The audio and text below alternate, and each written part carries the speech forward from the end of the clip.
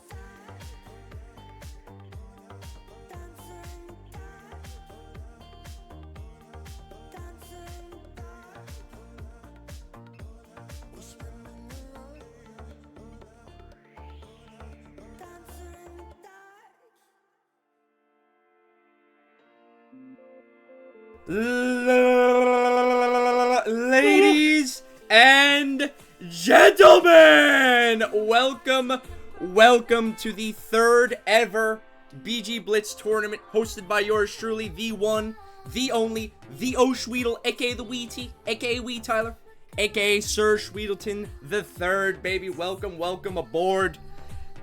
Ladies and gents, we have got some banger games lined up. I'm gonna move us over to the desk right here. If we head over to the desk, why am I so short and little again, bro? Yet again, man. Come on, production. Like, come on. I'm big and strong and tall, man. We all know this. But, ladies and gents, I wanted to welcome aboard. First and foremost, we have got the beautiful on my left. Well, my right, your left. We have got the beautiful Jonathan T. Torpid welcome, my brother. How you feeling Thank today, you, thank brother? you. Glad to be here. Glad to be here. Yes, you are sir. looking good today, sir. Hey, look at yourself, man. Go look in the mirror. Get out of here, man. But yeah, so ladies and gents, we do have Johnny T Torpid casting alongside us. Again, we've got the returning champ, Daniel, my boy Ace. What up, brother? How you feeling today, man? Yo, I'm very excited for this tournament. Very excited to have Torpid on the desk this time as well. Once again, Easy Game doing the cameras again. He did phenomenal work last time, so we have a strong team here going into on the admin side of things, and I think we're gonna see some great games. Yeah, absolutely. I mean, we do. Randall, what's going on, my brother? Talk to me. Yo, what up, everybody? You guys There he ready is. to get this started? Yes, sir. So yes, we've got Johnny T Torp, Ace, myself, casting, and then we've got Easy Game, aka Randall, handling dem cams yet again. So yeah, this is our little desk. We've got 2 sponsorships for this tournament. We've got checkpvp, exclamation point checkpvp in the chat, and alongside that we've got a big giveaway, but it's going to be tomorrow, so we'll talk about that later. We'll get into that, but it is going to be a massive one tomorrow. And then, of course, winmethegame.com, fresh, hot merch. Get it while it's hot. It's flying off the shelves. But, ladies and gents, without further ado, I mean, let's dive right into this action. If we head over to let's head over to our schedule and check out what teams are we going to be playing first, and things of that nature. Let's see what's going on. So yeah, this is a 6-team tournament. We've got Team Revolve coming in at the 1st seed. We've got Not From 63rd and Missing Fair, which is going to be our first game of the day. We've got Team XD making a return, which is the EU team. Team S Fury, Team Killy. We've got the BLITZ Zookeepers making a big return as well. And then we've got Team State Farm as well. So yeah, it's gonna be some banger games. Let me bring us over to the rosters so we can show what kind of rosters we're working with for today. If we head right here to the rosters. So first and foremost, we have got Team Dip, aka Team Ted, Not From 63rd. We've got PTP on the Pally. We've got Depoy, aka Omnivore, on the Warrior. Oz on the Paladin / Shaman. Cac, Shaquille O'Neal, aka Wristful, Trajan Swag, which is TM Sean. We've got First Degree, which is J-Mac, Solomon on the Boom Chicken, Paradise 1, aka Steve, and then we've got I Carry Oz as a Holy Priest, so it's going to be a interesting second healer, an amazing arena healer, but let's see how he performs within the Battlegrounds. Bring us over to the next team, which is Team Missing Fair. It's going to be Tealer's team, aka Scam Likely. They've got Scam Likely, Caliph, Potato Lock, probably on the Evoker. They've got Pace on Rogue, Bellinella, Vion. We've got Yermal on the Warrior, Julio. We've got Brixie. Brixie's a big-time hitter, so I'm excited to see how he's going to perform today. And then, last but certainly not least, we've got Dallas on that roster as well. Team number 3, we've got Team Revolve, which is Seth main team. See how they perform. They've got Seth, Bloom, Eastwubs, Capstone, Nicholas DK, Big Dam on the Enhancement Shaman, Boris, a.k.a. Juan, Pluto, Murphs, my duo right there, aka Mommy, and Vice. So that's a deadly roster as well. We've got team number 4, which is Team State Farm, making a big return. Team Blood DK, baby, aka Team Jaker. So we've got Jaker as the leader. We've got Frequency on the Warrior, G Logan on. I'm hoping to see that Blood DK again. Then we've got XPX Gamma, which is NXF Yield, rising up on the Monk, Silidon, I+, Lightwell, Bizarro, and then we've got Rapid, so we might see some double DK action. I'm excited to see that. We've got, let me move us over to Team XD. We just pull up to frickin' leave? Okay, so that's a good quote. Yeah, so we got Killy on the Monk, or Hunter, or Druid, not sure what he's going to be playing. We've got Avidance. That's a huge name right there, baby. Avidance. Can't wait to see him perform, man. We've got Mura on the Monk, Garamara, man. I'm not sure exactly who that is, but I've heard that he's a big-time hitter on EU. They've got Star Shopping, aka Yor. They've got Jimpa on the Dragon, a deadly Prez. They've got Tremaz, AWC Champ. Damn, they got some crazy bangers on the team. They've got Happy Cat on the Warlock, Crit on the DK. And last but certainly not least, they've got Agaton. And Agaton pulled up in that last tournament, so I'm excited to see him pull up yet again. Right. They say that he has the fastest fingers in the West with those clicks. No, not the fastest fingers, brother. The fastest fingies in the West. But yes, sir. And then, again, ladies and gents, the returning champs, the Blitz Zookeepers, which is going to be Team Jimmy Pop, the leader. Jimmy Pop, a.k.a. Rookier. They've got Dean, DTD. I mean, yeah, they've got Daddy D. I'm sorry, they've got Dean. They've got Reeds, another insane Chad. Reeds. They've got Calvish. Calvish is on the roster. I'm excited to see how he's going to perform in this. They've got Hansel returning. Alex Shaza returning. Neff, the CEO, or Vice President of the Cabal, making a return as well. They've got Kabbalah, the CEO of the Cabal. They've got Tridento, a.k.a. Throdentthro. And last, but certainly not least, they've got Biggie Bags, a.k.a. Big Bags, on the DH and Druid. So, I mean, all 6 teams got some heavy hitters on the roster. So, fellas, I'm really excited to see how it all pans out, how it unfolds. I mean, how you guys feeling about these teams?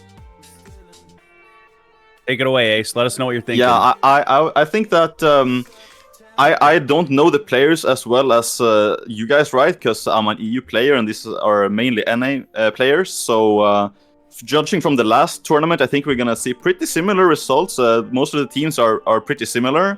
But also, I think that the really intelligent teams here, they have adapted to what other people are doing. We might see some comp switch up. We saw that, for example, Double Boomy was very effective winning those team fights last time around. So I think we might see some more Double Boomy action. We might see some more team fight heavy comp where people are not really playing much heavy melee cleave, because we saw that last tournament, the spell cleaves with the Warlock and the Double Boomy was more effective. So I'm guessing that we're going to see more of that. But I haven't really seen much of what people are preparing, so I'm in for a surprise, I think, to be honest. Yeah. I mean, Johnny C. Torp, how you feeling? I think when we're looking at this, what's different from the last tournament is it's 6 teams instead of 8 teams. It's condensed to, let's call it 10 people, a team, a couple people on the bench, some subs. We know it's 8v8. Let's just call it 60 of the best players, and not just of NA, as we got Ace on the desk from EU. EU has come over to NA, which you got to give them a ton of love for bringing it over. And when they come over, they dominate. Coming from EU to NA, they have that team synergy, right? They're moving over as a unit. Where among these NA teams, we have so many friends, but it'll be interesting to see how those people who are queuing every day queue together as a team, Tyler. So really excited to see the best 60 BG Blitz players today. Yeah, I'm absolutely really excited to see it. I mean, yeah, they put on a great performance the last time, and it's really different, and it's really cool to see, because like you just said, the Battleground Blitz is usually a solo queue bracket. So when you bring together a teammate of a whole team of players, and you put the Battleground Blitz rules into effect, it makes for a whole new game. So I'm excited to see how how it unfolds. I want to move us over to our power rankings chat. We have got some power rankings for this tournament. Let me bring us over there. So we've got Ace, Torpid, Easy Game, and myself's power rankings for this tournament. I just want to go over these real quick because we do see mine, but we're gonna start. So we'll start off with me. I mean, seems like I'm the only person that's saying that Team Revolve, aka Seth main team, is gonna take home first. I mean, I know it seems like you guys are going with the Blitz Zookeepers going back to back, but I don't know, man. I know Seth. I know Seth main team, and I know how they are when they lose. They want to win, and I'm telling you, after that last tournament, they definitely cooked up some new strats to take home this gold. So excited to see how it unfolds, but I do feel like Team Revolve is going to take it, but it's going to be close. You know, it's going to be real close. It's going to be you know, it's going to go to Game 7 in the finals, but I do feel like they're going to be able to overtake Blitz Zookeepers, putting Team XD in 3rd place, with Ted in 4th, Missing Ferrix in 5th place, and then State Farm in 6th. But, Torpid, why don't you give me a rundown on your power rankings real quick? For sure. So I just mentioned it, right? I'm talking about team synergy. So the reason that I have Blitz Zookeepers at the top is because, in my opinion, the best teams don't just have one leader. The best teams are kind of like a living organism. They're thinking for themselves, giving each other direction and feeding off of it, kind of like one brain. And I think Blitz Zookeepers, when I looked at that roster, every single player is extremely independent and can come together. They're riding off the high of winning the last tournament, and I think that's going to give them the confidence they need to be calmer at the beginning than other teams. And XD read on their heels because, like I just mentioned, they're coming over from EU together. I would actually say out of Blitz Zookeepers and XD that XD queues more together. But the problem I've seen with XD is they sort of just have one character that they want to stick on. They're not swapping it as much. So I feel like the depth pool of Blitz Zookeepers gives them that edge because XD seems to stay firm with their team. And then similar thing for the third place team, Revolve, like you said, a bunch of friends, probably been playing some of the longest out of everybody there. And then I think from 4th, 5th, and 6th, it's a toss-up. I put State Farm at 5th because that Blood DK, that Hunter, they always just seem to pull something off. And if you put them last, I feel like they just never end up there. I'm excited to see how Teddy's team does. They've been talking a lot, synergizing a lot. When I see his streams, they're constantly coming up with strats and building a good friendship. So that's the list I got locked, but I'm excited to see who proves me wrong. Yeah, absolutely. And thanks for your thoughts, brother. Randall, give me a rundown on yours real quick. Your power rankings. Well, I think Zookeepers, obviously the returning champs, right? They got a really strong addition on their team for this tournament as well. So yeah, I think they. I don't want to say they're locked into first, but I think they have a really good chance of taking it home. And the reason I put Not for 63rd so high is because I think that, in my opinion, is in the top 3. That's the wild card team, and I think that they put in the effort, they put in the time. I mean, Omnivore and Pink Teddy play every single night, practicing the 2v2 nodes. I think they're gonna pull up. I hope they pull up. Yeah, and then XD, Revolve, like the top 4, honestly, because I think Blitz Zookeepers, I would say, I just think has the strongest roster overall, especially considering they won the last one. But I think 2nd, 3rd, and 4th, that's gonna be where like we're gonna figure out, who's right and who's wrong. That's what's up for grabs, in my opinion. I mean, hopefully, somebody comes up and takes out Blitz Zookeepers, we see an upset because everyone likes an underdog story. But yeah, and then for 5th and 6th, it's like Torpid said. Even though I put State Farm last, I've seen them do some crazy things as well. On ladder and in previous tournaments, like they're always ready to pull up. So yeah, that's what we're looking at right now. All right, man. I hope to see Ted's team pull up and really do some damage. I'm really excited to see. But let's move over to Ace. Last but certainly not least, give me a breakdown of your power rankings. I put the Blitz Zookeepers first. We saw them win the last tournament. I feel like they're also the most comfortable team on every map because whenever they lost, I don't really recall them ever getting like run over on a game like from the start to end. Right? Whenever they lose, it's like they didn't completely float the way they should, or like something is just not exactly right. But they are kind of in the driver's seat in every single game, more or less. So. I do think, however, that XD has the best objective gameplay out of all of those teams, and that's why I placed them second. But due to the nature of Blitz, a lot of it is reliant on team fighting, as we saw last time. So I don't think that XD has the strongest team fight, and that's why I think Blitz Zookeepers are gonna come out on top once again.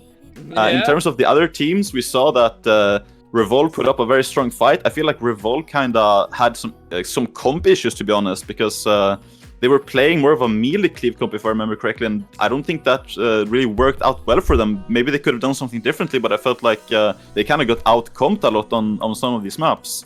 For 4th place, you have to remember this, that Ted's team actually was 1 tick away from eliminating XD in the quarterfinals or something. I think it was pretty early. It was a D-Pol Ravine, and it was XD winning on the last tick on game 3 or something. And if that tick didn't go through, then they would have been knocked out very, very early. So I think that these top 4 teams, it can really go any way. It can be a complete scramble of what we put here so far. But I do think that Blitz Zookeepers, they do have that small edge, and when it comes to the 5th and the 6th teams, I'm really excited to see Blood DK coming out. I feel like last time around they didn't really utilize Blood DK to the maximum extent, except for that career-ending 3v1, as we all remember.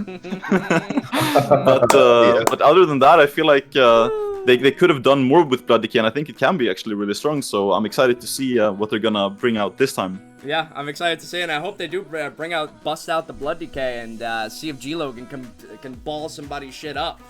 Let's see how it unfolds. I'm excited to see, gentlemen.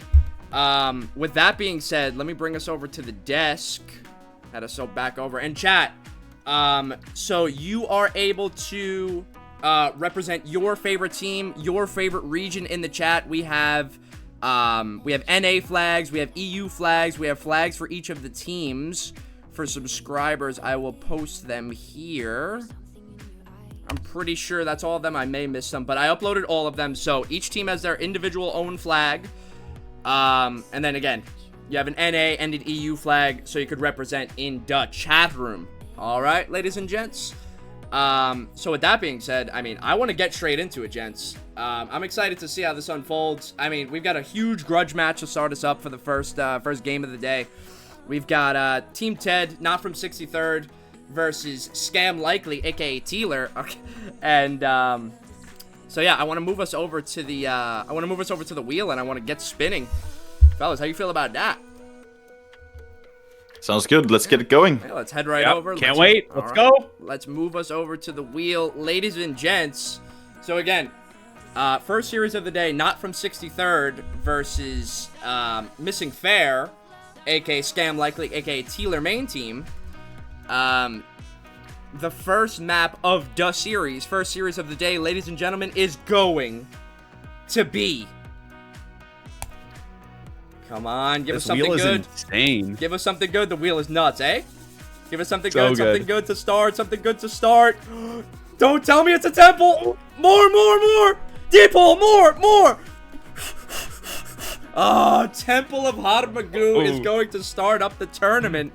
Ladies and gents, this is going to be a weird one. I mean, I haven't seen a temple start off a series.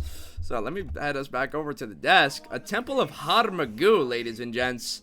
Gentlemen, a Temple of Harmagu. I want to get some predictions out for the series real quick while we coordinate that game. So let me put this up and let me get our predictions rolling. Johnny T. Torp, Missing Farrax versus Not From 63rd. Dead main team versus Scam Likely. Who you taking? Okay. I think, well, first of all, Temple of Hot Mogu is always an interesting map, but to start it off, you're coming on to Weed Tyler's massive production here, and you got to start on Temple where a couple mistakes and you're done for. I think, you know, seeing him on that Holy Paladin, I think that Holy Paladin healer is going to bring some light to Temple and get them situated a bit earlier. So I'm going to go with Not From 63rd takes game one of the tourney. Okay. And what do you think overall as a series between these two teams? As a series? Yeah, as a series, what are we taking? As a series, it's where I place them. I still think Not From 63rd is going to take this first series on the stream today. Okay, what are you going? Are you going 2-0, 2-1? What are we feeling? Are you feeling straight up just a domination, a 2-0? Or are you feeling like Scam Likely is going to be able to pull one out of their arse? What are you feeling like?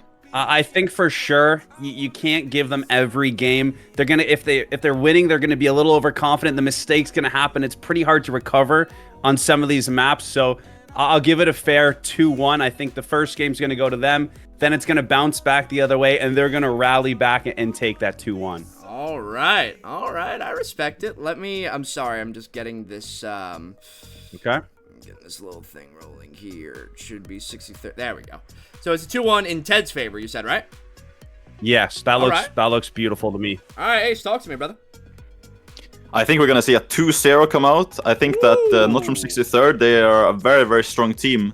Not to say that the other team isn't strong as well, but we saw the team fight from Not From 63rd. They are very, very strong. And I also, Temple is a very momentum-based map. So if you can get that momentum going, you can be really in your favor. Usually on ladder, temples can be very, very close, but in the last tournament, we saw that temple games were they were quite a decisive win almost every time. And I think that the way you play when you can be with all your teammates in coordination in voice channel, and you know the players you're playing with, and you can coordinate everything very well. I think they're going to be able to just keep killing the enemy team over and over, even with orbs, without orbs. So I think that just because their team fight is so strong, they're going to be able to use that and hopefully be able to maintain the momentum, get the first win, and then no matter what the next map is, I think that they are just so strong of a team with the individual players are so strong in particular that I think they're just going to come out with a 2-0 in the start. All right. Well, you know, respectfully, Ace, I'm going to sit here and I'm going to disagree with you, and I'm going to side with Johnny T. Torp. I'm feeling a 2-1 coming out. Because I feel like you're underestimating the Scam Likely team. They are a very, very strong team, and I know Ted's team is going to pull up, and I feel like they are, you know, in the long run, end all be all, you know, they are going to ball their shit up. But I do feel like it's going to be, it's going to go to game 3. But again, it's really map dependent. And I mean, a Temple of Hadamagu to lead us off. I mean, like you said, it's very momentum based. So, I mean, it could be a 2-0, but I just don't see it being a 2-1. Let's see how Ted's team performs on the first Temple of Hadamagu and see how it unfolds. But yeah, as I said, I feel like it's really going to depend, because even if Ted's team does wind up taking this one, then Teeler's team gets their pick at a map, right? Because because losers pick. So, you know, they are going to get that advantage even if they do lose. That's why I'm lock and loading 2-1. All right. But yeah, I mean, without further ado, I'm ready to get into the game. Gents, how you feeling? You ready for the first game, first series of the day at Temple of Hadamagu? Or what? Talk to me, man. Need it. I think everyone watching is super excited. We are all very excited. We love this game. We love to see some high-end Blitz gameplay that you don't see every day. So it's going to be super exciting to get into this as soon as the teams are ready here. Yeah? Yeah. Temple has that electric air, you know? EOTS is that team fight. They're able to find their footing. Temple, you got to go in there, and there's a little bit of the team fight at the beginning, but you see a lot of teams split into groups. You see a lot of people overextend early. You see some buttons maybe not being pressed as fast because of the damage that comes onto those stacks of the orbs. So I think an electric first map for us, for the people in the game, and for the people in the stream to get your tournament started. I can't wait. Yeah. I mean, I'm so excited. And Randall Game, give us the green light. Whenever they're ready to go, we're ready to go. So... Looks like we're waiting on one ready. Before that, there is a new mechanic in this tournament, correct? Perhaps we should tell the chat about it a little bit, just so they know. Yeah, forgive me. I don't think they know about it yet. Yeah, no, I'm sorry about that. I actually need to, during our next little downtime, I got to upload it. But, yes, ladies and gents, there is something in this tournament called a Turn the Tides card, okay? And what that is you are able to get a free respin on the wheel, but each team only has one for the entirety of the tournament, okay? And it's only usable prior to the semifinals, all right? So if you want to use your card, it has to be used by semis. So say, for example, if neither of these teams wanted to play a Temple, they could put forth their Turn the Tide card right now, and they could turn that Temple of Hadamagu into a respin. So just keep that in mind for all the teams out there. I mean, I'm open to, I'm excited to see a Turn the Tides card being used. I'm not sure if one is being used. If we could get a status update on DAT, if there is one. It is not being used this round. Okay. And I believe they are ready. The war game has been sent. Just waiting on them to accept it. Alrighty. Ladies and gentlemen, the queue has popped. First game, first series of the entirety of the tournament. SHWEEDLE Summer Blitz 8v8 Tournament Showdown. Let me bring us over to the gameplay section right here. And we move into the game. Ladies and gents, game number 1, series number 1, not from 63rd versus Scam Likely main team. Torpid, talk to me about these comps that they're running, and let me know who you think is going to be taking home the team fight. Absolutely. So the first thing that catches my eye is on Teddy's team, they have Paradise 1 on that Hunter. Hunter is notorious for being extremely strong at Temple Mogu, for going through healers' cooldowns and just eliminating an orb. But on the flip side, they have Neighbors on that Windwalker. And when we're looking at two teams that are synergized, we're talking about good healing. And when you're talking about good healing, you're talking about keeping those classes that do damage the entire time up. So although Paradise 1 is going to have his moments, I'm really excited to see if Neighbors is just going to let loose, knowing that he's got Scam Likely, Bellina healing him up, and if he can sway the game either way. I love the Demon Hunters on both teams. Seeing them jump in and out of middle is always electric. I think that Neighbors and Paradise 1 are going to be really interesting to watch, Tyler. Yeah, absolutely. I mean, Ace, what do you think about these comps? I think that I love the Asa rogues, I have to say, first of all. But other than that, I mean, we don't see a Warlock on either team, and that's surprising to me. I feel like Warlock is so strong on this map. Warlock proved to be super strong in the last tournament overall. Most of the classes here are kind of mandatory almost in some way on Temple, though. You want your double rogue for sure. I think DH is super strong, Dragon is super strong. I think I would have switched out Monk and Shaman for a Warlock though on either team, but I think these players, they really know what they're doing, so I think it's going to be a good game no matter what. Yeah, I mean, without further ado, gentlemen, let's get straight into it. Game number 1, series number 1, not from 63rd versus Missing Fair, a Temple of Harmagu to start us out. Let's see how it unfolds. I mean, both teams are playing a Holy Paladin and a Holy Priest. No Prez, so let's see what happens. They have a Sub-Rogue and a Devastation Evoker picking orbs in the opener, and then a Rogue Ellie on the side of not from 63rd. So let's see how it unfolds. There's Sap going out onto Bellinella. Very good Sap. Let's see how it unfolds. First Degree is in a lot of trouble. He Trinket Cloaks. So Big Go going out onto Cac. He Darkness says he's going to be completely fine here. Big Garros going out. Big Go from Potato coming out here. But it's not going to do too much here.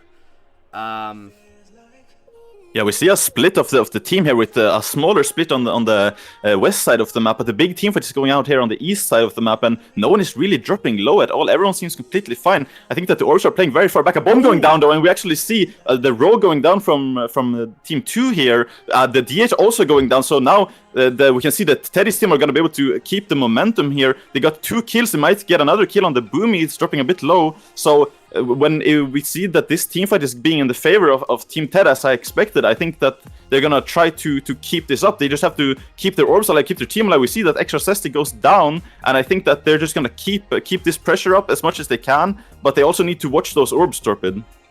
Yeah, absolutely. I think at the beginning we saw neither team faulting because of how strong the healer CDs are. Khalif and UDH went down, but you can see it didn't swing it too heavy for Team 1.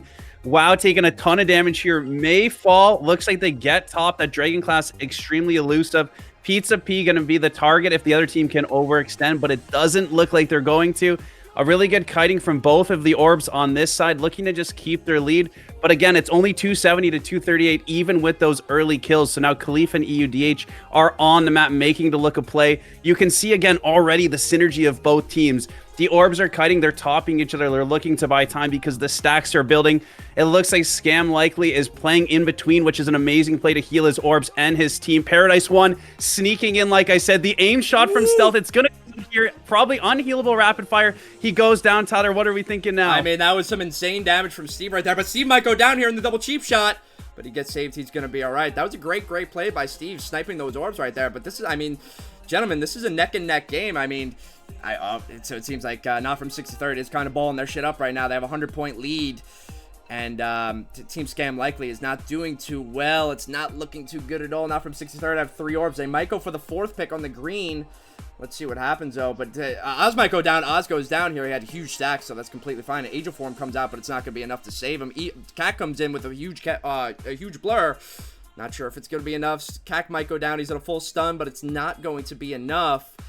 Ace, I don't know. Yeah, we can see that the orbs went down here, but they didn't get the repicks instantly. So now it looks like Missing Fur is actually going to be able to pick up at least 1 orb here. Cac is surely going to go down here. He has so many stacks. I don't see how he's going to be able to survive for any extended period of time here. So we can see that one of the healers, the priest on the side of Not From 63rd, is dropping a bit low on mana, with not being able to keep up the DH there at all. But 3 orbs now on Missing Fur, and I think that these orbs, yeah, we see the Rogue going down. We're probably going to see Boomy going down and Dragon going down soon as well. These orb stacks, remember, they rack up so fast, they increase your damage taken, so it's really hard to keep the healing up. We can see that the score is very, very equal, but the orbs are being picked up on the side of Missing Fur, but they're just dying over and over. I think that Teddy's team, they have the stronger team fight definitively here, and they just need to keep pushing in hard. We didn't see them pushing in hard enough when they got to those first hits in the start. They should really try to push more and be more aggressive, especially now. The team 2, they have 2 orbs, they have 2 people dead. This is when they're vulnerable, Torpid. Absolutely. Scam likely is going to go down. So to feed off what you were just saying, it looks like now is the chance to really pull ahead. You're up 100 points. That's not a safe enough lead. Things can go wrong. While they're down their healer, you need to push in, land those extra kills for those extra points. You can see another kill there onto Cac. from CAC, sorry, and I think that this is where they're really going to pull ahead. So it was a little back and forth, but Teddy's team keeping that small advantage, looking for the opening. I think they found it. They're looking to pincer them off. You can see CAC has no orb, and he's looking to slow the other team from getting to their orbs, looking to get free pressure while they're pushing past him. He's getting a free damage, free CDs. You can see a huge team fight gonna get started here. Donald Chicken doing an amazing job playing range. Boomkin has that strong AoE. He can hit the surges from safety, let them overextend. Khalif pre-cloaks because he already knows he's vulnerable here, overextending. He's opening onto Donald Chicken. You're gonna see Khalif come back to peel off J-Mac. A lot of mayhem's gonna happen here, Tyler, and I think this is gonna be the defining point of the game. It is. A smoke bomb comes down from Ristful, pre-evasion on P2P, but it's not going to be enough. He's going to trade the Vanish there, so Ristful might be okay. Pre-feints this, but it's not good. Not sure if it's going to be enough. He might go down here. There's a big clash that came out from Neighbors. Big damage comes out here in the full kidney onto Ristful, kidney bomb, and Ristful goes down there, but it's fine because Ted is just... They're balling their shit up, and they're taking that 300-point lead. They're playing this very, very well. They're not playing to completely pick and run for orbs. They're playing in a way that they're picking orbs while simultaneously winning the team fight. See, they scored another kill onto Scam Likely, so now he's coming back from the GR to puts them at a severe disadvantage. But Donald Chicken might go down here. He trades a Frenzy regen, but he has huge stacks. Let's see if he can score a kill randomly right here.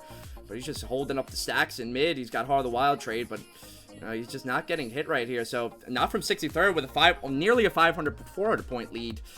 So, Ace, it's looking really good. We see that the lead is just very significant now. We can see over and over for the past minute or so, Missing third, they have been split wiped over and over. We see that the Paladin going down again from the side of Missing third, and they're just getting split wiped. Another healer going down. They have one orb, but it's not really going to be enough because right now they're holding, not from 63rd, they're holding 3 orbs, and they're probably going to be able to get a full wipe unless they manage to escape narrowly from Missing Fur. And they did get a kill on an orb though, but they're just so far behind at this point. They're not getting any regroups. They kind of need to take their entire team, get together, make a clean wipe, get all of the orbs and try to keep the momentum up or kite or something, but they are just picking one orb, dying with one person. I keep seeing 3 people dead on the side of Missing Fur on my screen the entire time, and this is just not the way to play Temple, especially when you're in a pre-made game like this. Yeah, absolutely. Yeah, EUDH on the back foot here. Wow, the girl on the back foot. They're scared to push in. They don't want to go down. They're already down 300-400 points, and they're getting pushed out. But they do pick up a kill on Free Teddy, so if they can do anything, they need to have all their CDs up here. They need to come ahead and push. CAC taking a little bit of pressure, but most of his team is surrounding him. Really in the driver's seat here. They can decide to wipe and res. They can decide to play it slow and just bleed out Team 2, right? You can see now they're deciding to go in after a pick on Khalif. EUDH goes down straight away. All CDs are coming out. The blur is going.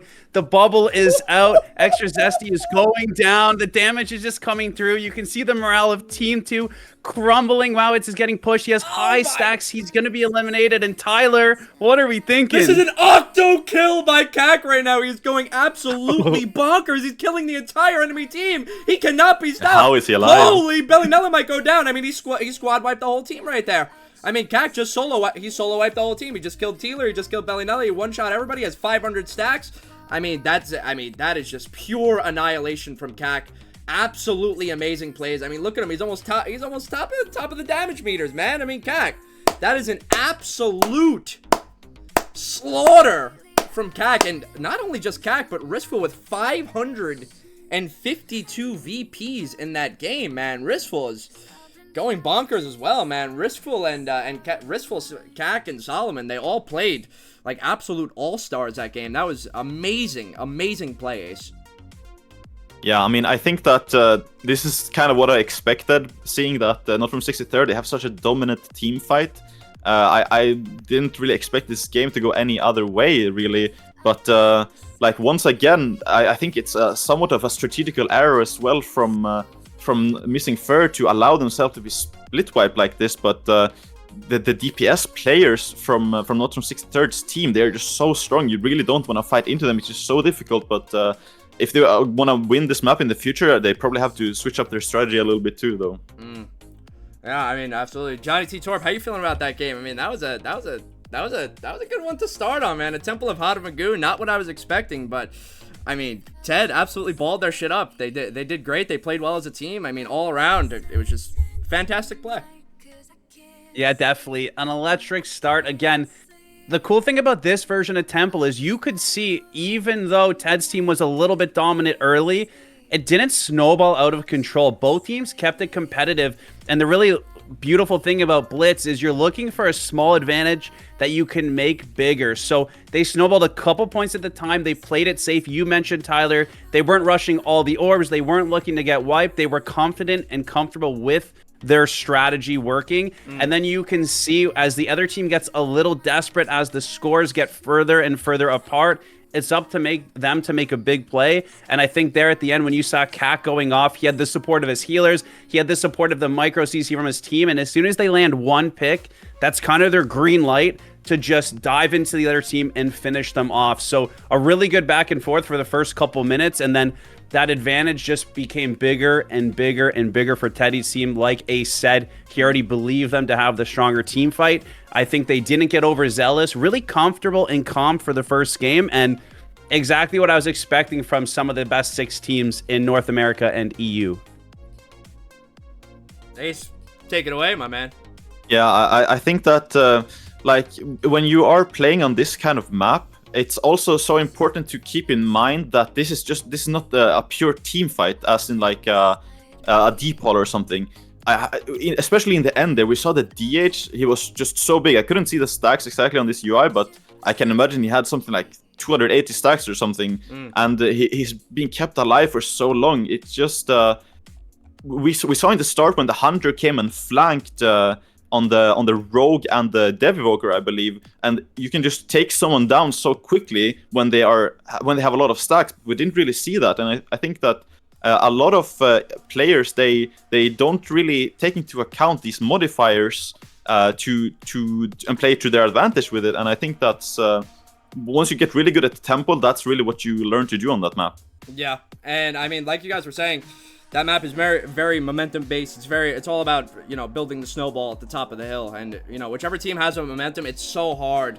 Once the other team gets a lead and if they're playing it properly, they're kiting around with orbs, they're regrouping properly. It's so hard for the team that's down to actually make a comeback. But I mean, Team Missing Fair was doing well. They almost had a big comeback, but it just wasn't enough, unfortunately. But you know, hats off to Not From 63rd. They played it well. And, you know, they came out with the dub. They absolutely deserved it. So, I mean, I'm excited to see what Scam Likely picks for a map as its loser's pick. What map do you guys feel like they're gonna take? After seeing what happened in the last game there, I think we're gonna see a more objective-based map. I'm guessing that they don't want a team fight because they realize that Not From 63rd have such a strong team fight.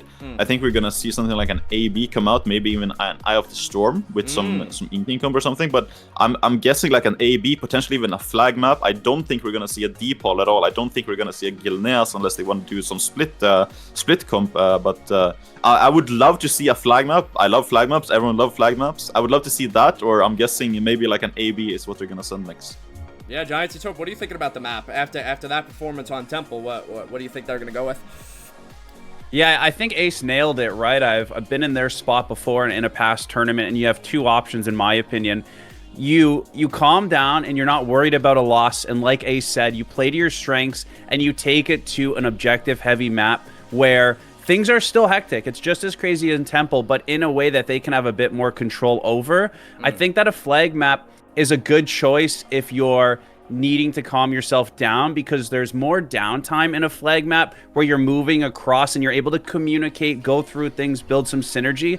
But I honestly think that with it only being a 3-game series, with Teddy's team already on the verge of victory, you can't pick the flag map and slow it down too much because they're comfortable. They're coming off of a win. I think you got to turn up the heat and counter with something like Ace said, where you get them in an Arathi Basin, you play objectively, and if you can come out of winning Arathi Basin, I think you can come out of winning the entire series. Where if you win a flag map, I still don't think Teddy's team would be worried about it. So I'm looking for them to lean into one of those node maps where if they can win that game, it could snowball into a second consecutive win, which you're trying to win the series, Tyler. Yeah, I mean, I'm with you. I would definitely, if I were them, I would go with an objective-based map as well. Maybe like something like an AB or Deep Throat Gorge or something where you could spread out your team more. It's not so much of like a murder ball. And you don't have to worry about that momentum and the snowball effect. You don't have to worry about any of that. So I would say if I was Scam Likely, I would probably go with something like an AB, an EOTS, or something that, you know, we could turn the tides with. But I don't know. A team fight map would definitely not be in my favor. Like you said, Gilneas, I wouldn't pick a Gilneas. I wouldn't pick, you know, a DePaul, Rizzler, I would pick nothing of the sort. I would go with, you know, probably a node map. But excited to see. And I mean, I'm ready to get into the next game. Randall, give me an update. So we're waiting on one ready. All right. We do have the map, and it is Warsong Gulch. Ooh, all right, a nice little FC map. We're getting exciting choices of maps to start.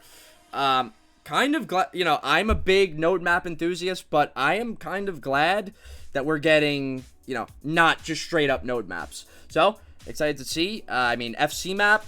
Let's see how it unfolds. The queue has popped, ladies and gents. No downtime today. All right, we're moving straight into, yeah, I mean, look at that. We're moving straight into game number 2, series number 1, ladies and gents. Oh, whoops-a-daisy. Sorry about that. We're moving straight in. Game number 2, Warsong Gulch. Series number 1, not from 63rd versus Team Missing Fair. Let's see how it unfolds. And give me a rundown of the comps. Jonathan T. Torp. Okay, so I'm going to do just what you said and go through the comps, but I just quickly want to highlight the BG Blitz for those that don't know. It's a really, really cool battleground in BG Blitz where you get to see teams truly push offensive and play defensive. The stacks can really build up. We've seen it in the last tournament. So in general, I didn't think this was the best pick for Team 2, but flag maps are my personal favorite maps. I love the little skirmishes and the little outplays instead of just overwhelming damage being the answer. So again, Ace mentioned it. We've got the Destruction Warlock.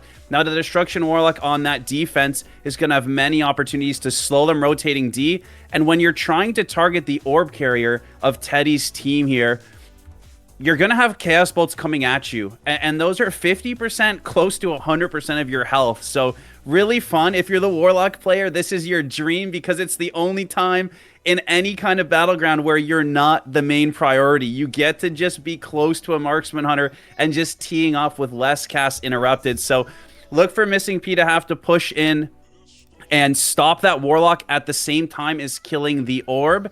Ace, what are you seeing on Missing Fair's team that you like? So I see kind of what I expected here. As we acknowledge, or at least as I strongly personally believe, I think that not from 60-30 they have the stronger team fight. And they are playing a comp right now where we're most likely going to see a triple DPS D the whole time.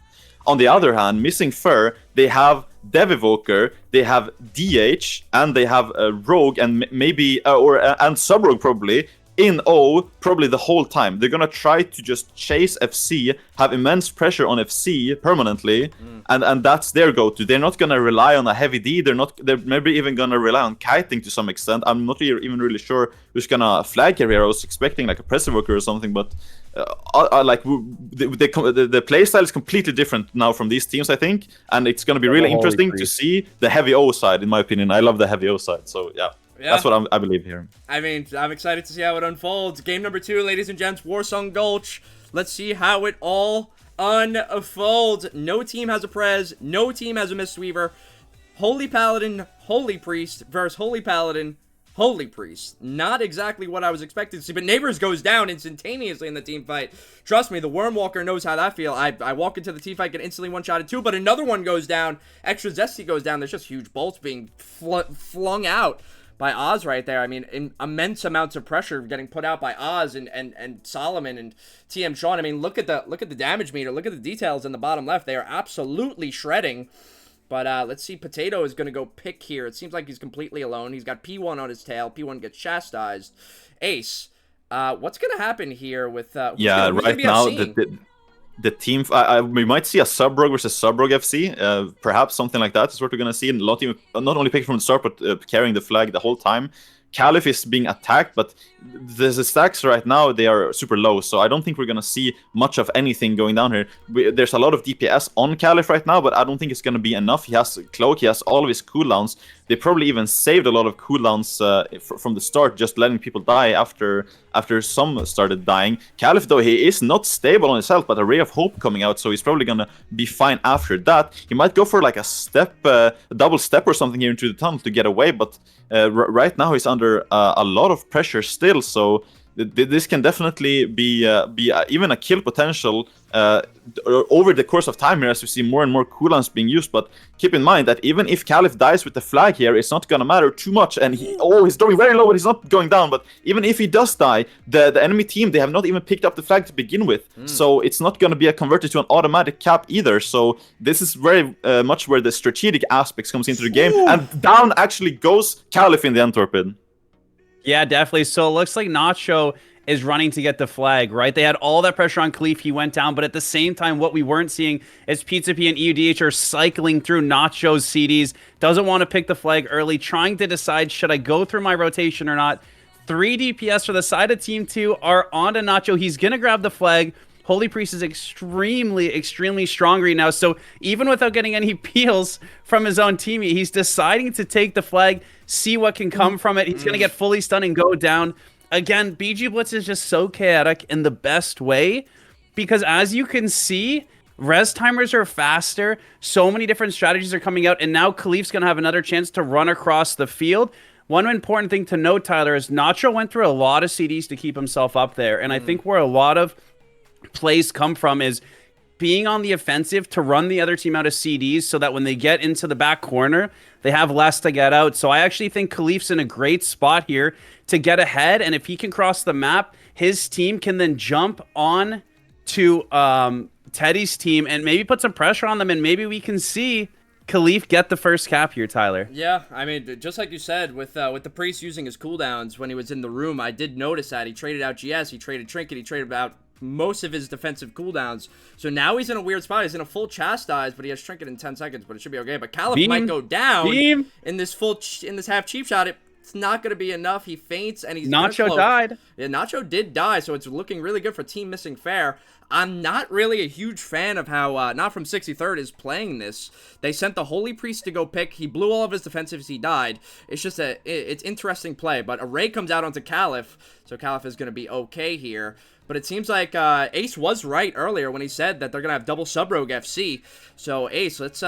What do you think they're going to be doing on defense? I think Caliph is there. Caliph just goes down here. They managed to get the Priest the flag, but this time around, if they die, it's a big deal. He's probably under a lot of pressure here. He still has Trinket available, and the stacks are not so high from what I can imagine, but it's still under so much pressure. And he died.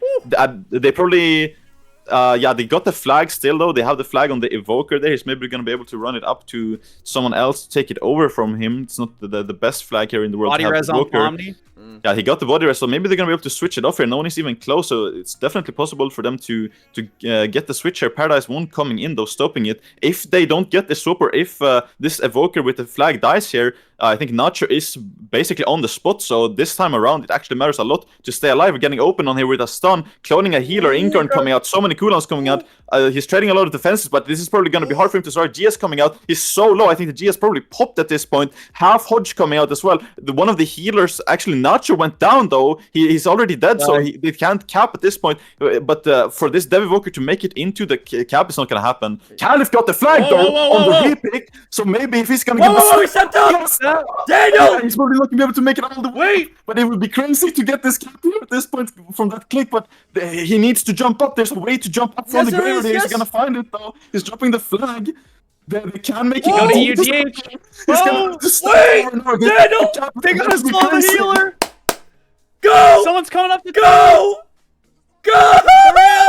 That's it. But still, it's 6 minutes left of the game, and anything can still happen in this game, Torpid.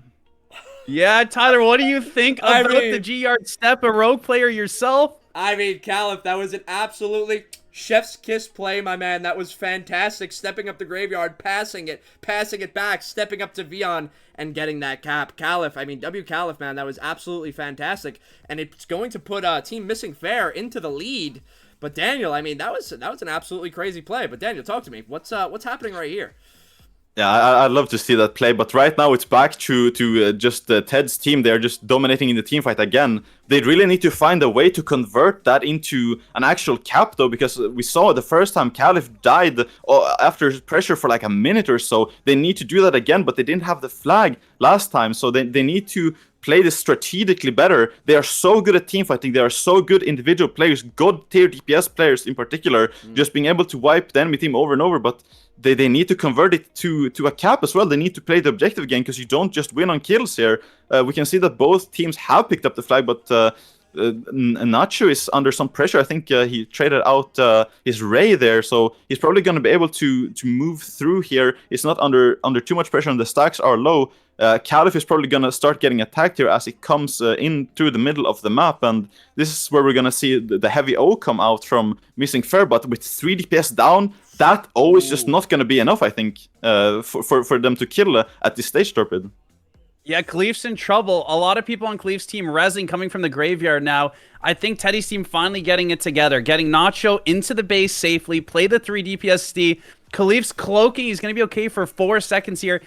The most famous line in RBG, maybe in BG Blitz, is first cap doesn't matter. And that could be true here. If Teddy's team can take advantage of the O push here, they're in a good spot. But look at Teddy's mana. Teddy has no mana for this push, and their team's still pulling it off. Khalif, it's going to go down. Did we get the click? Who grabbed the flag? Vion got it. EUDH picked it up. A fantastic Teddy pick. is ooming. They're holding on. Oh my god. Yeah, and he can still make it to the G.Y. He has so much mobility as a DH. They're starting to get the pressure on kills as well. They got 2 kills, almost another one. I think that they're going to be able to get this swap pretty easily. Back to Caliph. Oh, actually goes so low, but the GS coming out, saving him. A little bit of defensive. So many people are dying on Not From 63rd's team. They're just going to be able to have this wipe decisively. They get the flag over to Caliph again. He has all of his steps available if he needs them. So it's now it's going to be only 2 or more pushes coming in from the rest of the game here. So they really need to be careful to not make some small mistakes, to lose a player early or something from the side of Not From 63rd here if they want to get this win. And right now it's actually Missing Fair sending a huge O as well, but EUDH going low. They are getting caught out at the worst places. The Devivoke is probably going to go down too. Yeah, they're going to be able to swing this around very easily. And this is the time, I believe, that Not From 63rd are going to send their huge O with a healer even. Teddy coming in. And Tyler, this is a very pivotal point in the game here. I mean, Daniel, I think this is the point in the game where you say fuck it and you just go all in. You send an extra DPS on O. Stacks are getting high. It's Rogue FC. I mean, just all in at that point. Don't play to wipe them on D. Play to get the kill on O. Right? So let's see how it unfolds from Not From 63rd. I mean, Ristful's moving up here alongside with P1. If they could get maybe get a stun knock, or get a sap onto the priest and a big kidney onto Caliph, but he pre-fainted it. Trinket gouge into a blind.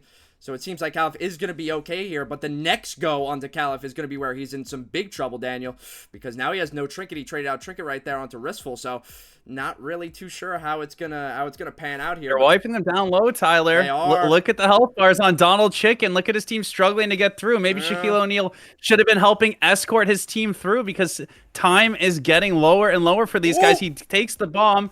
Pre-cloaks any cross. You see J-Mac coming on first degree. Opens up. Cleet's going to have high stacks here, Tyler. He's going to go down. 1-1. He goes down. Gentlemen, he goes down. Man, I feel like there could have been so much more different plays that happen right there. Jump down and step up, or get gripped up, or just anything. You don't have Trinket. You can't just sit there and wait for them to come attack you, Caliph. But you know, that's going to be... We saw the double rogue, though. I think that first degree was moving through in stealth most of the time there. And Shaquille and the first degree, they were able to just 2v2 rogue versus rogue holding the flag and priest. And it was just not going to happen with the level of stacks we were at. They couldn't survive that. They had to have more people close. They couldn't let 2 rogues connect like that. When the rogue stealth is super hard to be able to weigh where you should put your players, but they kind of left themselves in an exposed position, and unless they get some miraculous speed cap here, that's the decisive play of the game here, Torpid. Yeah, look like you can't angel form when the smoke bomb's down, and to have to try to get into the smoke bomb, first degree came up with all the CDs, Crossy seed with the gouge, and Tyler, again, I hear you say this on your stream. First cap doesn't matter. Stay calm and cool and collective. And do you think there's any hope for them to pull off a comeback here? I mean, Daniel, forgive me if I'm wrong, but it's when the clock strikes 15, right? So what do they have? It's 12. It's 12. 12. So it's 30 seconds to get across the field entirely. Not from 63rd, has the node on their back. It's not looking good for Team Missing Fair, unfortunately. I mean, they had that lead, but like you just said, Jonathan T. Torfid, it's like the first cap does not matter. That you know, keep playing, play harder, you know. But I mean, Caliph played it so well, but it's just that First Degree and Ristful got together through. They got through together, and you know they got a really good go with no trinket. And I mean, that's gonna conclude game number 2, ladies and gents. Warsong Gulch, now from 63rd, is going to be taking it home. So it seems like now from 63rd, it's going to take the 2-0. So forgive me if I'm wrong, Daniel. You were you were right, man. Yeah, I expected this. I expected this exact thing to happen, but I think that to be honest, Missing Third, it played really well. I wouldn't be surprised if they won this game. They just had like a 1 point in the end there with the double rogue connecting on the FC where they left themselves in an exposed position. But other than that, they played really well. We saw that Vion was positioning really well, helping Caliph step up to get that cap. We saw him taking up the flag and surviving with it. Playing like so many people were playing really well on the side of Missing Fur, but when you are under the complete onslaught of Not From 63rd's team fight, then it's really, really hard to find a way out. And they were really close to getting it, but they didn't quite get it this time around. But correct me if I'm wrong, but that doesn't mean they're out of the tournament still. So they do have another chance to make it back in these coming games here. Yeah, they absolutely do have another chance because, again, ladies and gents, this is a double elimination tournament. So there's an upper and a lower. So it seems like Not From 63rd is going to take that 2-0 lead, sending Missing Fair down to the losers bracket. And that is going to bring us along to... Let me open up our schedule, boys. So game number 1 was Not From 63rd. So Not From 63rd is going to advance. We'll update this bracket. Don't worry. Not From 63rd is going to advance. And they're going to be facing Team Revolve, Seth main team. So that's going to be a banger series. But...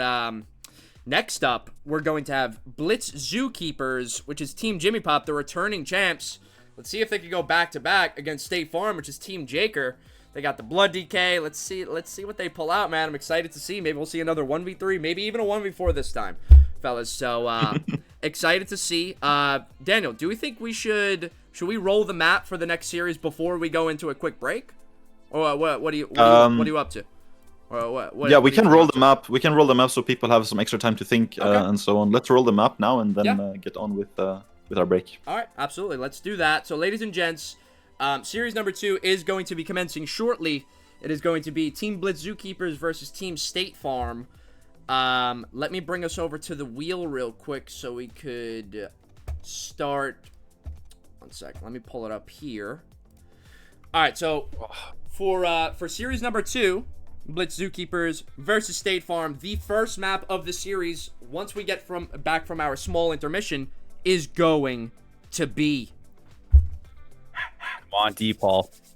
Give us the crystal in the center. Give us the cards. Come on, give us something good. And we take a spin on the wheel, ladies and gents, and it is going to be... More Twin Peaks! More! We got a Deep Throat Gorge to start it up. Excited to see how that's going to happen. I mean, with the tank, it's going to be weird, man. G. Logan on that Blood DK is an absolute terror. Let's see if see if they pull out some weird strats with a tank on Deep Throat Gorge, or even if they do play a tank in general. But excited to see, gents. But ladies and gentlemen, we are going to take a quick 2 to 3 minute intermission, real quick.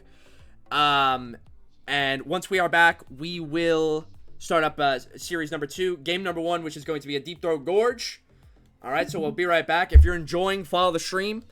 Again, we do have flag emotes in the chat. You can support your favorite team by subscribing to the channel, and then you can spam your favorite team's emotes. We've got NA, EU, TED, State Farm, Teeler, Team Revolve, the Zookeepers, and Team XD.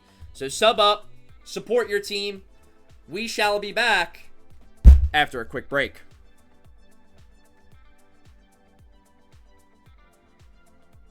Where's my break screen? Where's my break screen? No, no, oh no! Alright, we'll be right back, ladies and gents. BRB.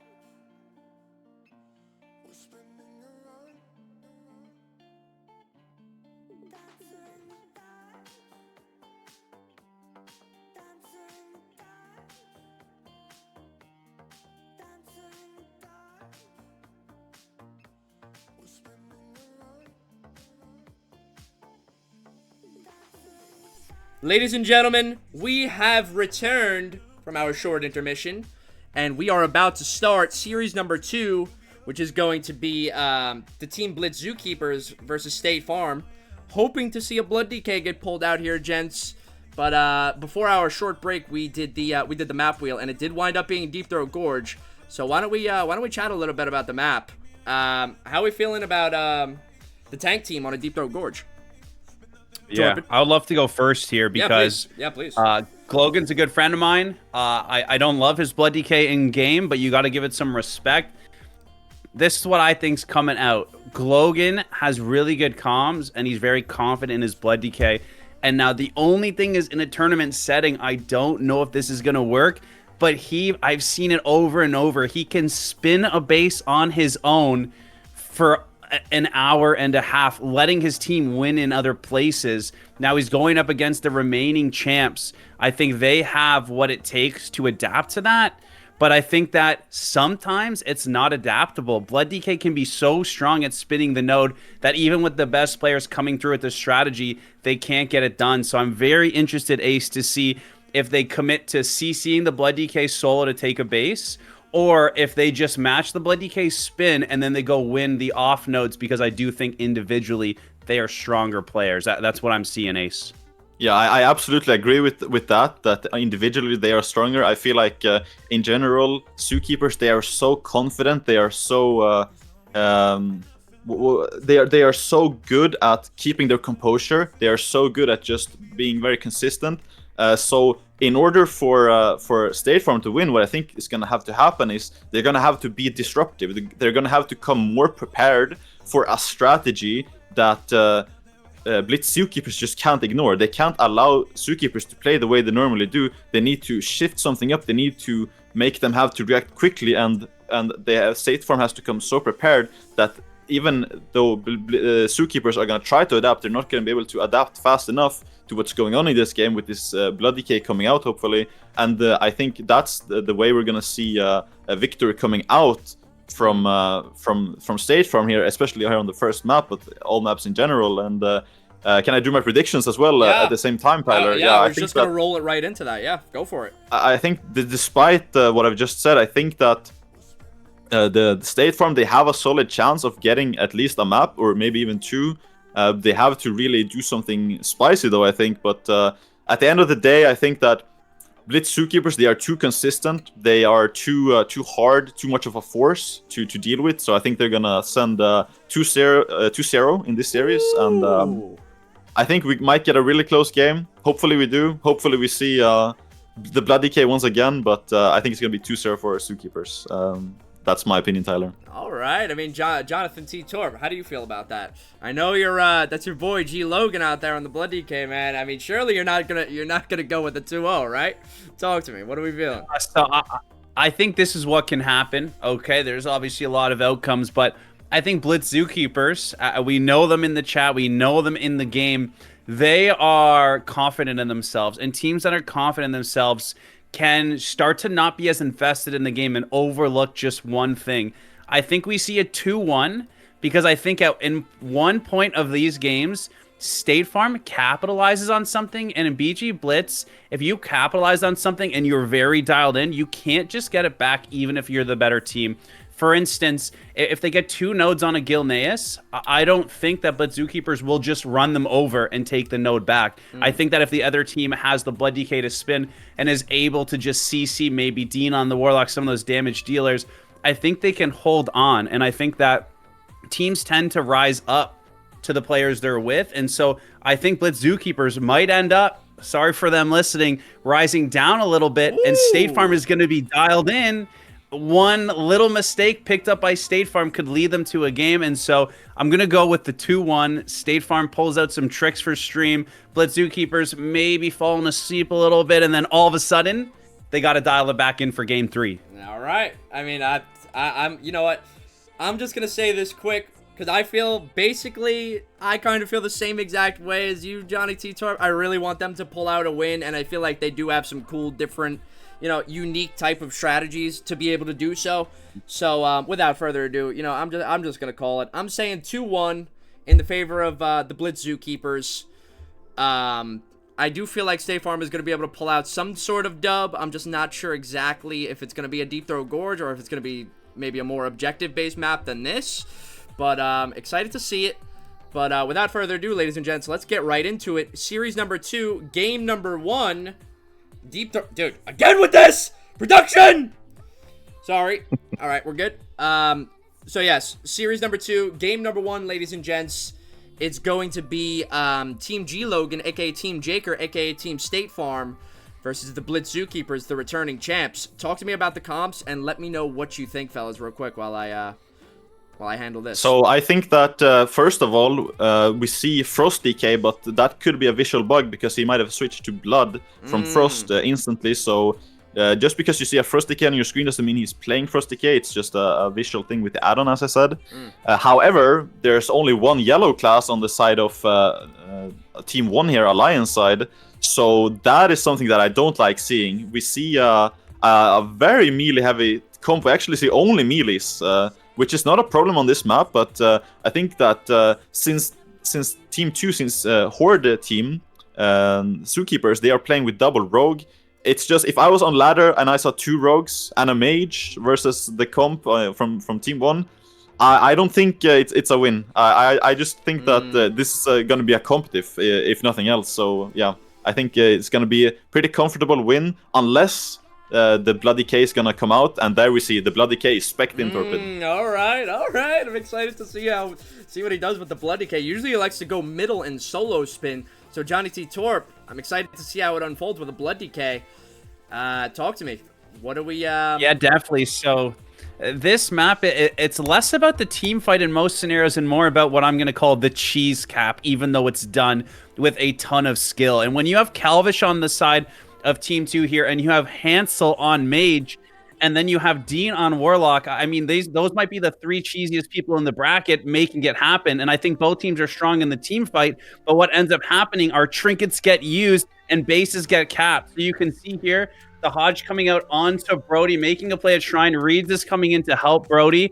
The base is going to turn over early. Tridento almost dying on Resto Druid, and the healer of Team 1 going down. Another DPS from Team 1 going down. Dean's bolts are coming out strong here, Tyler.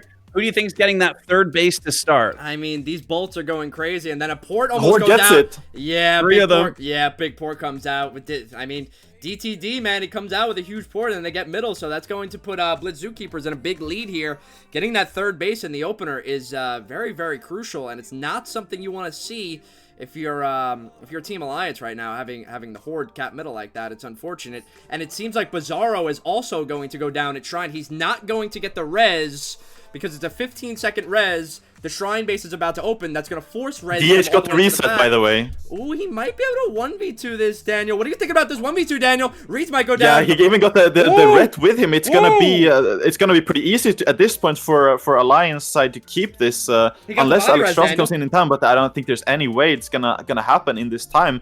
We can see that they also got the other base, which is probably farmed. They got this in the very last second there. The only base remaining now looks like it's actually they capped on Ruins. So they Alliance they actually managed to cap 3, but I don't think Dean is gonna be able to keep this. Dean is dead here, and he was the only one left alive, I'm pretty sure. So they're gonna be able to take that back. Actually, no, that was he was Horde. Sorry, but Alliance getting 3 bases. Yeah, very, very interesting.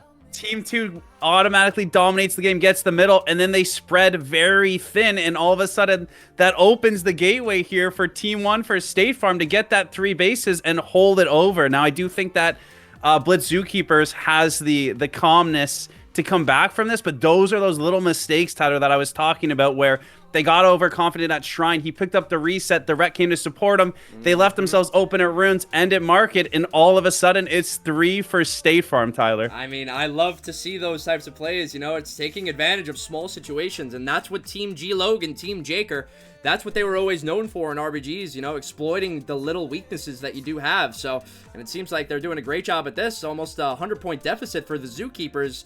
Dean is going to wind up capping Ruins here for free, so it ooh, a big clash from Nobility right there. That was a great clash, but unfortunately, Coil feared. He trinkets, but I thought he wasn't going to spin that. A big leg sweep comes out. He has no trinket now. Song of GG comes out. He might cap it, but he has a pet. No trinket on Dean, Tyler. Dean no trinket on Dean. Whoa, whoa, whoa! The pet got slapped. The pet got slapped. slapped. The pet got slapped, Daniel. Oh my God, Nobility! W Nobility, dude, a fantastic play. W Nobility. I mean, that was a fantastic play right there. Gentlemen, wow. On Yeah, we saw D&D? it was a stun into a sleep there, so it was pretty hard for him to move the pet because he probably got stunned as well. But it's only one base, another base now coming out from somewhere else though, from Alliance side. I don't think the red is probably trying for a saving cap, but he's just gonna die in this time. I don't think he's gonna be able to keep this. He's gonna get stunned 3 times by the rogue, maybe gouged out. Yeah, the SP caps the base here, so it's gonna be at least one base from the BLITZ Zookeepers, but the score is very equal. The Horde side is getting maybe middle though. Actually, Calvish is getting full incap, and he's probably gonna lose it on that note. SDX capped it actually. That was super close, but yeah, he's gonna be able to keep it as well with 2 people there in the middle. They have 3 bases. I don't think it's gonna happen. I don't think it's gonna happen. Okay. Yeah, 3 bases on the side of State Farm, and maybe this is where they pull really far ahead. Yeah, I like that. 3 bases gives them a huge lead. And even if Blitz Keepers can start to tie it up, all State Farm needs to do is find those small openings with the lead that they built. Tyler, 1 base uncaps. It's 2-1. What does Blitz Zookeepers need to do here? I mean, Blitz Zookeepers nearly at a 200-point deficit with I mean, this is unbelievable that they're just getting a huge lead. They're playing so well. If they keep this up, it's not looking good for Team Blitz Zookeepers, not one bit. But if we see Healer Stealer making his way towards Quarry or maybe Farm, let's see, Hansel's in a 1v1 against a Rogue here. Rogue trades out Cloak. Not going to be in a good position after that Cloak falls, my brother. Hansel, this is not a 1v1 you want to be taking. You have no Cloak, you have no cooldown, you just use Bomb. He has Ice Form up, Gouge comes out, but it's not going to be enough. He cheap shots or he Shadow Dance, but he has Ice Form up, so he's just going to go down. Hansel's going to be able to secure this farm. Very well played by Hansel right there. And it's going to put them back into the game, Daniel. Yep. Yeah, I think this is you definitely want to try to spin those bases as long as possible. On this side of the map, though, Sailor Sand's trying to spin this, but he's in a 2v1 situation. He's not going to be able to keep that base. Horde capped somewhere else, though. I can't really see which base Ruins. it was, but actually Sailor Sands now, he actually got a stealth off, and he's a lot of health. I don't know how he got so much health. He's not gonna be able to cap this, I think, but he's gonna be able to spin for quite a while, maybe until he gets a healer. In this stun though, they're trying to kill him in the stun instead of capping. They could have capped there actually, but they're gonna cap in this in-cap instead, and that's the base for Alliance side. But Horde managed to cap 3 bases in this time, and that's gonna be enough for them to equalize the score here again on this map. Yeah, Jonathan T. Torpin, I mean, it looks like Blitz Zookeepers is making that comeback. I mean, all State Farm has to do is just play it smart and spin and not overcommit to bases. But it seems like they are going to be able to capture this mid here. The Rogue comes in to spin, a great spin by XY, but he's full blinded. With he has Trinket, so he should be okay. Nobility gets kidneyed, but it's not much is happening right here. But it seems like that is a Rogue healer versus Rogue Warlock.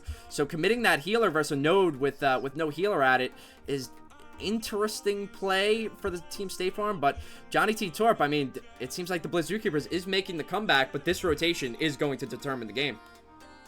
No, absolutely. It is a comeback for Blitz Zookeepers, but honestly, underdogs were State Farm. So the fact that it's tied makes me think State Farm, in a way, is actually the team coming out on top here, right? Because we didn't even think it would be this close. Healer Stealer's going to be able to push this base with Socks there on the DH. If they can kill Hansel, that's 1 base for them. But you look on Blitz Zookeepers, they've already secured what looks like to be the market. So we'll see here if Hansel goes down or if he can pull off a miraculous spin.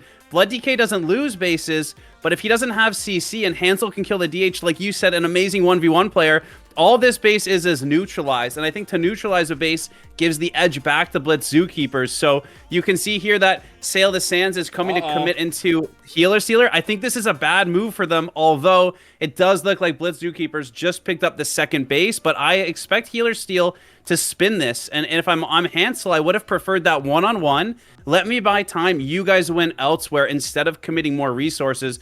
But maybe, Tyler, those bases turn over. Icewalk's going to be procced, but you can see the Rogues waiting in the trenches. They're going to be talking here, looking for the trinket, but Glogan just so strong at spinning. I really like this play by Glogan to keep them in, committing the Rep Paladin. Well, Hansel has no Icewalk, Tyler. They could actually take this base, making it a 2-2. Hansel goes down. Glogan and the Rat will probably take that base, and now we need to look elsewhere, Ace. What other base on the map is open now for either team? Yeah, Sailor Science is gonna lose it at the very least on time, and then it's gonna come down to the other bases. We can see that on Quarry, it's just a complete spin base for the entirety of the game, it seems, with actually Alex Strauss coming in, saving Sailor Science in the nick of time here, and now it's not gonna be anyone, and no one's gonna be able to cap this base at this point. There's a complete stalemate probably in mid as well, from the looks of it, and on Quarry as well, so on Shrine and Ruins is probably where it's gonna be at. Yeah, there's it a looks like 7v8 it's a right now. 7v8 right Yeah. now. Sorry to cut you off. Yeah, I do notice that. I noticed, but they did have 8 for most of the entirety of the game. Forgive me if I'm wrong. It was 1100 points. They got 7v8. 1100, and it seems like If they keep this base, they win. By the way, on Horde yeah. side, they kept one. They kept two bases. If they keep either one, if they keep either Ruins or the other base, then they're gonna win off this. But it's a very rough situation to be a player down on this map, and that's 3 bases coming out, and it's gonna be very, very, very hard to come back from the side of State Farm here, especially when you're a player down, and they need a miracle right now. Yeah, they absolutely do, and like you said, Ace, it's really dependent on one node. If one of these nodes locks, it's GG. But I mean, it's just unfortunate, brother. I mean, the DCs, but you know, it's too hard to police, and you know, you know, we can't do a remake, we can't do a redo. I mean, you DC, you got to get back in. It's clearly stated in the rules. So, I mean, while it is a bit unfortunate, I mean, they put up a great fight, and I really thought they had it. So, I mean, it's a bit unfortunate that they did wind up losing this game. But, I mean, W State Farm all around, they played absolutely fantastic. And, I mean, who knows? If it weren't for that DC, Daniel, I mean, who knows what could have really happened? Because you said, when did he DC? It was 1100 to 1100 when 1100 to they had a DC on the Windwalker. Oh, that's so rough, man. That's so rough.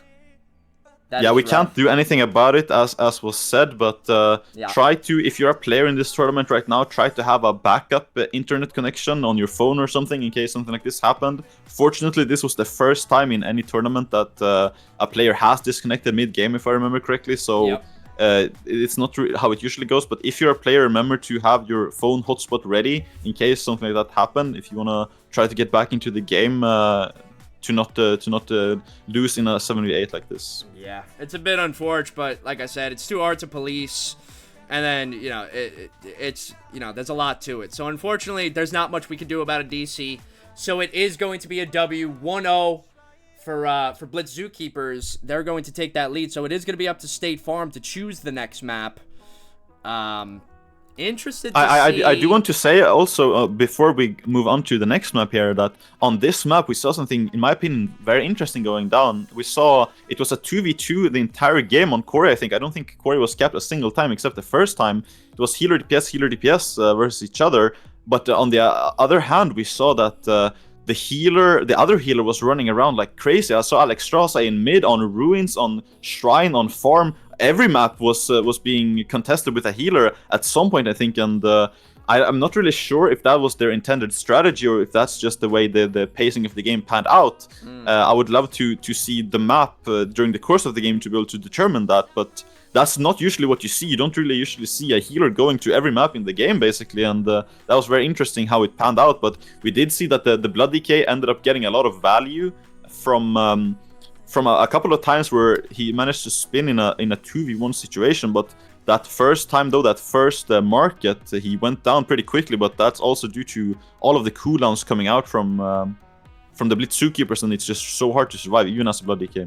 Yeah, it absolutely is. I mean, Johnny T. Torp, for an upcoming map, if you were on Team State Farm, if you were, you know, basing your playstyle off of playing very OBJ based and playing around the Blood Decay, what would be your choice? What kind of map would you be picking here? I mean, so look, I think we saw Nobility making insane plays. Sox was synergizing in the off carts. I think, again, State Farm showed two things. One, there's a little bit of blood in the water for the other teams. They're looking at Blitz Zookeepers and they're thinking, maybe there's some cracks here today. Maybe they're not awake yet. But State Farm didn't just prove to themselves, but they proved to the entire tourney that, hey, look, these guys are beatable because they had it in the bag. Things just didn't go their way. So shout out to State Farm. I think nothing to change up. I think that if that worked, if they felt good in their own Discord call, if their team felt good, maybe take it over to a Arathi Basin that's a little bit smaller, but it brings the same idea, rotate that confidence over. A little harder, though, to predict anything else from State Farm because they have a lot of strategies we haven't seen. They have a lot of different play styles, and so unlike some other teams that are more generically team fighters or OBJ players, State Farm doesn't really have their own category, but you saw there that they can make it happen, and it wasn't fluky. You saw Nobility in the middle, or on the off nodes, sleeping a succubus. There was some very talented plays from their end, but shout out Blitz Zookeepers, keeping their composure, running it back, analyzing the map to see. I would expect Blitz Zookeepers to be confident on any map. So if I'm State Farm, keep it crazy. Don't slow it down with the flag map. Find that OBJ map, Tyler. Yeah, absolutely. And Ace, if you were Team State Farm, what are you choosing for a map? I mean, I think it's gonna be something like a Silver Shard. I think Silver Shard, you can shake things up a lot with Blood Decay. I think that we saw Blood Decay prove very effective on Silver Shard in the past.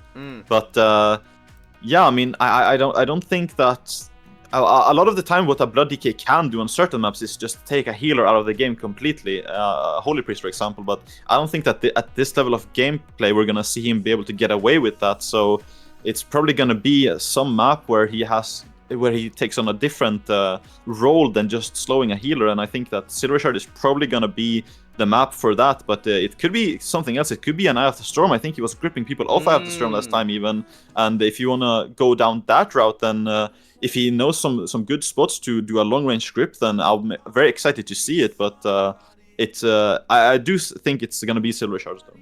Yeah, I mean, let's see what happens. But I just moved us over to the team rosters here.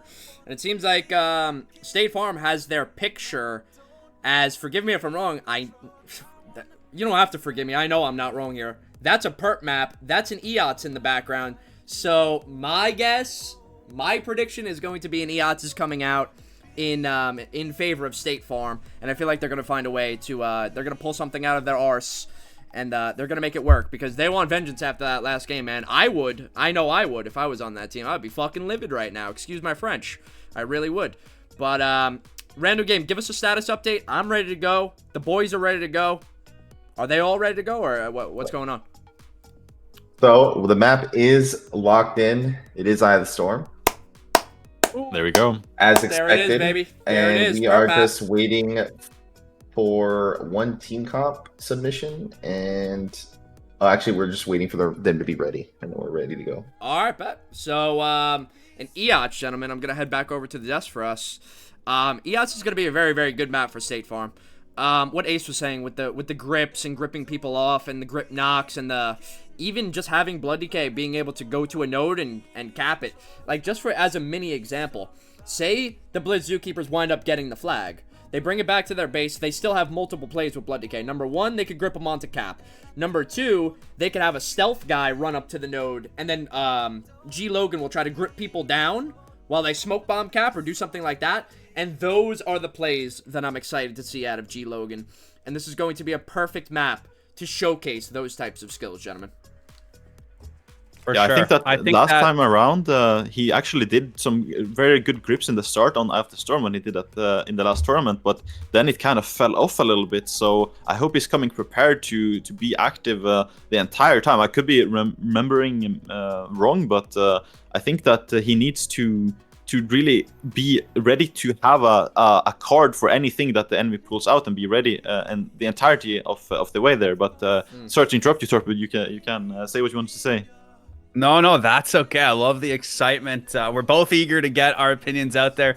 It's an amazing map. I think that as much emphasis as we're putting on the Blood Decay plays, it's also on Glogan's team to be able to support him and enable him. And I think when you look at Blitz Zookeepers, are they able to just take the base from whoever Glogan's team is defending on? Are they able to just go, we'll leave your Blood Decay here neutralized, and we'll push you at the other base? The other thing I know about Blitz Zookeepers is, within reason, even when the OBJ play is the better option, they'll still just say, let's just team fight. We're enjoying the team fight. Like Tyler said, we're not even in a rush to get the flag, and let's just try to farm them on repeat. We have no threat to our base if they're able to neutralize the Blood Decay. So I was just excited to say that I think we'll see a good back and forth, but I really think that the Blood DK offers a little bit of an opening, but nothing game-changing on this map, believe it or not. I don't think that one knock is too huge. I just think it helps them breathe a little bit, but I expect Blitz Zookeepers to come out.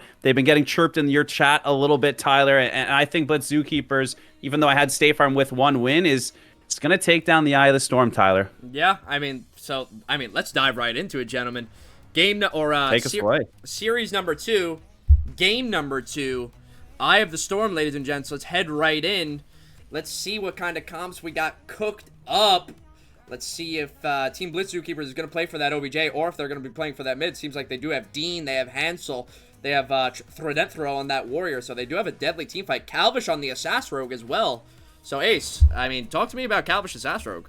What do you think about that? Yeah, I mean, we saw last tournament that Assas proved to be like the biggest damage dealer out of any spec in the entire game on this map and on Silver Shard too, I believe. So I do think that we're gonna see some deadly gameplay coming out, and with that added pressure with having an MS and having that ridiculous damage, the garrotes and everything, it's very possible to get a full wipe, even potentially at a base when you're this strong of a teamfight team. But we on the other side we see 2 DKs, a Blood DK and another DK.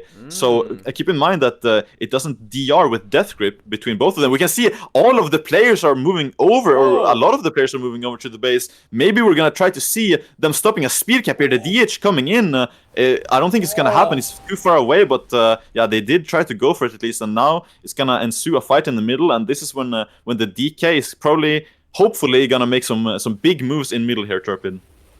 Yeah, Nobility was looking to stop the cap, but again, these are smart teams on both sides. There is a death already on the side of Zookeepers, but I think if they don't have the damage to finish them near the flag, there really is no threat here. I like that they've split it up, though. Like Tyler said, it looks like they're pushing the node here. They want to keep the pressure. Sox is honestly just looking unbelievable on the DH. Ooh. He's taking down Kabbalah here. He's full health. I don't even know what he's doing. He needs to get the body res, but Kabbalah is able to get back to his body before it's looted. Hansel shows up. Now Hansel goes right back to the graveyard, and there's unbelievable pressure here from Nobility with his DPS in the 3v3, Tyler. I mean, Silidon is putting out immense amounts of pressure right now at this node, Johnny T. Tor, but I'm not sure if it's going to be enough because a lot of people are running that auto body res, the add-on, but it seems like frequency might go down here. So yeah, so it seems like they're going to kind of wipe whole up team, here. Tyler. Yeah, State Farm is going to wipe up here, but it's okay because Healer Stealer is maintaining the middle, spinning as a Blood DK, so that's going to be their play. But One Trick Boney might get the flag right here. He gets spun last second. I was counting in my head right there. That was so close. But like I said, Team State Farm is going to play they're going to play very objectively on the node, and then they're going to have the Blood DK spin middle. So it gives them a very, very good chance to win because it's going to be real tough for the Blitz Zookeepers to actually wipe the team. But a smoke bomb goes down. It's not going to be really too much pressure going out. Healer is okay as an IBF proc. And lots of self-heals going out. Silidon might want to push out far again. See what is there anything happening at FR at the moment? Not as of yet. So it's just a full-out team fight in mid, Daniel. Yeah, Healer Stealer lining up for a grip, though, gripping Dean in. He ported back. I think he's has his port in the middle there, actually. Yeah, he's not going for rifts or anything, but that grip didn't prove successful. Nobility under a lot of pressure. Sheep Shots is going down here. Lightwell getting turned on right now as well as the only healer from the side of State Farm in the middle. Probably going to go down too. No trinket available for that Stormbolt. Now it's up to Healer Stealer to try to spin this middle again, but being left alone in the middle to spin more or less for a second time is going to be even more difficult than the first time because he had to use a lot of his CDs already, and he's probably going to go down in that coil super low, and he goes down there actually. And now Nobility is moving in to the middle here from the side of State Farm, but the pressure is so high. All of the DPS players are going down. Nobility getting sapped on the way in, and this is probably where Rookery takes the flag and he's going to bring it over to his base. Yep, Rookier, aka Jimmy Pop, grabs the node and he's bringing it back to his node. But I mean, Team State Farm had such a good strat in the beginning. They hit their node, you know, they're keeping people out of middle. They're not allowing their team to wipe in mid because they have so many people out, forcing people out. I feel like if they would have died at the base, rezzed, and then redid that same strat, it would have worked out a little bit better for them, especially because they're relying on the Blood Decay to spin mid. You can't let the Blitz Zookeepers all funnel in and you know, have all of their DPS there. It's too much pressure, unfortunately, but let's see what happens here. Jimmy Pop drops the flag over to Alex Straza, so now the Prez is going to hold it, but with that Blood Decay, like I said, they have a lot of plays. They have the chance to grip the guy onto the cap, force cap, They have a chance to smoke bomb cap and grip people away. You know, there's still a lot of time. And Randall says it best. He always says it's not eye of the storm, it's eye of the throws. Like the amount of things that can happen, and there's so much time. So I'm really excited to see how it unfolds. Silly Don X runs in, but he gets coiled. He pre-blurred, but it's just not going to be enough. Seems like he's going to be okay. Rapid is going for a grip here onto Alex Straza. Maybe they're setting up a double chain link right here. They are. Alex Straza sees it. So Daniel is starting to run away, but I don't know. It feels like something weird is about to happen right here, Daniel. Talk to me. Yeah, I think they're lining up a double grip. Maybe we see a Whoa, 1DK whoa! close and another DK. Yes, we got it! Oh my god! And now they're all gonna have to move to the other bases, and this is the most crucial part in the entire game. What do you think is gonna happen here, Torpid? Yeah, unbelievable. Tyler called it the double DK grip, and I think that they thrive on this. Glogan's going to be able to spin that base forever, so if they're able to just get one base here, if State Farm can get one base, I think they can spin the other base for a long time. So you can see there, State Farm does secure their base. If Glogan can get here, Kabbalah with the spins. Hayfield's trying to spin. The ice wall's coming out. I don't know if Glogan can get through that to spin. I don't know if he can spin that. It doesn't look like he's capped it yet, so the spin's going to happen. Oh my god! This is where State Farm can hold one base and spin the other base, Tyler. What do you think? Blitz Zookeepers, again, on the back foot a little bit here. Johnny T. Torp, this is an unbelievable game. And, I mean, Team State Farm is in the driver's seat right now. They have one node. They don't have the flag. But the Team Blitz Zookeepers just doesn't have a node, so if they could get their tank, if they could get Healer Stealer over to MT, it seems like Team Blitz Zookeepers is going to wind up getting the MT. They have the flag. Got it. Yeah, I mean, they run need it back. Yeah, run it back. I mean, there's still a lot of time, but they needed to move over their tank. I know the tank was probably the main reason they secured BT to begin with, but he needed to be rotating a little bit earlier to that spin node, Daniel. It's unfortunate, but they played it great. I mean, Daniel, there's still a ton of time left in this Eye of the Throws. Yeah, anything can happen. They can even do a double grip again with a flag or something like that, but we gotta keep in mind that Mage Tower is notoriously hard to spin for either team, so it's not even a given that even if they get the Bloody Kid there, that he's gonna be able to spin it just because he can survive a lot. You can cap from so many different angles, and it's very, very hard, but they probably should have committed people to move away quicker once they got Blood Elf Tower to try to secure Mage Tower with more people, but now they really gotta find something else to do. Healer Stealer is still on Blood Elf Tower defending it. I think they might want to try to do some gripping action again. Actually, they got a kill on that, but and now he has to cross the entire map as a DK, moving so slowly with the flag. He's getting gripped away, though. He has both of his healers with him, actually, so he's probably not going to be in much trouble just from surviving. But on the other hand, you are a DK trying to move through very slowly. It's a lot of time for the Blitz Zookeepers to try to kill him. They can even knock him. It's hard to knock a DK with Death as well. Maybe a bomb gonna come down here. No, they baited out 2 cooldowns. Trinket's still available for Healer Stealer, so not sure if the bombs are available for instead of Blitz Zookeepers, but they really need to make something happen on this DK. Like, this DK is everything, and I feel like they're not committing enough resources to it, to be honest. Johnny, take it away. Take it away, brother. Take it. Okay. Sorry. I'm locked in just like the chat. They keep him up. They switch it to Socks. They drop it. The DK has cycled through all the CDs. Now Socks is going to glimpse. Gets pulled back. Socks goes down. Let's see who picks the flag up. The Warrior recovers it on the Blitz Zookeepers. But again, high stacks here, and they're fighting away from the base. This favors State Farm to get back into the game. It looks like the Warrior jumped down low. If they can play for a knock, they might look. Looks like, Tyler, they're looking to reset the flag. Rather than throw it up in the air, they're confident in their team fight. So they do reset the flag. Not a ton of time left. It looks like State Farm needs to either ninja a base, which is unlikely, or get a flag to cap again. So a smart decision by Blitz Zookeepers. You can see the score is 1,300 to 1,200. They're confident that they can hold their base and spin the flag, but mesmerizing gameplay there by State Farm. Huge Frost DK damage onto Alex Straza. Huge movement across the map. I would have liked to see them play a little bit more all-in when they did get the base. One Trick Pony looking like he's going to grab the flag here. He does get spun, but I think they're okay with that. I think Reet here, they're just going to bleed them out, Tyler, and they're going to say you guys had your chance and you blew it, and they're going to go up 2-0 here, Tyler. Yeah, unfortunately, Johnny T. Torp, I'm with you on that. I mean, they had it, bro. I mean, Rapid came in with huge damage. I mean, let me not talk about that yet, because there's still Eye of the Throws. There's still a lot of time. MT could get capped in the last millisecond. Anything can happen. but it seems like they do have 3 sitting on the triple node. sitting Yeah, it. they have they're triple Yeah, sitting I don't on think top that- of the node, boys. I think that's. I don't think that one's going away. That's the water alley. Yeah, that's gonna wrap up the EOTs. But man, I just want to touch on a few things. Number one, Rapid. That was an insane kill on Alex Straza and pick on the flag. I mean, you got all the way from MT all the way to mid. That was a great play. Silly Don got the pick. I don't know exactly what happened because the team Blitz Zookeepers has no DK. So what exactly Apparently, happened? it was a priest life grip. That's So what it looked like. Lightwell Oh, gripped no. Silly Don on Own his double team? glimpse as he was about to get away from the base or get away from No. mid. He threw the game. Like, respectfully. Lightwell. Yeah. What the fuck? Why? Dude. Maybe he thought that it was someone else with the flag that was gonna get knocked off, so he tried to grip him back to not get knocked off, but he didn't realize it was a DS that could glide. He was in double glimpse. That is just so unbelievable. Silly Don basically won his team the game right there with that pick. Double glimpse. He would have glimpsed all the way to the base. Double foul rush, and he's there. That's it. With a meta on top. I mean, it's GG's, but... Man, oh man, what an unfortunato series of events for State Farm. Back-to-back unfortunato, bro. But they played it insanely well. I mean, that was a great double chain link grip reaction into a cap. I mean, I felt it, I seen it, I smelt it coming. And I'm glad we got to see that. I mean, that was a absolutely fantastic play. But unfortunately, it just... I think he was trying to immune it with the breath, but they did it so fast that he didn't even get the breath off until he got the second grip. Right. I mean, it was a great game.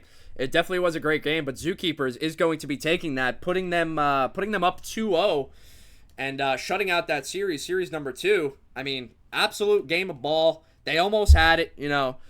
It was close, but unfortunately for them, unfortunately for us, we're not throwing hand grenades. We're not playing horseshoes.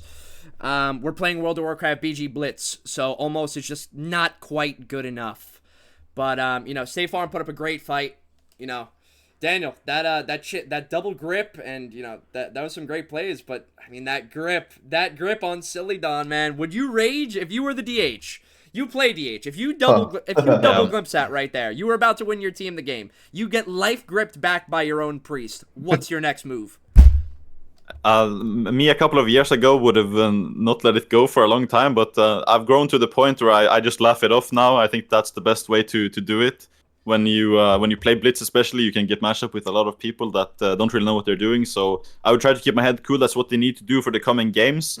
I hope they can do that as a team. But yeah, that was a very big problem. But on the other hand as well, I just want to point out as well that as the DH there, it's I think he was inside of meta. I don't know if it was an IB meta or if it was a normal meta. But as a DH in that kind of situation, it's a lot of the time better to hold your meta and not use it until you potentially pick the flag, to use it as mobility. Remember, URC is immune inside that meta, so he could have used that maybe to get away if he had it available as well. So, and that's the thing with Blitz as well, that it's not only one person losing you the game, it's so many sequence of events. I think that this Eye of the Storm was one of the most eventful Eye of the Storms that we've seen.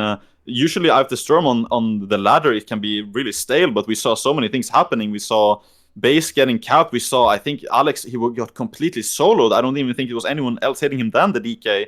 So a lot of things going on in this game, which makes it really exciting. But yeah, that pivotal point where the life grip was coming out, it was... my eyes did hurt a bit. My eyes did hurt. I absolutely hear that. And Johnny T. Torm, Yeah, how I'll you tell feel about ya. that grip? And Randall, just quick, talk to me. I mean, that's not it, man. My next move would have been a right click, report. Yeah, That's report my your next own move. teammate in a Come on. tournament, in a war game. Holy No, shit. I wouldn't do that. Nah, that's I unbelievable. think that you touched on it, Tyler. If we just recap the game very briefly, amazing start by State Farm. Tons of pressure, a strategy we don't normally see. Like you said, they should have kept going with that. Then we move into the middle of the map. Amazing double grip. They flipped the towers. They secured their own very quickly. I would have liked to see them commit a healer or the blood DK and said, look, if we don't hold MT, we lose anyways. So I would have liked them to send that resource. The life grip, my favorite part about playing RBGs back in the day and now BG Blitz as a team in your tournament is you're in Discord with your friends. And so when somebody makes a play that would normally break your mental, break your computer, when instantly you have your teammate going, oh my goodness, my bad, I think it calms them down. And I expect, Tyler, State Farm went into the losers bracket. They did lose both games, and whether you lose by a lot or a little, you still lost.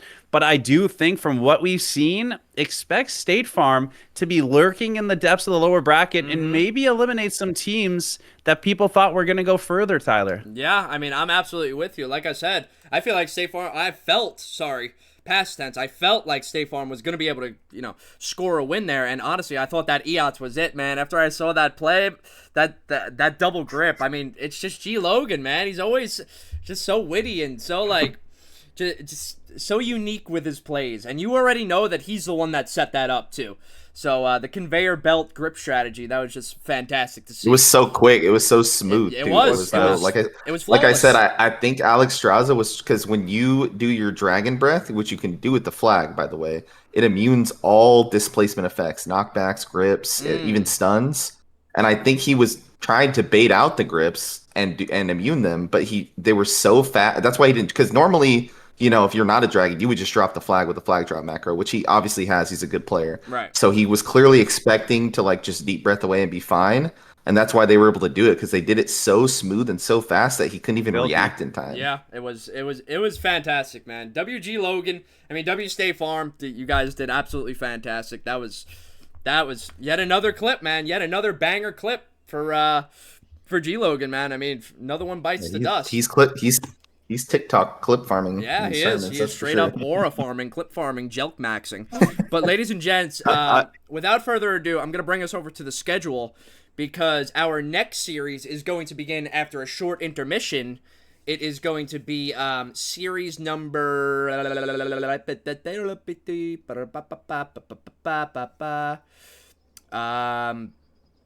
I'm sorry, I don't know how to count. Is it 7? Yes, we're going 3? to... Or it's 7. Yes, we go to 7, 8, and then we move back down to the lowers. So after this 2 to 3 minute quick intermission, ladies and gents, next up, series number 3 is going to be Team Revolve, which is Seth main team, versus Not From 63rd. Yet another grudge match, man. I'm so excited to see this one. Should we do the map first again so that absolutely. they can get their comps Oh, locked absolutely, in? brother. Let me bring us over to the wheel and let's spin. Let's spin to see what the first map of series number 3, Team Revolve versus Team Ted, Not From 63rd, is going to be. Let me bring us over to the wheel here. While we're getting the wheel ready, I would like to say as well that in that last game on that mage tower, I think that I saw one point where it was Hansel and a rogue versus another rogue, and Hansel got sapped, but the enemy rogue got sapped as well. And then Hansel, he blocked by the end of the sap, but if he had blocked instantly, cancel aura'd, and capped, he would have had enough time to get it. And it's just so narrow margins for these things to happen, but it would have been crazy if the game was decided on that as well. If State Farm was able to get enough people later, but Hansel got that crazy cap, and also that spinning through the ice wall was something I don't even know how it works. Yeah. So some very interesting gameplay from that last game, and one of the most exciting after storms I've seen in a long time. So. Yeah, absolutely. Ace is kind of giving me the vibe of the last. Was that the last or was that the first tournament? The first tournament. Yeah, the first tournament with Meat Monk capping at 2 points early. It kind of gave me that sort of dopamine rush. So I'm excited to see more types of plays, more types of games like that. But without further ado, series number 3, game number 1 between Team Seth, which is Seth main team, versus Team Ted, Not From 63rd. The first map of the series, ladies and gentlemen, is going to be...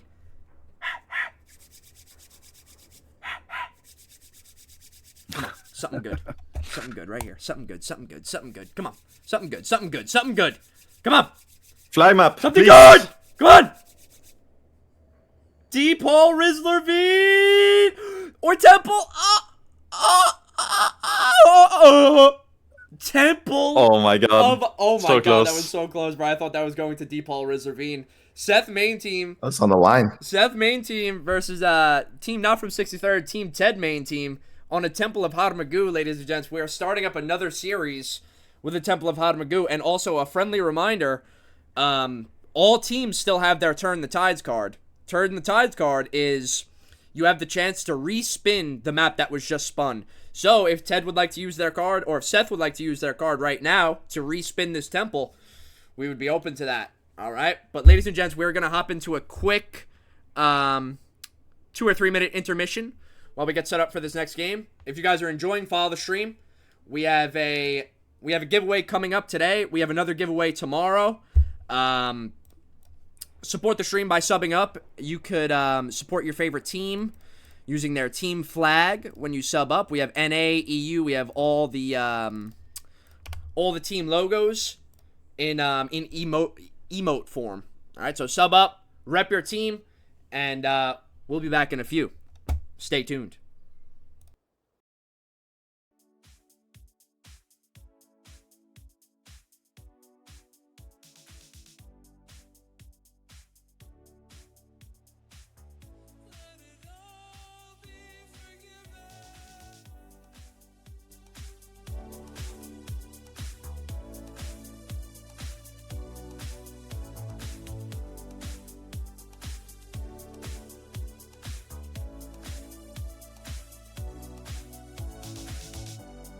Ripping out the pages to this storybook. I cry, but you don't see.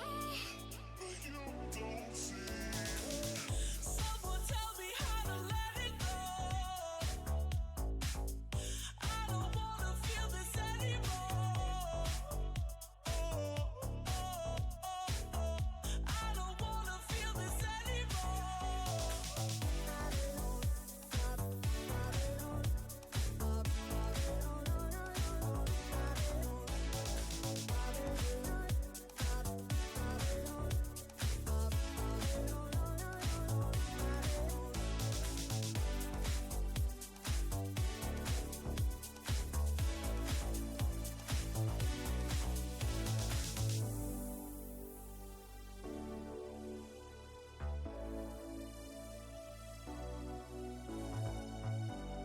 Ripping out the pages to this storybook. I cry, but you don't see. Someone tell me how to let it go. I don't wanna feel this anymore. I don't wanna feel this anymore.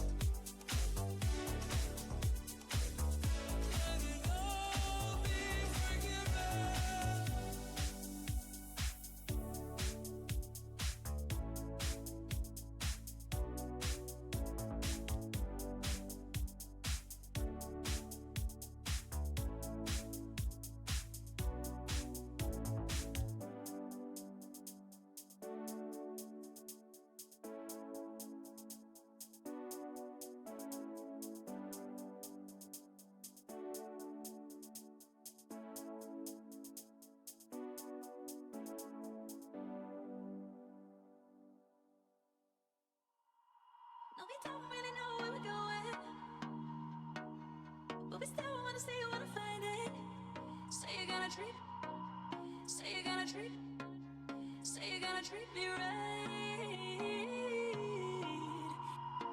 No, we don't really know where we're going, but we still wanna say you wanna find it. Say you're gonna treat me right. Say you're gonna treat. Say you're gonna treat me right.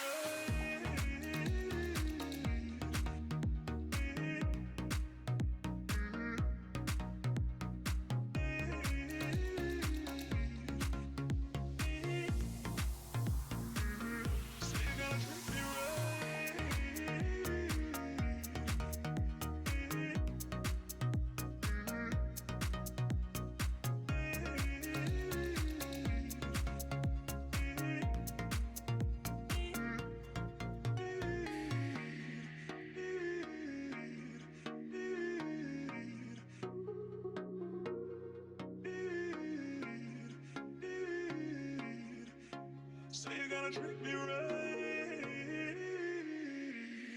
don't really know where we're going, but we still wanna see you wanna find it. Say you're gonna treat, say you're gonna treat, say you're gonna treat me right. No, we don't really know where we're going, but we still wanna see you wanna find it. Say you're gonna treat, say you're gonna treat, say you're gonna treat me right. No, we don't really know where we're going, but we still wanna see you wanna find it. Say you're gonna treat me right.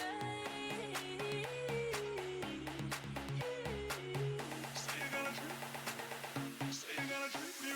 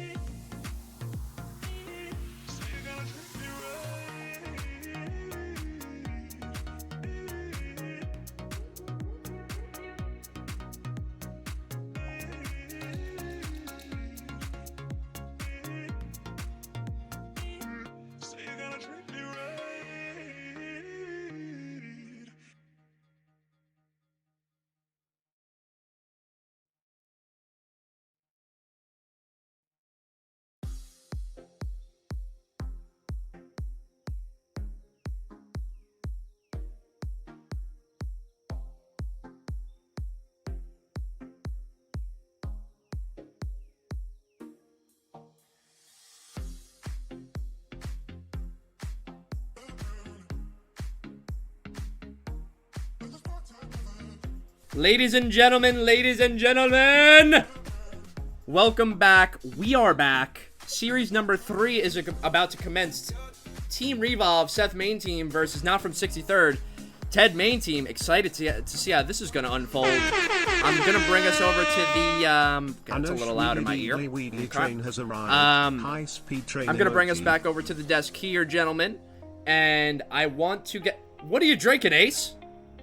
Can I have some? It's a summer drink for summer blitz, Bro, man. let me get some of that, bro. I just got a protein shake, and you got that thing? What the? I got a Gator Light. It's the summer blitz. Bro, you are shitting on the competition with that, huh?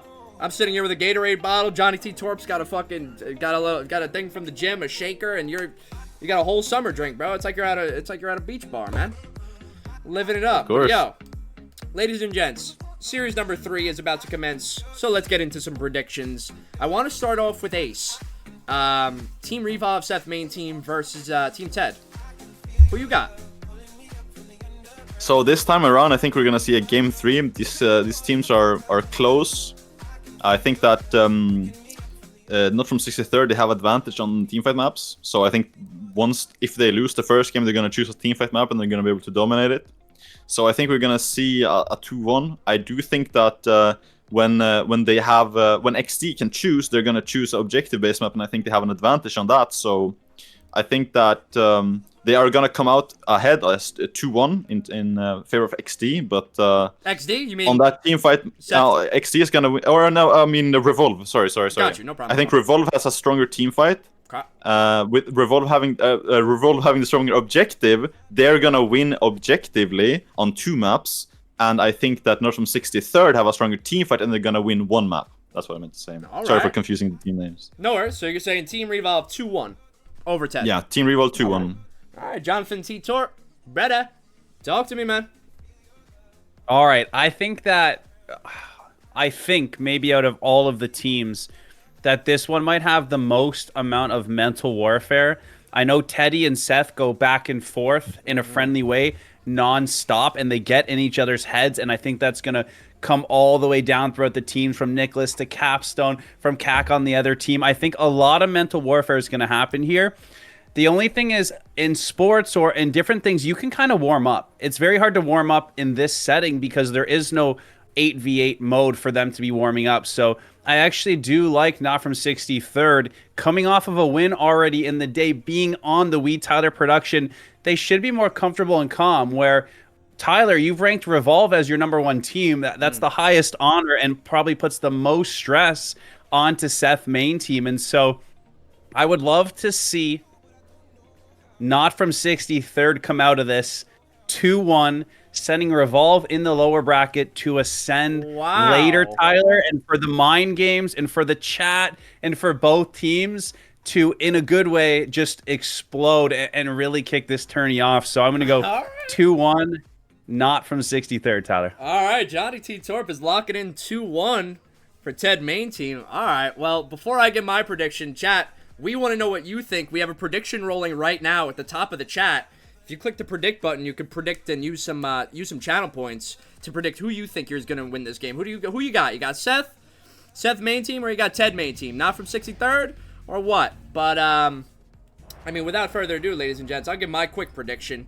I'm saying if we move over to the power rankings, just real quick. I mean, you can see I'm putting Team Revolve in the first place. I don't feel like it's going to be a clean sweep. I do not feel like it's going to be a 2-0.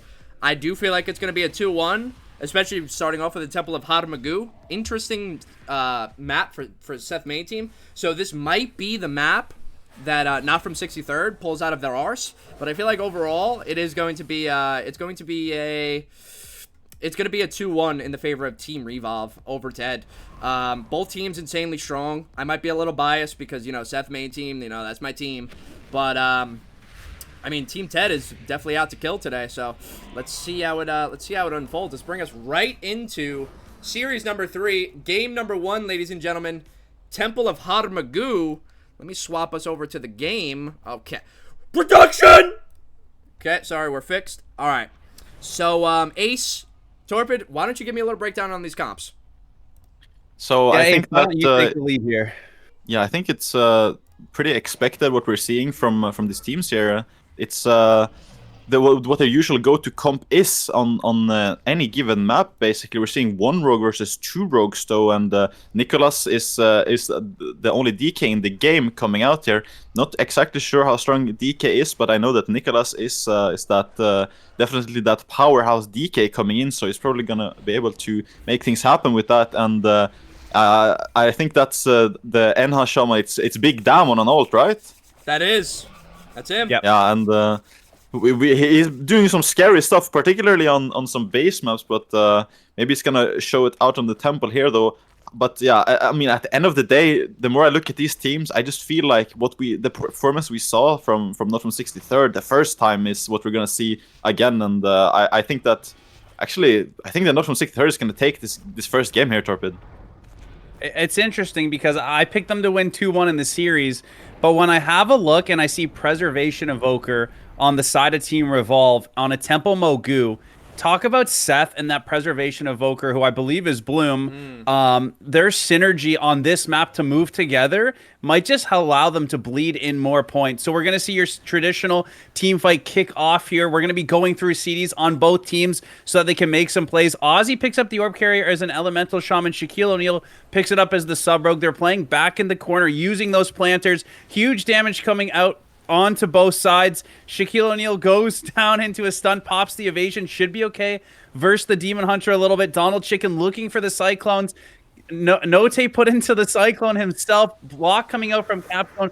A ton of damage. Tyler coming out trying to set the tone. Both teams. Who's taking down the orbs first here? I mean, a fantastic bubble sack by Ted right there onto Oz, but onto Oz to keep him alive. But Rispful did go down, but it's okay because Oz goes down here, so it's like looking like Team Revolve is going to be able to take the lead. Their 2 orbs are still alive, while Team Ted's orbs are dead. So this is where the momentum starts to really get flowing. Team Revolve is doing a really, really good job with their positioning of their orbs. Cabal member might go down. He trades out the Rumble for that, and Cac trades out Netherwalk, so he's going to be okay. But Big Dam still goes down through Rumble, and it seems like Cac is going to run after Seth here, and Seth doesn't seem to really have too many cooldowns. He has Trinket available. Let's see what happens here. He steps out of his own smoke bomb. That was an amazing play by Seth, but he might go down. The feint saves him, but Cac is up there. Cac's on his ass, and he takes him out. That was a great play by Cac. Yeah, the DH can just jump up, even though his shadow steps away. We saw that Teddy went down, actually. Maybe another person is going to go down to the cause of that. Cac getting low here. Maybe he's actually also going to go down, but he's getting topped off, and now Ted is coming back in. Maybe they're going to be able to stabilize more. We can see that the score is pretty equal. It's still early in the game. But I would like to say that the Revolve, they have been stronger on the objective side of things, and that's their strong suit as a team, that they know how to play the objective really well. This teamfight is going to decide a lot, though. 2 orbs versus 1 orb. It's whoever gets the pick first. Shaq O'Neal probably going to go down with his orb, getting stunned up, and he goes down. Ossie probably going to go down as well with an orb, and now Teddy under a lot of pressure in a stun too, going down. This is where Revolt can get so much momentum. They can get these picks, and they can probably wipe the enemy team off. Donald going down, Nacho going down, First Degree going down. This is where you can pick 4 orbs, and you can ensue a split where they should probably keep Paradise 1 alive, but they kill him. I would have liked to see him being kept alive there, but they're probably going to be able to get all 4 orbs now at this time, and maybe we're going to see Not From 63rd overexposing themselves in a bad situation, maybe get picked off, but they're not picking 4 orbs yet for some reason, but probably now it's going to be a huge swing here from Volo, and that's the 4th orb picked up, Torpid. Yeah, absolutely. You see they pincer them off. They waited to pick, so they got the right classes with those. Cabal goes down. It is down to 3 orbs, and now they're just looking to build that lead, try to get as much offensive and defensive cooldowns out of Not From 63rd. They're in the driver's seat. They're up 350 points or more. Everything they do now is just bonus. So you can see, again, Capstone. You can see Sorengale kiting extremely well. Seth is just an absolute unit when it comes to sub-rogue. He's looking to pick off the overextenders. Donald goes down, and his team is already at a huge loss. Cac does help land the kill onto Seth. 2 are dead from Team Revolve, but they're not even in a bad spot. They have 3 orbs. Again, a quick repick with 1 DPS being down on the side of Not From 63rd. Revolve hasn't really lost any momentum. They did a great job with who they decided to pick with, and it doesn't look like the class with Donald Chicken going down, Tyler. It doesn't look like they can put any pressure. Sorengale gets step 2, cheap shotted, finally goes down, but at a great time where she can come back, reset. Capstone kiting away goes down. Tyler, what does Not From 63rd need to do here to get themselves back in the game? I mean, nearly at a what? What are we looking at? About a 300-point deficit from Not From 63rd. Just one thing I want to touch on. Yet another amazing bubble sack from Ted over there in the green corner earlier. Just wanted to touch on that. That was absolutely fantastic. But it seems like, I mean, still that 300-point deficit. Seth did such a great job at restabilizing instead of letting his team get too far behind. But it seems like Not From 63rd has 3 orbs right now, and Oz trades out the Rumble as well, so he's gonna be okay. And Seth gets brought up, so it seems like Not From 63rd actually might be making a good comeback right here. This team fight is really going to be the determining factor of the game, Daniel. Yeah, this teamfight is very, very impactful. We have seen before that Revolve has been super good at picking off those orbs. Shaq O'Neal with an orb, and Ossie with an orb has been dying at the correct timings. Paradise 1 going down, I think it was extended too far there, actually. But this teamfight now, almost everyone in mid, and 3 orbs on the side of Not From 63rd. They're going hard on Donald Chicken. 1 player died from the side of Revolve, but Donald Chicken going down. And I think that the players from Revolve, they're going to try to seek out those kills on orbs at this point. First Degree even going down here, so they're not going to have a strong offense at this point in time. They have been so good at picking off these orbs. Seth is pushing in now for one of the rogue picking the orb, Shaq O'Neal with the orb there, but Seth is kind of alone pushing on those orbs, if I see correctly. His DH is coming in to help him though, but he's actually maybe gonna go down even. He's getting really low in a stun, but now this is where the tides turn, and he's just getting one-shot. Ossie's probably gonna get one-shot too with these orbs, and now they can get the orbs back. This is what they do best. They pick up those orbs with just some hitters, with like a DH and a rogue, as we see here, and now they can pick pick up the orbs and they can turn the tide back over in their favor with 3 orbs and maybe a 4th one coming in as well here, Torpid. Yeah, not from 63rd. Honestly, an awesome job getting themselves back in the game, but Revolve picking up the pace now. They were able to take it slow because of the lead they built in. You can see Sorengale kiting with Cabal member. Can they get a pick on a Donald Chicken here? That would put Not from 63rd in a bad spot, but the Enhance does get the lasso if he can get some support from Seth on the side there, or if Sorengale can keep Seth up. Seth jumps in the middle with the orb. You know he's going to end up here. Here he is, up onto Donald Chicken. Donald Chicken gripped in the middle. The Boomkin tech's not going to let him get out of there. So Boomkin, when it gets caught like this in mid, is an easy target to take down. And you can see they're just pummeling into him. He goes down 3 dead on the side of Not from 63rd. Revolve really in the driver's seat again. Seth, Cabal, Sorengale doing such a great job kiting, spreading them thin. Teddy goes down. It's Not from 63rd, starting to lose a little bit of hope there, but does cross-kill Cabal at least. Tyler, they're going to need to get something going here as the points get closer to 1,500 for Team 2 Revolve. Yeah, it seems like Team Revolve is going to be taking it, but all it takes is one swing. You need one good swing to get the momentum flowing. But First Degree is going to go down right there. Seems like CAC is also going to go down, so it seems like the dominoes are falling here. It's just not looking too good. I mean, Solomon's in a position to pick an orb, but it's not really too smart of him, because if he picks, Nicholas DK is right on him, and it's not looking good. Nearly a 600-point deficit. Not looking good. Not one bit for Not from 63rd. But if they get a full wipe right here and pick 4 and maybe split a healer, it's absolutely possible. We see Nicholas DK actually gripping the priest away and taking the enemy priest hostage to win his team the game. Interesting play.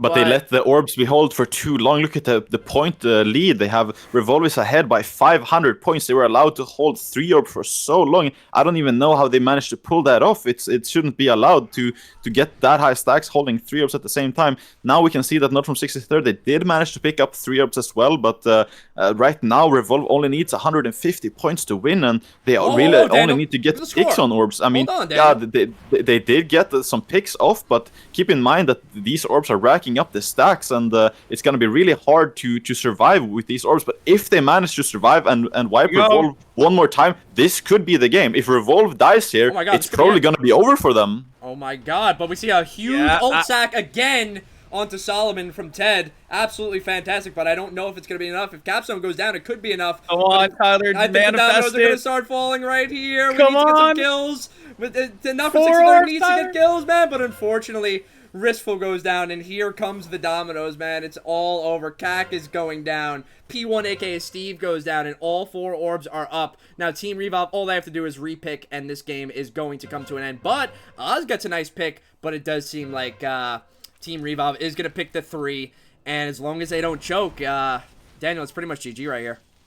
Yeah, I mean, it looks like a very grim situation to come back from here. They definitely need a miracle to be able to pull it out here. Yeah. Teddy is still alive in mid, but with these 3 orbs, they can probably just go for any repicks as well, and this is just going to close out the game. I think what we saw here in this game, to be honest, is that I feel like Revolve had a stronger teamfight than I had expected. I would still, though, I would still give the teamfight the strength advantage to Not from 63rd overall, but the key difference in this game, in my opinion, is that Revolve is doing such a good job at choosing their targets, choosing their positioning to move to the orbs and kill the orbs, because they are taking so much increased damage. I saw several times, or one time in particular, where Seth is pushing in, he's probably screaming at his team. He's the only one pushing in onto like a 330 stack rogue there, and those are the times where he got his DH. Eventually, they did take the rogue down. I think they probably took the elemental down too at that same time, and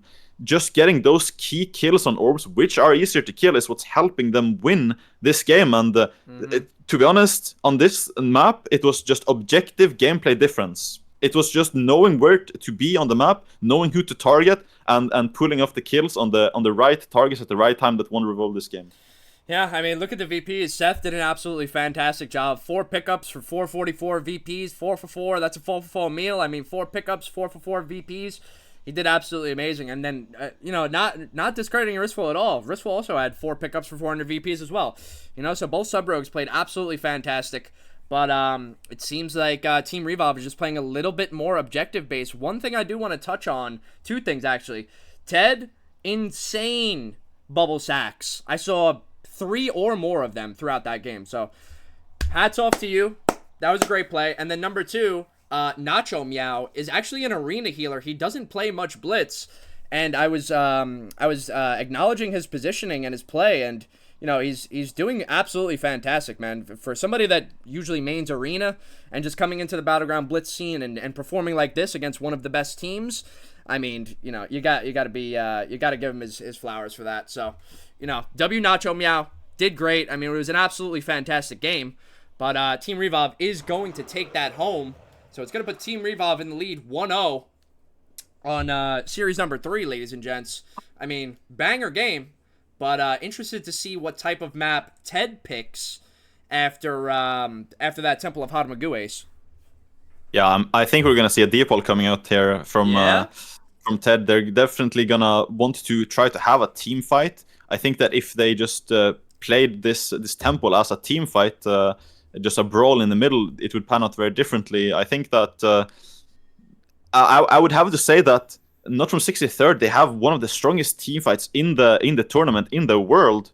But we can, from my point of view, their objective gameplay is what's lacking. So on a map like Deepol Ravine is where you can have such an advantage from having a strong team fight, and you don't need to worry as much about objective, and that's where they're going to find their strength, I think. Yeah, Torb, what do you think about that? I think that, again, when you look at that Temple, Team Revolve was just more slippery. They are able to protect their orbs, and when Not From 63rd pushed in, their orbs were able to help. So Not From 63rd's orb were always in trouble, not able to make plays, but Seth's able to put you in a kitty when you overextend and move with the dragon. So I think that if they went to that deep hall, like Ace said, that puts Not From 63rd in the team fight they want, but they're going to need to make sure they keep those off carts top of mind. They're going to need to make sure that they don't leave anyone on an island, that they don't focus on just the team fight around the crystal, that they peel back to their carts. And so I think they need to make sure they have some like-minded OBJ players that synergize with the healers. And I think to Ace's point, if Not From 63rd is committed to their healing comp of Holy Paladin, Holy Priest, to Ace's point, Tyler, they need to play around those healers. Never mind the DPS. They have talented players on their team. There's talented players on the other team. We know damage can come out from both.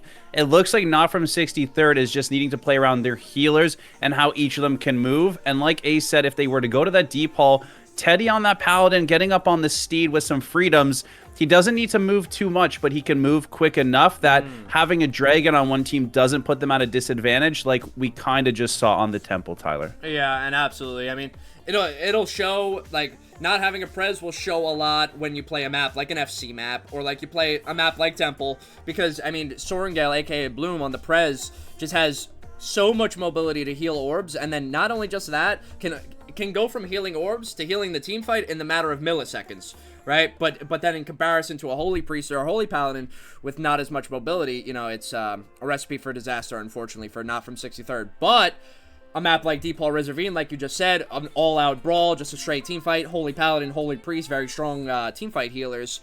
In comparison to a Prez, it should pan out well for Not From 63rd. They do have an absolutely deadly team fight, so I'm excited to see how it unfolds. I mean, Deepol Reservine. Do we know if their map has been picked yet or not yet? The map has been chosen, and it is Deepol Reservine. Yep.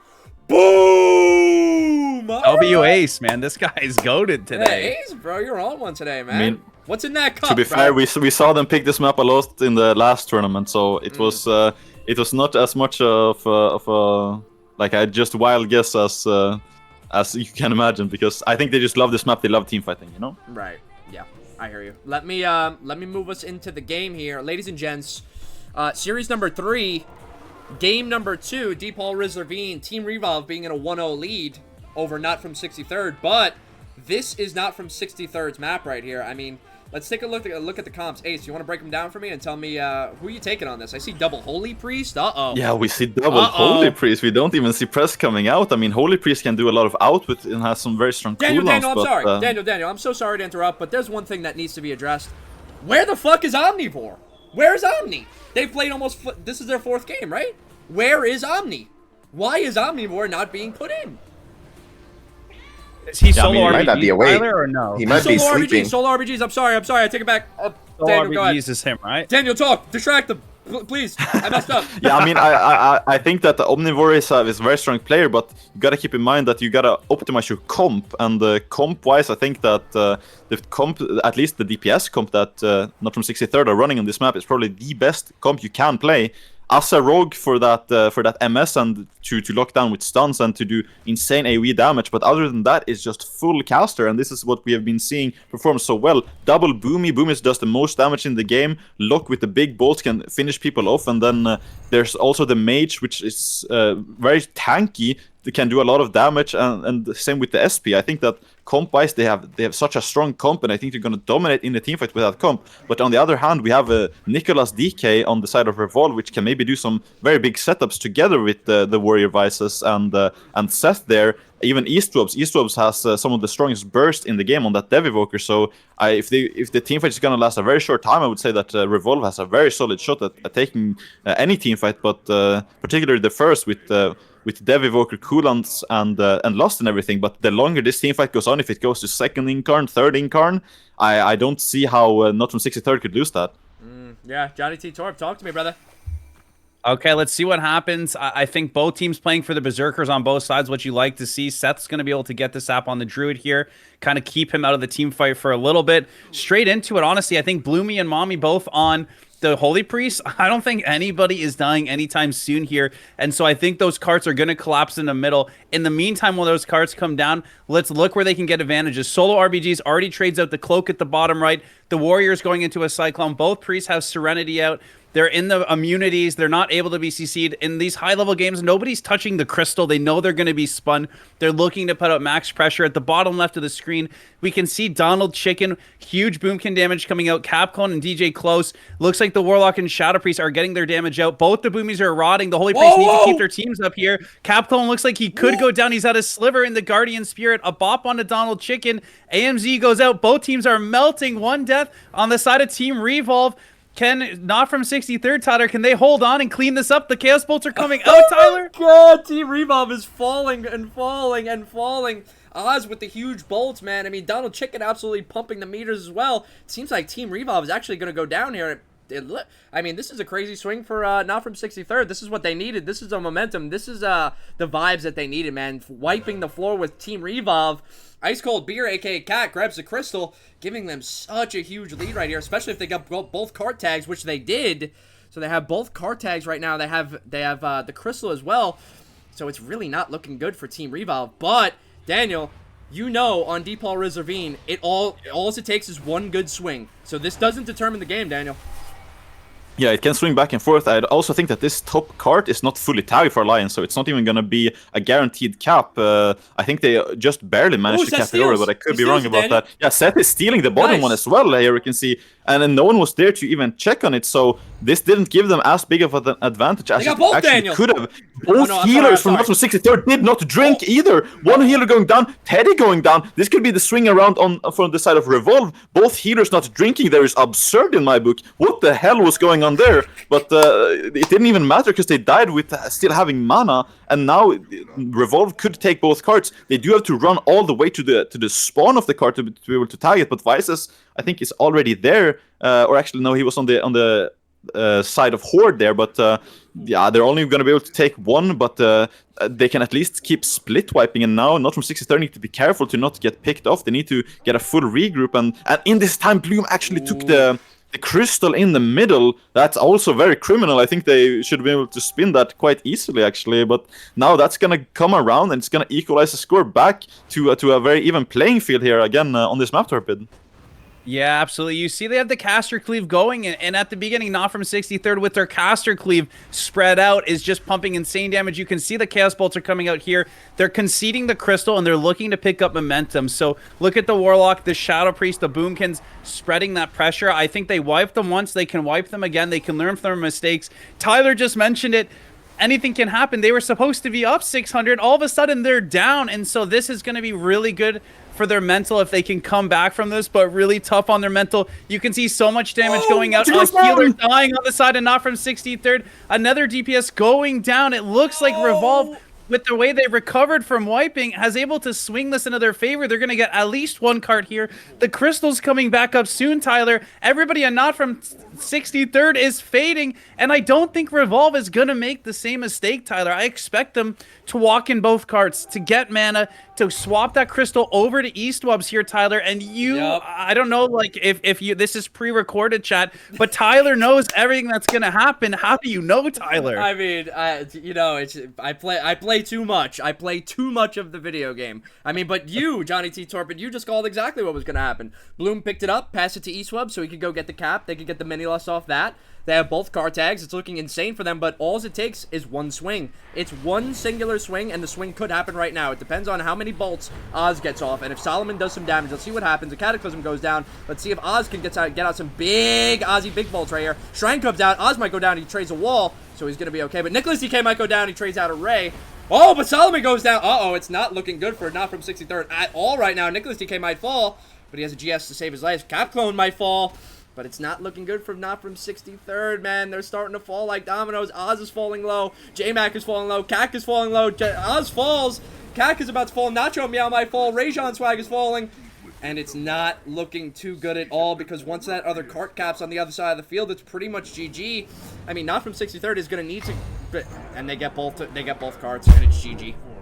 It's GG. Yeah, they managed to get both cars in the end there. It was a pivotal pickup on Donald Chicken in the end there. He was the first one to die from not from 63rd. And Capstone, I think Capstone was sitting at 10 to 20% health for like half a minute almost. It was ridiculous how good of a job Bloom and Mommy were doing at keeping up their team there. They did have the help in the last two team fights of the game. They did have the help of the mini lust from Eastwood's capping the crystal, so that probably helped them win both of those team fights. That mini lust, because the margins are so slim in both of those team fights that I think the difference was made by that. I think 15% haste buff that you do get from capping the crystal. And yeah, I mean, we did see on the first team fight, as I thought that was going to happen, Not from 63rd did get the wipe in the first team fight from on that second incarn, but then they kind of fumbled because they had an advantage to get both cards. They only managed to take one because they were sleeping on the job, and Seth just took one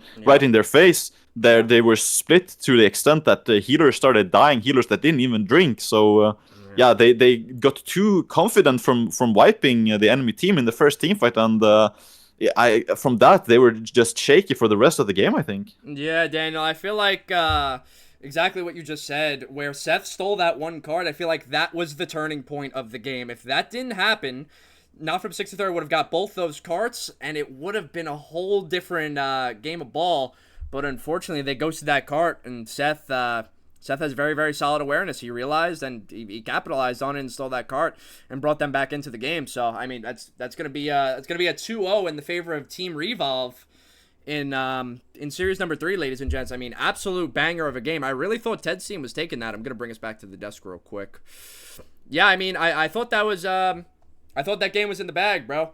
Ted had the momentum, but like I said, bro, that map is all about swings. Like, just because you win the first team fight with Lust, it doesn't mean much, man, because a lot of people might not know this, but in Deepal Ravine, when you pick up the crystal in mid, not only do you get points for capping it, you also get a mini Bloodlust. So, what is regular Bloodlust, fellas? Is it 30%? I think 30, yeah. Yeah, so regular Bloodlust is 30. When you cap the crystal, you get half of the duration and half of the power. So you get a 15% bloodlust for, I think it's, I don't know, 15 or 20 seconds. I think it's 15 seconds, actually. Yeah. 15% for 15 seconds. Yeah, so I mean, that could easily swing a team fight. That could swing a game, and I mean, we just saw it happen in real time. But, I mean, W Revolve, I mean, that was a great cart steal for Seth. It was absolutely a great game. But that's going to push us into series number 4. Actually, let me bring us over to the schedule here. If we check out the schedule right here, series number 4 is going to be the Blitz Zookeepers versus Team XD, which is a huge, yet another grudge match because Team XD actually lost in the grand finals, Game 7 to Blitz Zookeepers. So this is going to be an absolute crazy series. But, ladies and gents, that's going to be a series for right when we get back from a small intermission. But before we go into that intermission, what do you say, fellas? We roll the map? or what?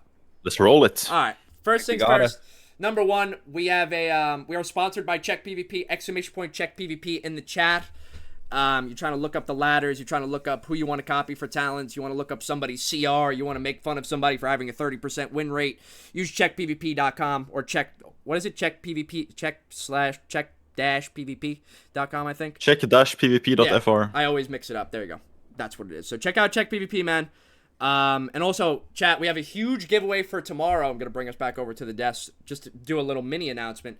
We have a huge giveaway sponsored by TM Sean's Rating Guild, which is Humble from Sargeras.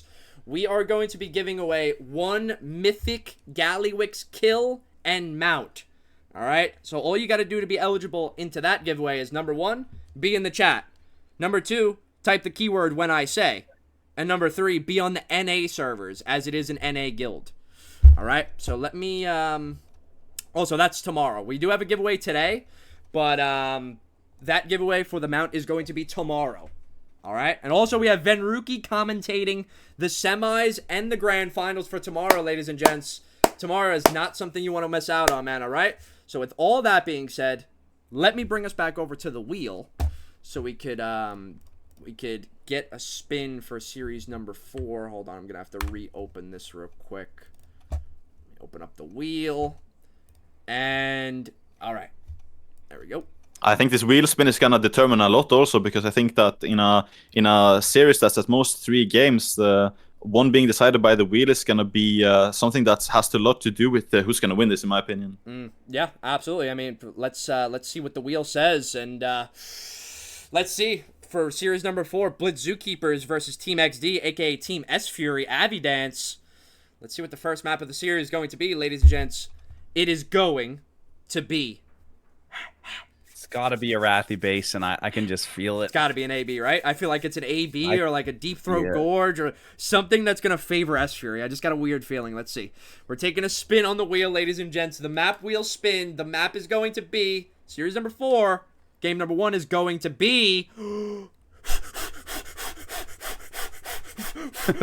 Battle for Gilneas, baby. The blow always works. Oh. Boom! A node map for Team S Fury. Excited to see how this is going to unfold, ladies and gentlemen.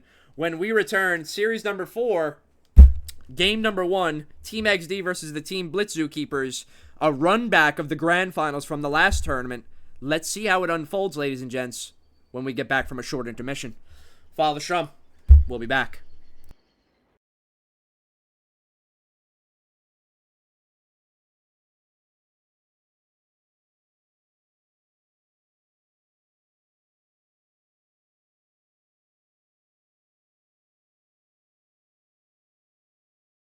The shape of your heart's in a broken mess. And the shape of your heart's in a broken mess. You got it bad. And the shape of your heart's in a broken mess. And the shape of your heart's in a broken mess. In a broken mess.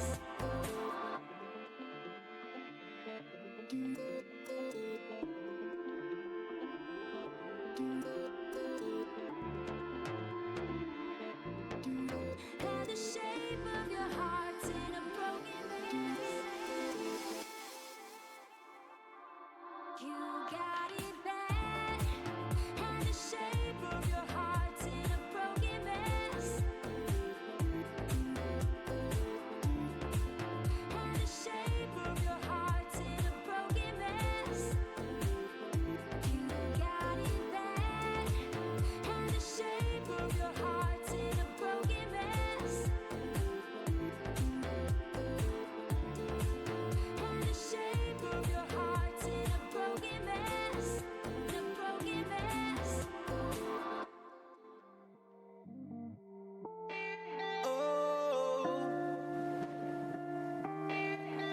September rain.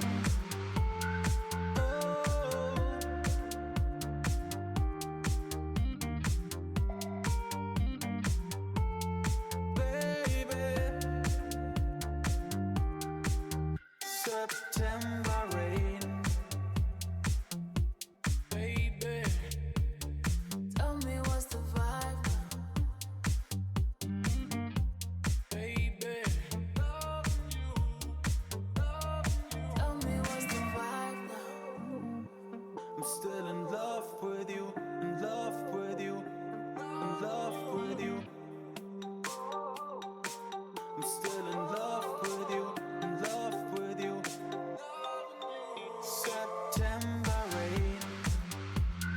Oh, still loving you. September rain. Baby, come back to me. September rain.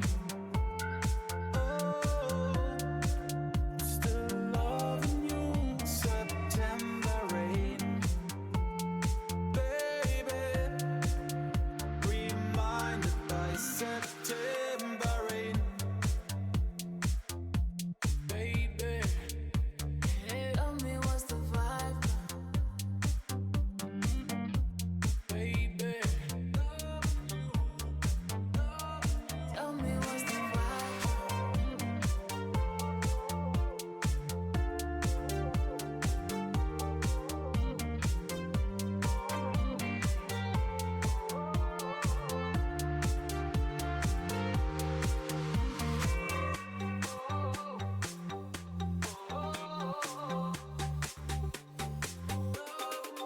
September rain. Oh, still loving you. September rain. Baby, come back to me. September rain. Oh, still loving you. September rain. Baby, reminded by September rain. Don't remind me. Don't remind me. Baby, come back to me. September rain.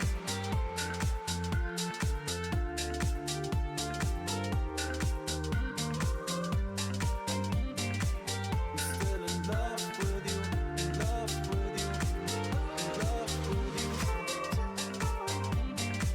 I'm still in love with you, in love with you, in love with you. I'm still in love with you. September rain.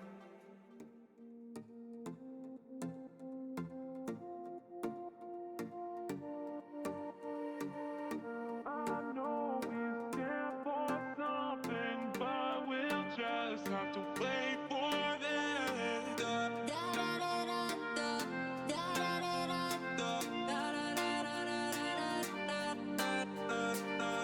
I know we stand for something, but we'll just have to wait for this. Can you blame me for wanting more than just a hit or miss? I know we stand for something.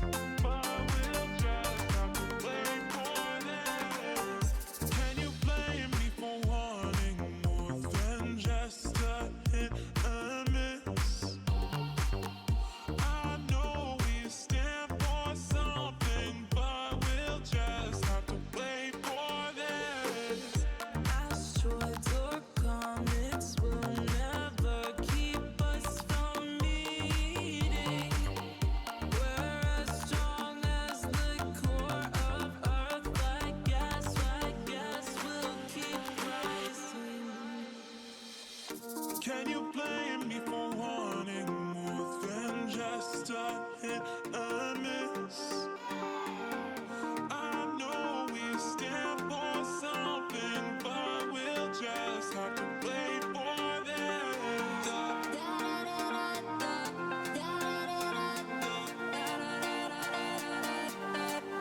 I know we stand for something, but we'll just have to wait for this.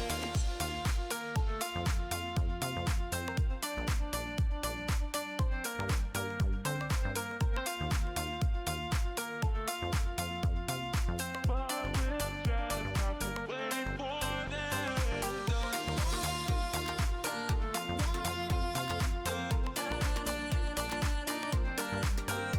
I know we stand for something, but we'll just have to wait for this. Yeah, hey, ooh. Oh, babe. Is this a lie? And just a try to get me, to forget me quickly. You move your body like you've done it 1,000 times, yeah. But baby, I think you're replaceable. Now we're finding out.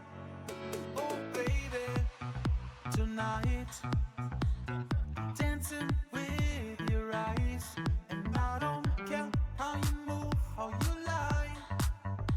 I'm dancing with your eyes. Oh baby, tonight dancing with your eyes, and I don't care how you move, how you lie. Dancing with your eyes. Oh baby, is this a lie? And just a try to have some fun and break my heart tonight. Oh, yeah. You move your body like you've done it 1,000 times, yeah. But baby, I think you're replaceable. Now we're finding out. Oh baby, tonight dancing with your eyes, and I don't care how you move, how you lie. I'm dancing with your eyes. Oh baby, tonight dancing with your eyes, and I don't care how you move, how you lie. Dancing with your eyes. Yeah, don't even try it, babe. Try it, baby. Don't even try it, babe. Don't even try it, babe. Try it, baby. Don't even try it, babe. You move your body like you've done it 1,000 times, yeah. But baby, I think you're replaceable, and now we're finding out. Oh baby, oh baby, tonight dancing with your eyes, and I don't care how you move, how you lie. Dancing with your eyes. Oh baby, tonight dancing with your eyes, and I don't care how you move, how you lie. Dancing with your eyes. Try it, baby.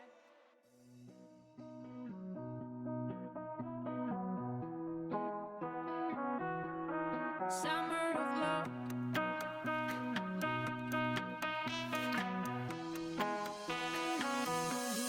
Summer of love. Baby, baby, say that you love me. I cried for you.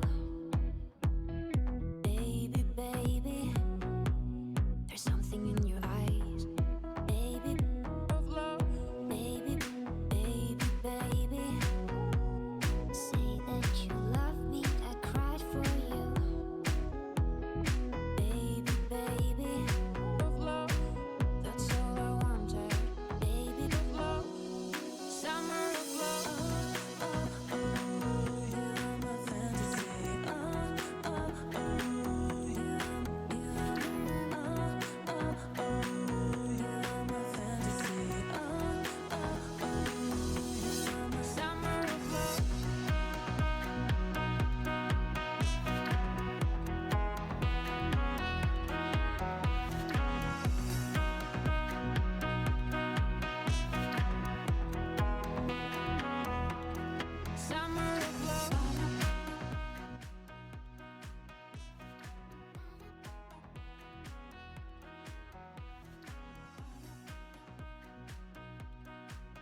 Ladies and gentlemen, welcome back to the SHWEEDLE Summer Blitz 8v8 tournament hosted by yours truly, the one, the only, the SHWEEDLE, aka the WeeT, aka Wee Tyler, aka Sir Schweedleton III, baby.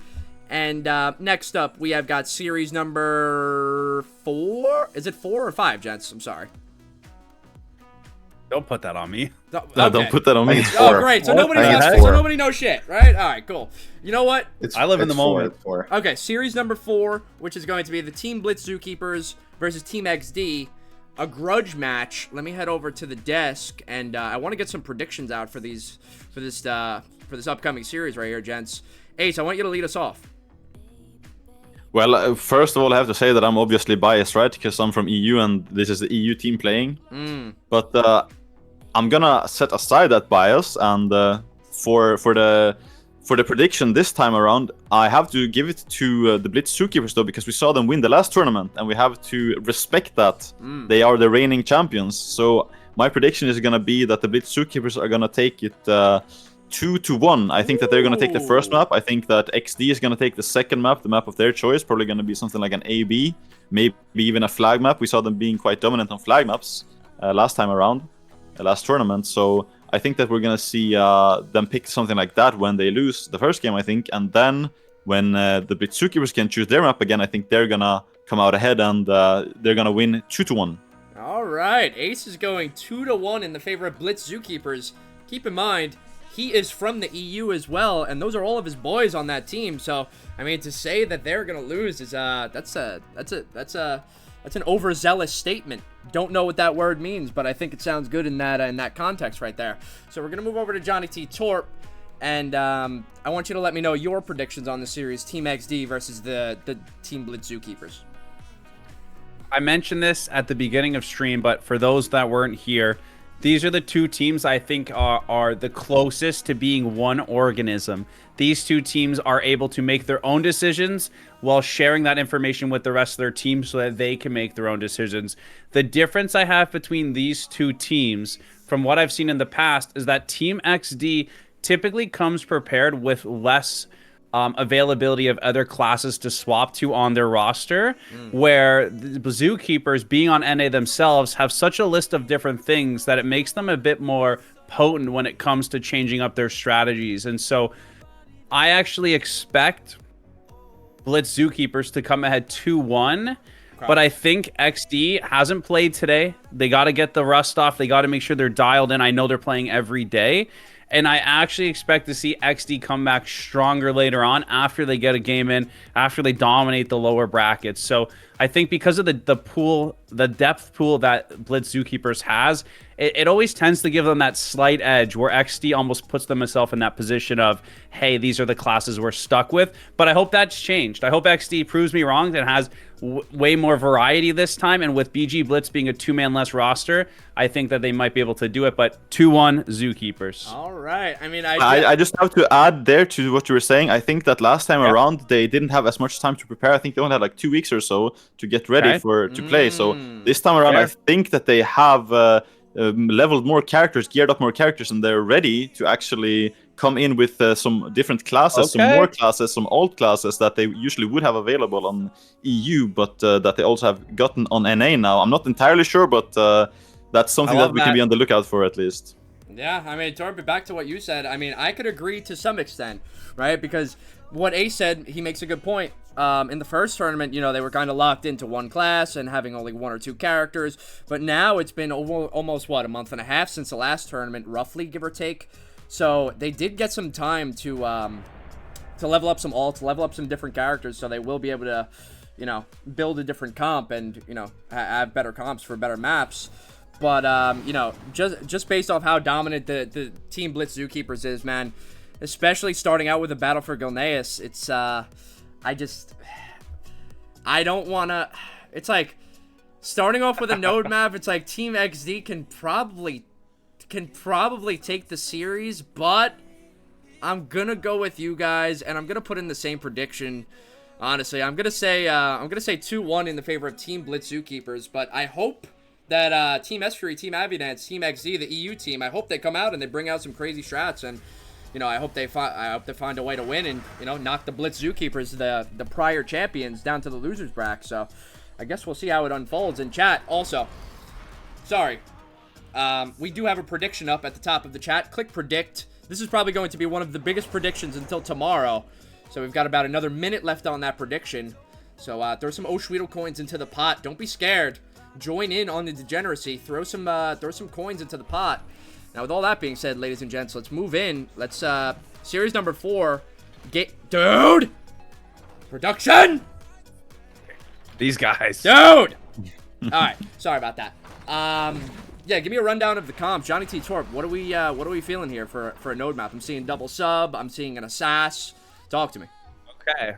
So even before the comps, I think it's important to take a look at which side each team is on. As the maps aren't symmetrical, it looks like Team 1 has the Alliance side, if I'm not mistaken, and that gives them a little bit of advantage when it comes to seeping into Waterworks. Now, again, 2 teams of a high caliber should be able to deal with that.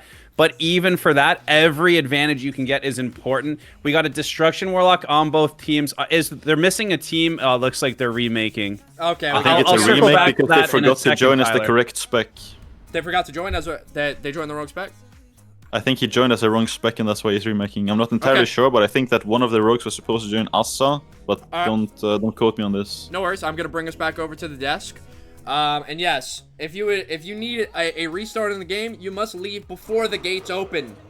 Okay, if you leave after the game's open or after the gates are open, you're shit out of luck. I'm sorry to be the bearer of bad news, but you know, if something happens, we can't police it. So this is where we're at. If something happens, leave before the game starts, and if you don't, well, like I just said, you're shit out of luck. So, without further ado, we'll get right back into the game. Re-queue pop another battle for Gilneas, and this actually works out because I wanted to hear what Ace thinks about these comps on a Gilneas as well. So let me bring us back over and give me a rundown, bro.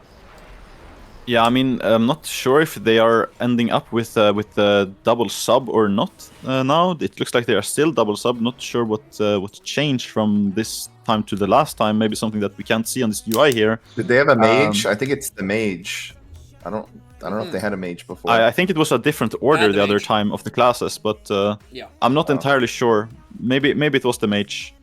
But regardless, I think that I would prefer to have an Assa than double Sorg on this map. Maybe they're expecting XD to play on a heavy objective. They're expecting people to be out of the teamfight permanently, and for that you would rather have these sub rogues doing the off nodes. But in general, I feel like XD, they have probably a even stronger fight here because of that Assa, and also because of having DK instead of Warrior. I think that's probably stronger. Not that I've seen a lot of Warrior gameplay recently, but I feel like DK has more potential to help his team get damage off. But in general, it's a very similar comps. So, and we know that the BLITZ Zookeepers, they always have such a strong team fight that I think that they don't even need to have the advantage on the comp or anything. I was expecting double Boomy, to be honest, instead of Warrior or something. But they probably have some idea of what they're going to do, and I don't doubt that they know what they're doing. Yeah, I feel like the team BLITZ Zookeeper is going to pull out something weird, especially if they're playing that double sub. They're going to want to try to split up the fight. So they're going to have a Warrior, Warlock, and probably like a Mage in the team fight. And then they're going to be playing heavy objective, or I'm sorry, they're going to have like Warrior, Lock, Boom Chicken, and then they're going to play heavy off cards with Rogue, Mage. So excited to see how it unfolds. Usually Team XD is the one that's playing ahead of the curve in the OBJ sense. So hoping to see the BLITZ Zookeepers pull out something and try to beat them at their own game. But let's see how it unfolds. Series number 4, ladies and gents. Game number 1. Battle for Gilneas. Team XD versus the Team BLITZ Zookeepers. A grand finals rerun from the last tournament. Let's see what happens here. We see a Rogue and a Mage over at the Lighthouse. We see Avidance pushing towards Mines instantaneously, alongside with Calvish pushing LH. Let's see if it's going to be a 1v1. I see 3 people out on the team, on Team XD, or Team BLITZ Zookeepers. So they are 1 up in the fight right now, Daniel. Yeah, they're probably gonna try to do the double rogue ink from the start and having mage back to be careful with the base in case Avidance would ink on that. But in the team fight right now, Dean is in a lot of trouble. Warriors in a lot of trouble. Dean actually goes down already in the team fight. That's a very, very big thing. Rookery in a clone while X had said is, but here comes the ink actually. Calvish is capping, but Avidance is there to sap him. It's a 2v2 situation. Sol now knows that the rogue is there and he can comfortably go his space. Let's hope he sees that and actually activates himself. It looks like he's coming over the hill here, but right now it's a 2v2 situation. Rogue versus Rogue Mage. This is a pretty equal matchup. We see another person went down on the side of BLITZ Zookeepers in the fight, so Sol is coming in now. It's a 3v2 situation. We see that Butter is coming to help out on Lighthouse as a healer here, but it's probably going to be, she's here now in time, and it's going to be very comfortable to keep the Lighthouse safe. They didn't get a kill on a healer in the team fight, so they're not going to be able to get a wipe on the side of XD, but they do have the advantage with getting some kills in the early game here. Dean in a stun again, and Avidance might actually go down still on Lighthouse, but I think the healer is maybe moving back. Some kills are going down. I don't understand, Torpid, how all of these people are dying like flies here. Yeah, you know, in this off node, we have some very talented arena players as well, not just the Blitz and objectives. So they're very smart with their comms, they're very smart with their cross CC, and you can see they take Avidance down, and they actually look to have already given Avidance the res, though, with the timers being shorter. I think that Lighthouse 5 is neutralized for a little bit, and now we're looking to make some pressure here. Dean has looked like he's wiped. His team is wiping, and what he's doing is trying to play a little bit of LOS here to give his healers just a little bit of time to get back, right? So Dean's going to help spin, but he's going to go down. Team XD looking like they're winning the team fight and can capitalize. Gilneas a lot harder to come back on, so we'll see if they can spin. Impala's capping the base. Is it going to turn over? He gets ropped out. Huge from Jimmy Pop there. Rooker coming into CC. It's very easy to recover if you can get 1 or 2 people through the cracks. If Jimmy can spin Jimpa here, I think his team can recover. He doesn't get the spin. And now they're into the back seat. BLITZ Zookeepers in a tough position. I think that they just didn't do their hit at the beginning very fast. They took a lot of time to open, and that put them on the back foot. Anybody's game here, Tyler. I really think that they can clean up the team fight and clean up their pressure, and BLITZ Zookeepers can come back. But a great job by XD coming into their first game of the day, securing the first base of the game, Tyler. Wow, Jonathan T. Torpid. I mean, this is just not what I was expecting. I was expecting the BLITZ Zookeepers to be so dominant in the team fight, not expecting Team XD to steamroll these guys. But I mean, I love to see it. I think what happened was they had 3 DPS out in the opener in comparison to Team XD's 2. So they were actually down a man in the team fight. But down goes Neff. I mean, the BLITZ Zookeepers are just getting absolutely stomped, man. Happy K on that Warlock, slinging out bolts like nobody's business. Big bolt goes down to the Threadent Throw. Double bolt might go out. He gets kicked on it.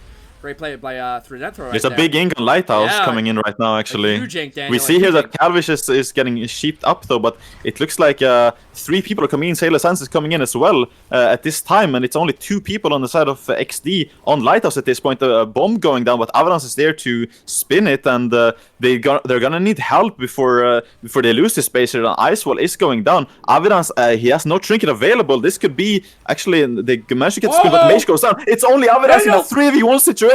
He has to spin without a trinket until he gets help. He got a cloak off. He's seizing everyone. He's just seizing everyone, and he's able to keep the base 3v1. He gets help from his Boomy and his Mistweaver at this time. He's gonna be fine unless the healer dies in some weird stun here, but it's gonna be fine. And now they don't have enough pressure to kill in the team fight with 3 DPS out, I think. And Avidance managed to spin that base in the end there without trinket. He's bombed himself to make sure he was not being CC'd at that time and kept the base. That's such a good play, keeping Lighthouse there. And they only need to keep it for a little bit more time here, Torpid, until they will win with only 1 base.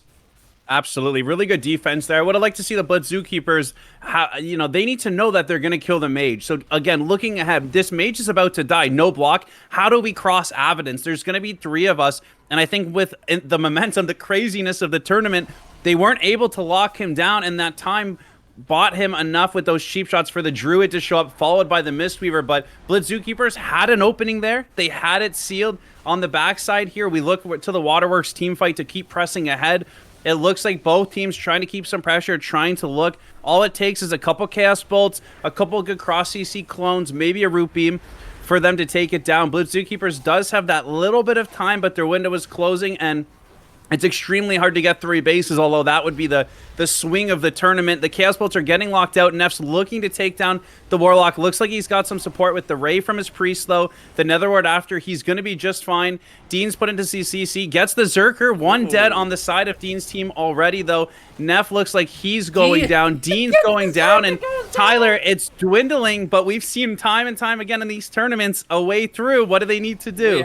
We have seen a way through. We have seen miracles be pulled, but Johnny T. Torp, that miracle is going to have to happen, like, yesterday. You know, like, we're running out of time here. But, again, anything could happen. A big ink comes in here onto the LH. Let's see what happens. I mean, they've got Mira and they've got George Floyd, the mage, here.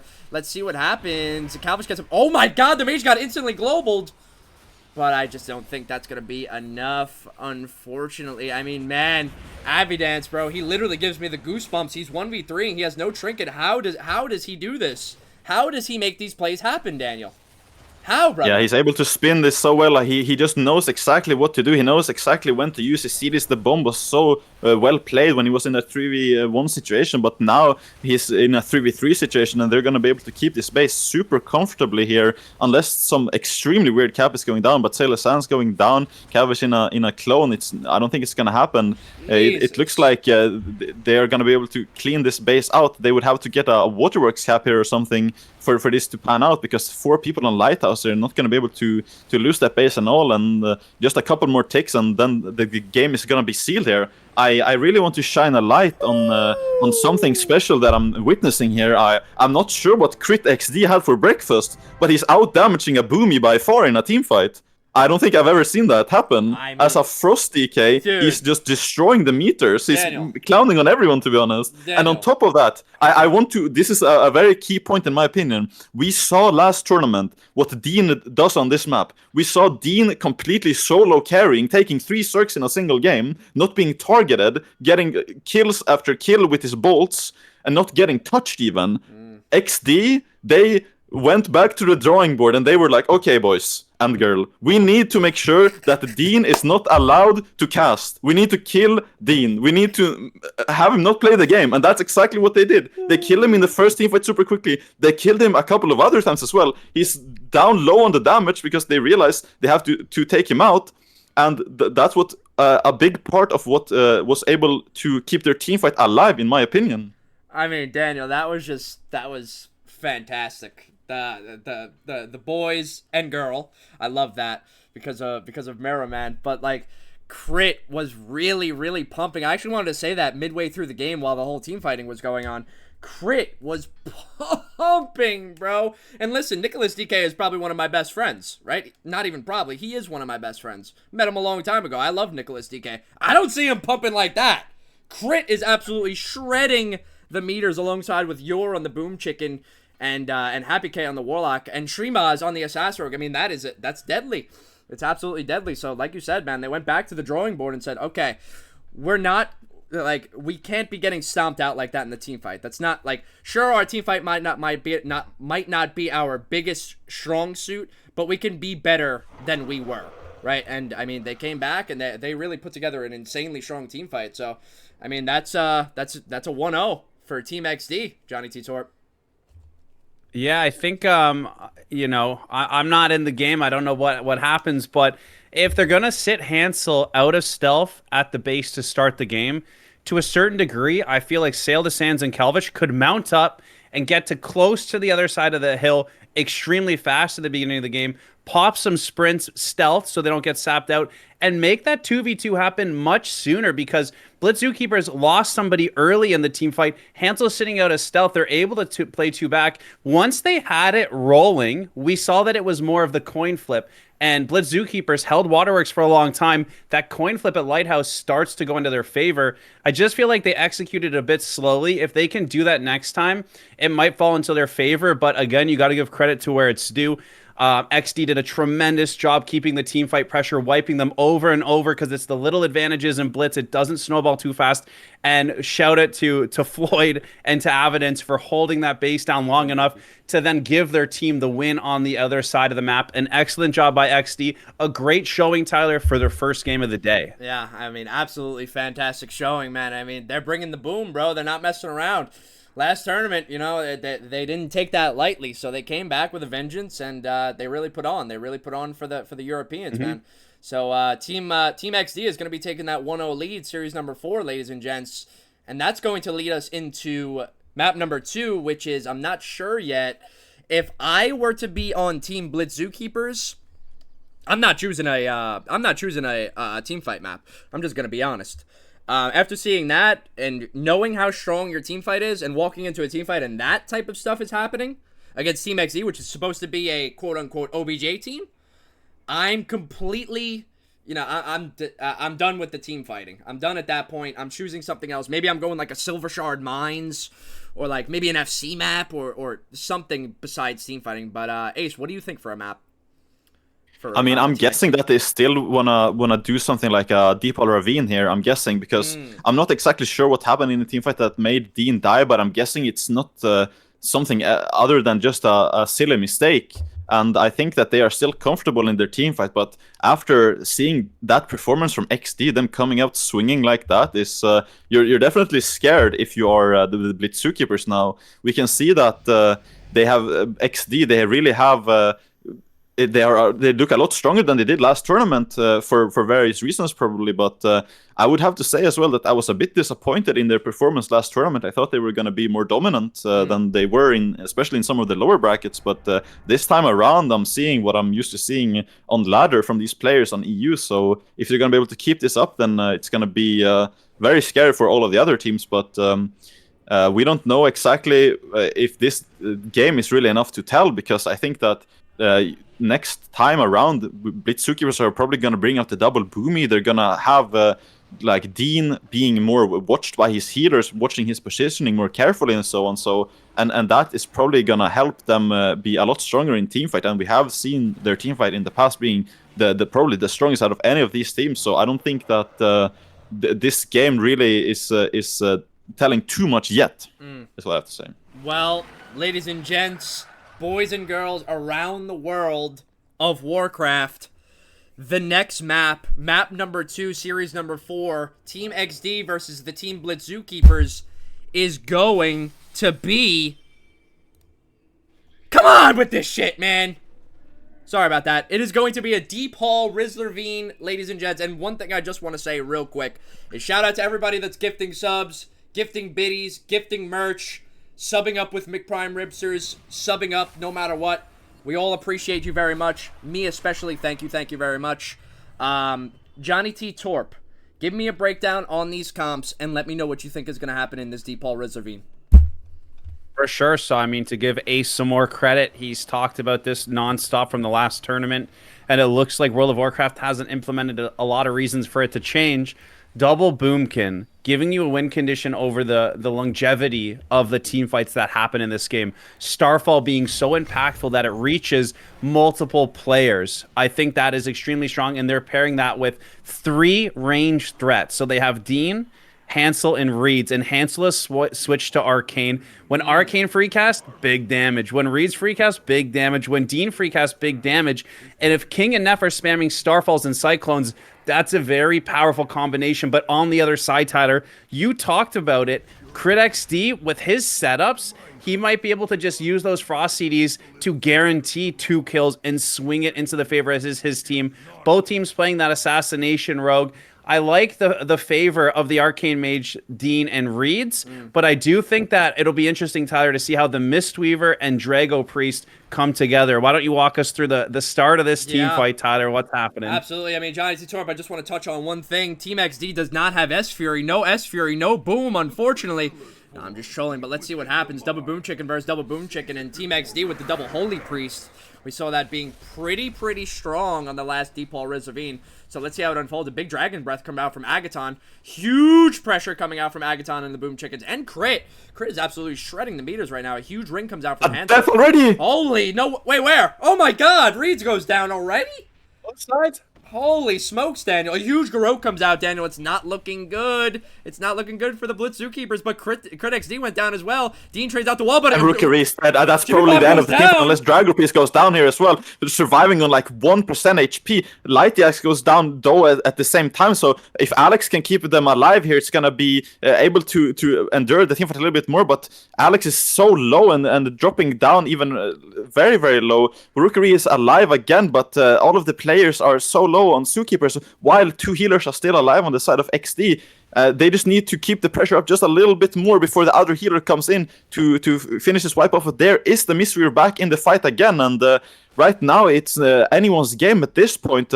We can see that people are dying. Hansel goes down. There's a player dead on the side of XD. Trimas is getting very low, Daniel, while stun goes out on Calvish. But Daniel, Alliance has both cards.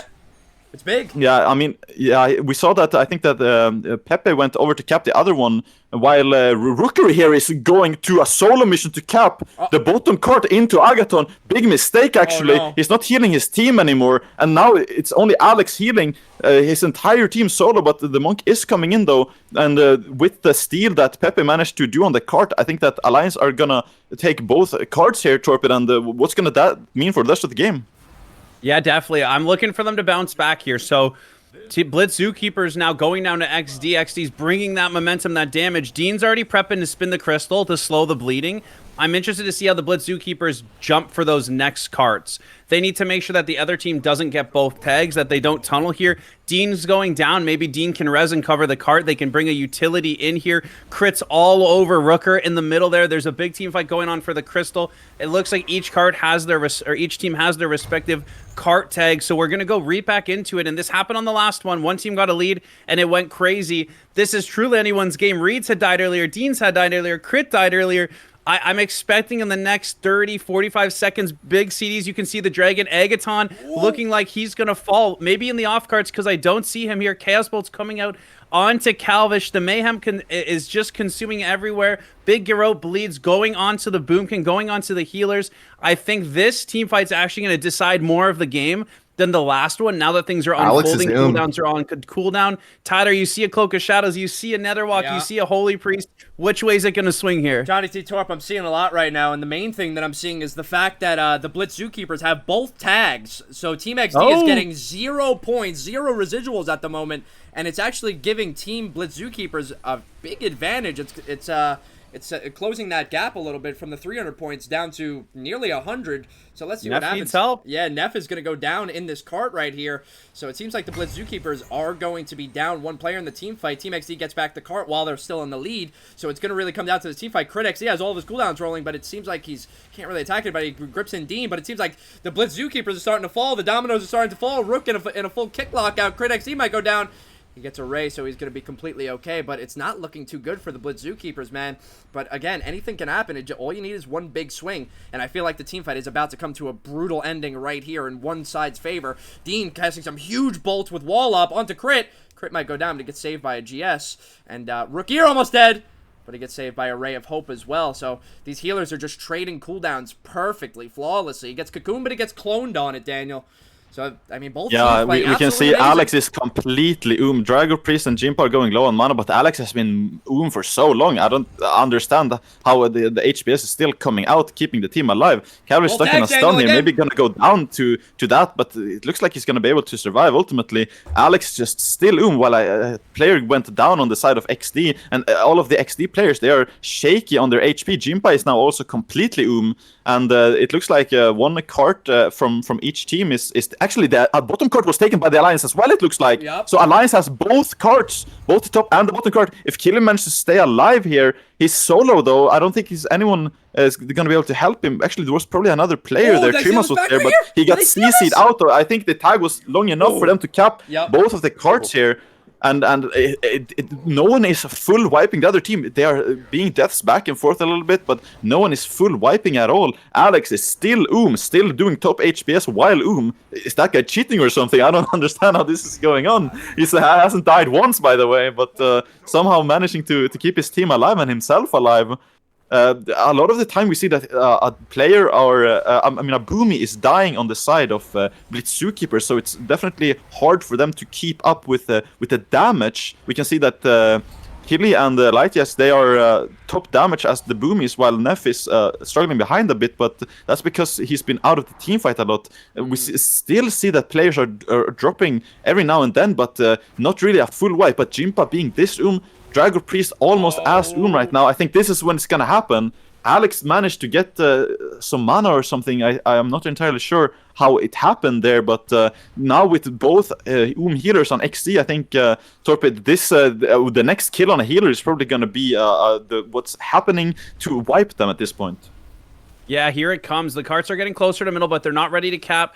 Dean's trying to get those Chaos Bolts out. King and Neff are spamming the Starfalls. Agaton's going to drop next. They're already down one player, but a player dead on both sides means it's even. The mana pool, like you talked about, Jimpa and Drago almost need to just call it quits. They need to get a refresh here. This is what BLITZ Zookeepers needed to do. So now they need to capitalize on the Crystal, and they need to capitalize on getting into position to slow Team XD from coming back in the middle. They need to get their mana back. Jimpa's still spinning this somehow.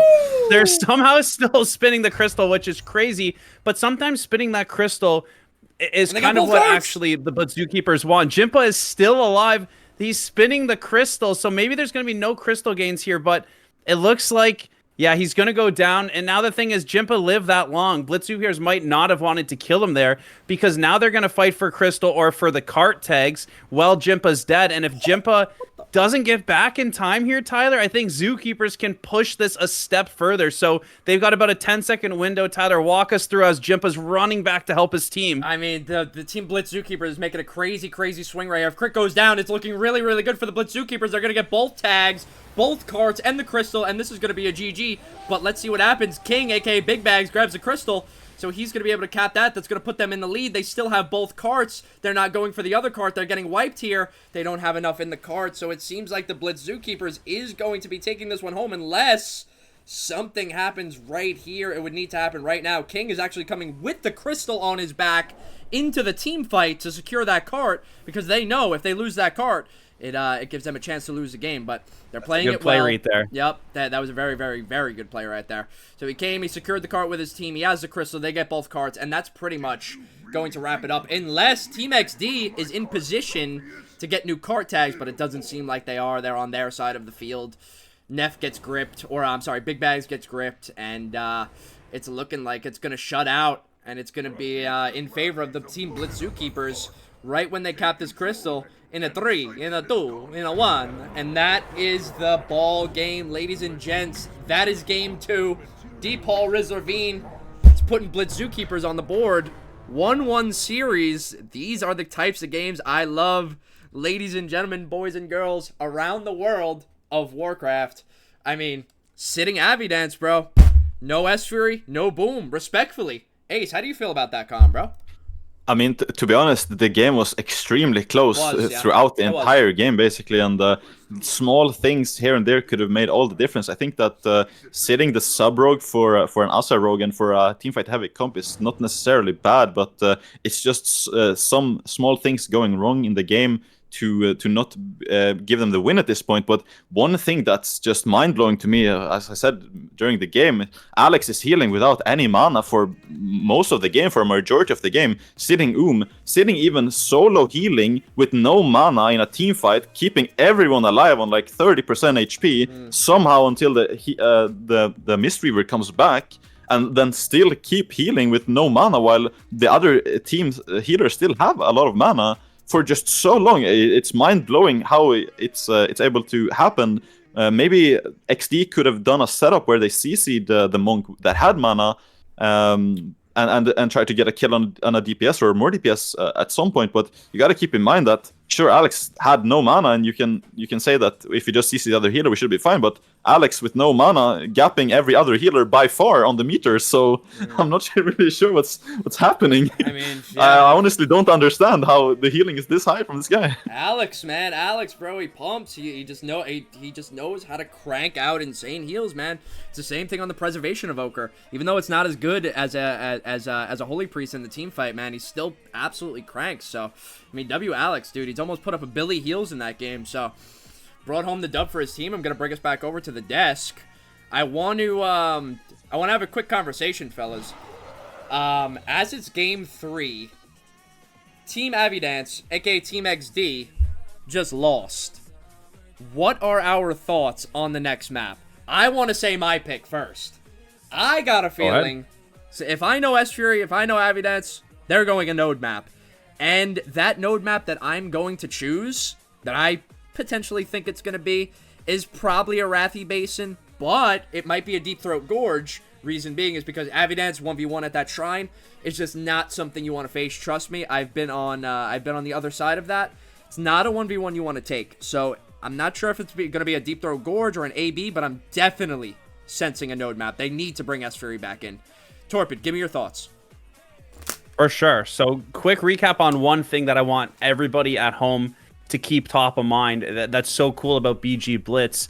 That game, each team had win conditions. There was a point in time where Blitz Zookeepers had 2 carts. They didn't rotate a healer soon enough. He overextends, they die. All of a sudden, it's mayhem. There was a point where Team XD had fully wiped, gained crystal, and had pressure. It's mayhem. People are leaving carts. And so something that's just so creative about these maps is it can really swing each way. And to your point, Tyler, what we're talking about now is which map just swings a little bit in the favor of a team and how they like to play and what they enjoy. A team where even if they're down on a map, they're confident they can come back. So to not steal yours, Tyler, but I agree that Deep Wind's a bit more spread out than Wrathy Basin. If his Blitz Zookeepers wins on one node in Wrathy, they have the capabilities and the communication to support another node. But in Deep Wind Gorge, supporting another node because they're so stretched out becomes more difficult. And I think that again, either team can win on either map, but because Team XD won the first one, lost the second one, and gets to choose,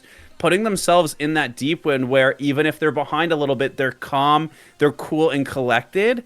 I think that's the mindset, and that's the little advantage you want to give yourself, Tyler. What are you thinking, Ace? Yeah, I mean, you guys are talking about node maps, and I think there's definitely a large chance that they would want a node map. But I think they also won both flag maps in the grand final last time around. So I wouldn't be surprised if we saw a flag map, something like a Twin Peaks. I think it's probably their favorite map. So I'm thinking AB or Twin Peaks, but I would love to see a Twin Peaks because it's such an exciting map to watch them play on. I know that they have such a strong offense as well, but this time around they don't have DH on the roster, so maybe they are not as confident on flag maps as they were last time, missing that DH. Yeah. So I mean, so what map are you going with overall? Are you thinking they're gonna pick an FC map, or what do you? I think it's gonna be AB. It is. You think it's gonna be AB? Yeah, and then maybe a Twin Peaks. I would love to see a Twin Peaks, but I think it's gonna be AB.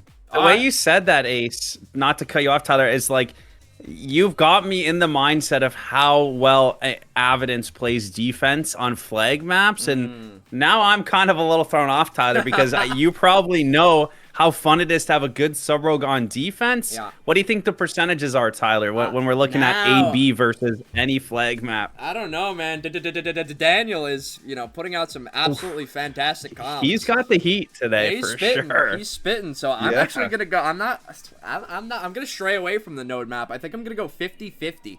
It's either gonna be a Warsong Gulch, which is Avidance's playground, or it's gonna be an AB, which is also Avidance's playground.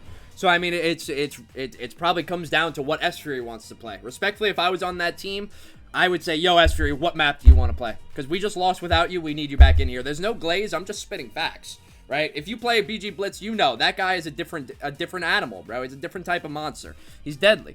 So I would definitely be playing a map. I would choose a map that he's going to be able to thrive in. But again, I'm excited to see. And Mr. Randall, aka the BG Blitz Oracle. Do you have any update on the map, or what's going on here?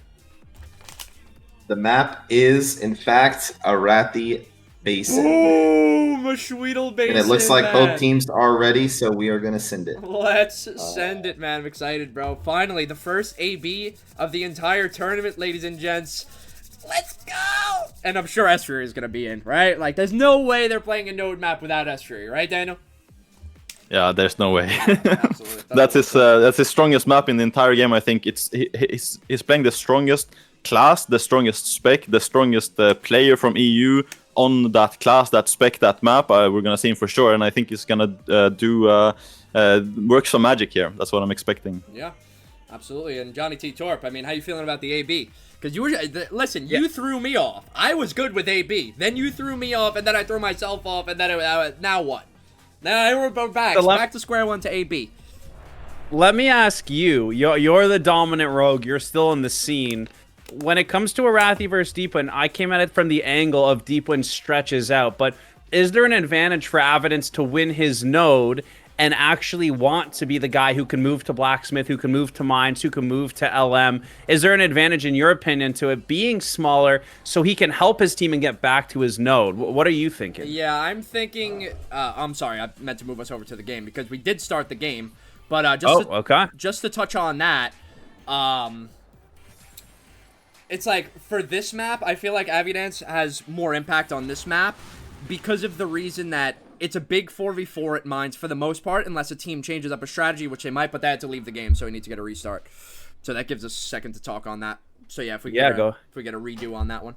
I'm going to move us back over to the desk. I don't know, that both maps really benefit him, but I feel like on a map like AB, where you have that 4v4, you have the big fight at Mines, and then it leaves, after that Mines fight is over, whether they win it or not, it leaves Avidance in a position where he could go to either his home node, he could go to their far node, and 1v2. So he's actually giving their team an advantage by giving them up a number in that small skirmish.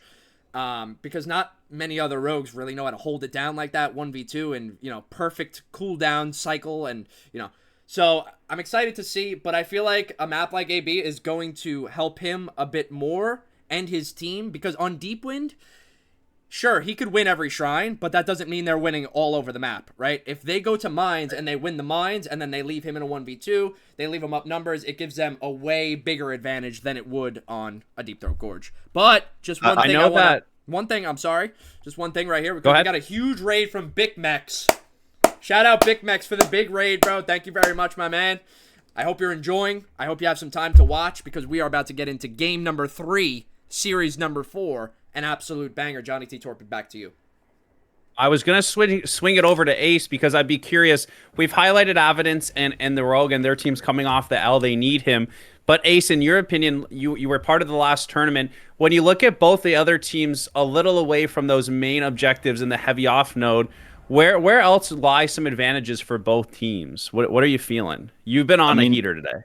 The thing that I would say about these teams in particular on this map and these players is that, in my opinion, if you look at the players on Team XD, individually, they are very good at analyzing the map and knowing where to move next. I think this is something that EU tends to be more specialized in overall, but particularly these players, they know very well where they're supposed to be on the map. So I think that on a map like AB, there's a lot more moving between nodes dynamically compared to Deepwind. On Deepwind, you're kind of stationed at 1 or 2 nodes for the most part in the game, but on AB, you can run around to almost every node, no matter your class and spec. Yeah. So having a team of players where each player knows extremely well where they're supposed to be on the map at all times, it's hugely beneficial, because you can't just have one person leading and micromanaging everyone, because everyone has to know on their own where to be to move like in the most ideal optimized way possible. And I think that's what XD excels at.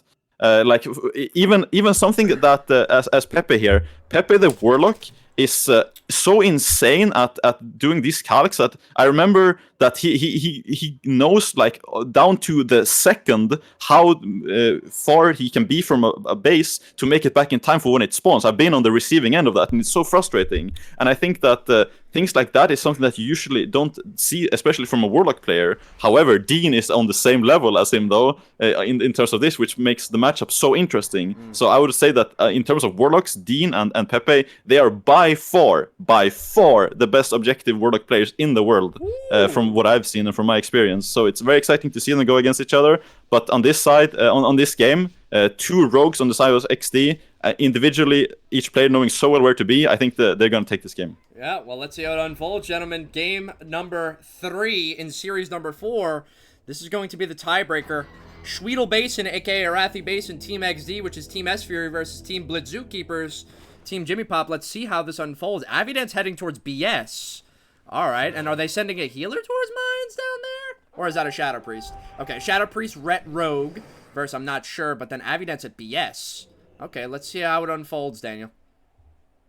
Yeah, I think he's gonna try to maybe do some cap here in the start and then maybe go back, or he actually is solo at this base, it looks like, for the time being, versus 2 and potentially 3 with that Hunter coming in. Hunter is not going down Mines as I would typically expect. 2 people are already going down on the side of BLITZ Zookeepers, but maybe those deaths are not that relevant. Actually, they did end up getting Mines from that, I think, and Avidance getting feared. And maybe he got the spin off, he got the long cloak off in the middle. I think he's probably going to be comfortable here in the middle. I'm assuming that they're going to send more people, potentially even a healer to middle. Mira is getting slowed from stables, though, but yeah, Tyler, I think that you're very excited to see these teams fighting as well. I mean, Daniel, this is exactly what I was talking about. Johnny T. Torp, this is exactly what I was talking about.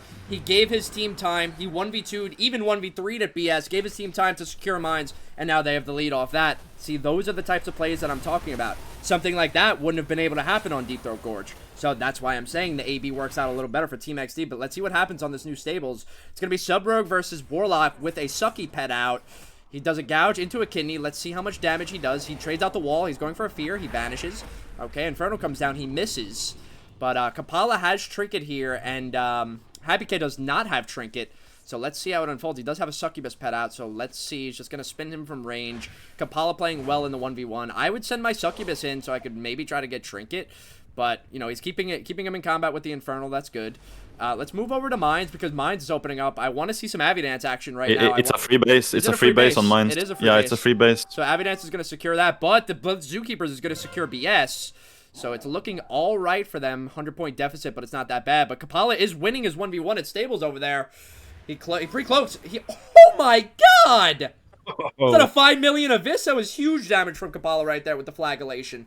Huge, and it gets the bomb cap on 3 as well. also dead now and they on get the Team 3 1, cap. Tyler. Johnny T. Torp, they get the 3 cap, but it's going to be a 2v1 for Kapala. It's going to be Agaton, and it's going to be Avidance. Let's see what happens. Avidance gets the eye, gets sapped. Let's see what happens. He bops himself. He cancels bop. He caps. He puts the smoke pop down. He resaps. He gets the Trinket blind off. He holds the base. He's holding it. Kapala just held it. Wow. Absolutely fantastic play from Kapala. But he's glazed, so he's not going to be able to spin. Happy K. Oh, that was so close to capping over. Amazing searing glare. Did he cap it back? Amazing. Did he cap it back? What do you think? What do you think is going to happen on the upcoming bases now, Torpid? I think that so many people are committed stables are going to be able to make it back to the other bases here.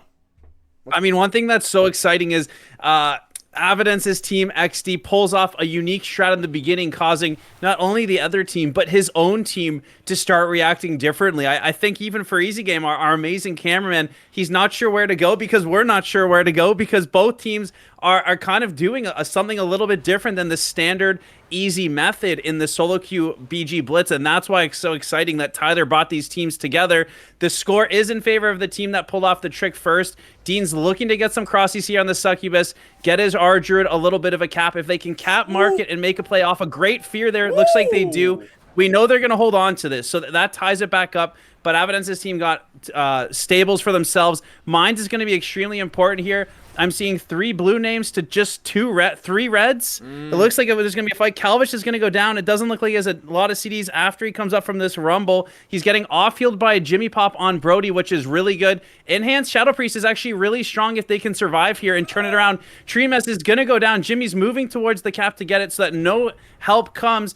If they can control this Mines here, it's going to be 2-1. It's going to bring that game closer. But Miro with the amazing float the cocoon at almost 0% is going to save the Mines. There's so much going on here, Tyler, from the Mines fight to everything else on the map. And you know what? You predicted Arathi Basin again, and you've given us a great game. Keep walking us through the action. I mean, they turned that Mines fight around, and now they're going to win it. So Team XD will secure that. But it seems like Tridento might get stable. Never mind, he got spun by Tremaz. That was a good spin right there. Quo comes out. Is a Fear coming after? It's not. So it seems like Tremaz and Agaton is going to be able to hold down the stables 2v2 versus Dean and Tridento. But maybe some cross CC goes out here, but Dean is spinning with that blind. It's not going to be enough, unfortunately. A re-cheap shot comes down onto Tridento, but it's not going to be enough. Maybe another re-cheap, still not enough. But Team XD is taking a 3-cap, getting Farm, Mines, and LM right there. So they are in a huge lead right now. That's going to put them that's going to put the Blitz Zookeepers at least a 200-300 point deficit. So it's not really looking too good for them. They got to turn this around. Kapala's in another 1v1 against Happy K here. He gets a blind. And is he going to get the base? He's not. Unfortunately, he gets spun by Jimpa. That was a really good fly-in by Jimpa. I mean, Team XD is playing so well. And Daniel, I mean, it's just showcasing what you said earlier. They know how to pre-move. They just got a 4-cap right here. They got stables. They're so good at pre-moving and playing objectively. And it's showing right now in this game. Yeah, they moved from that the GM to that stables with the Monk after the Monk went from mid to GM to save the last person standing there after they lost mid. This is the kind of gameplay that you can expect from these players that just have played so many thousands of RBGs that they know how to move around the map. And this 4-cap, once it goes through, they're actually not capping all at the same time, so it's not going to be a huge advantage, but it's still a big one. So, and they're going to be able to keep them as well with no problem. I think that this mid here is probably going to be much of a stalemate because it's a healer DPS versus healer DPS, but down on the Mines we can see that it's SP versus SP, and the reinforcements are coming here from stables. A healer coming in from the Alliance side, and I think it's 4 Alliance players are going to get this GM pretty easily. I don't think that there's any way for Blitz Zookeepers to be able to hold that base with only 1 player, and the other players are so far away, but stretching committing so many people to GM or farm/GM here is gonna make the other bases tricky. But eventually, with this MC, the cap is gonna go down unless actually we see the enhanced shaman coming in here. But committing a 3 versus 3 here with a healer from the side of XD, the healer is always gonna win that matchup unless there's some crazy kill going down at some point, but comfortably gonna be able to keep everyone alive here on the side of XD. But while they are fighting here with a rogue that can't do that much consistent pressure, they are also losing time on other bases. But with 2-2 on the base caps, there's not really a better place to be than GM right now. So the GM fight, committing a healer there is actually a very, very good idea. But here comes Tridento Elivagar in on the healer, and this is going to equalize the pressure here from both sides. And actually, it's a 2v4 going down, so Mira is probably going to go down to that, and Tremas is going to have to try to spin this alone, it looks like. Your SWD is coming down, but now the other bases are turning over as well in the same time. Are they going to be able to take this GM in this time? It's down to 1 last player here, but Torpid committing so many Horde players down on the GM, is that going to be detrimental for the other places of the map, you think? Yeah, Ace, while you were casting that, great job. You can just see the difference in what it looks to be like having 2 rogues to 1. Once you have the slow Shadow Priest, the slow Warlock, arguably the slow Enhance at 1 node, like you're saying, XD has just been picking up a node here and there. And in a game like Arathi Basin, the node here and there is what gives you the advantage. Cyclone out to Mira here. They just look like they capped LM. They're holding on to BS.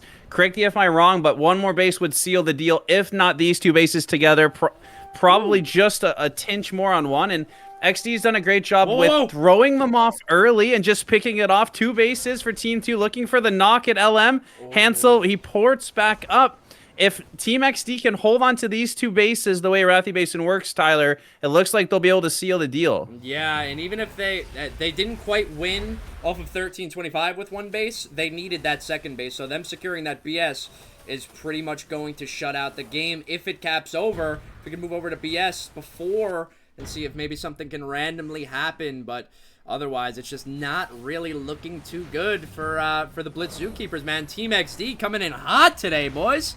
I mean, Daniel. Yeah, the game is mathematically over at this point. Alliance has won the game, and there's nothing Horde can do about it at this point. What I saw, or what we saw in this game, is repeatedly that Alliance team just got one base or two bases that we couldn't even see because they just ran to it. Like, I remember the second GM Avidance just capped for free. There were other bases that they just snatched, and then they moved on to the next base and so on. This is kind of what I feel like I was talking about with the people, each individual player on the side of XD knows exactly where to be at each time. We saw that the one time in middle, I think it was Pepe almost losing the base, but just in time comes Jimpa flying down from LM, spinning the base, keeping it alive. Those kinds of plays is what can swing the game in your favor and make you win ultimately. So it's just beautiful to look at this action in play, and it's what we saw here doesn't even give full credit to the extent of the game here, the complexity of the game, because there's so much action going on so many places at the same time that it's impossible to capture all of it just from looking on one screen. But this is definitely the highest level of AB gameplay that you're probably gonna see in Blitz coming out from some of these top players here. Yeah, I mean, absolutely. That was a great showcase of skill for Team Estria right there, man. I told you. And also, just one thing I want to touch on. Forgive me if I'm wrong, but I swear Alex Straza went to Mines in the opener. They healed Mines and lost it instantly. He flopped. He flopped. Alex Straza, I don't think he traded out Communion. He still had Trinket. I don't know if he used both of his walls or three walls. However many walls Dragon have. They have unlimited amounts of walls. So I'm not sure what happened right there, but that's how...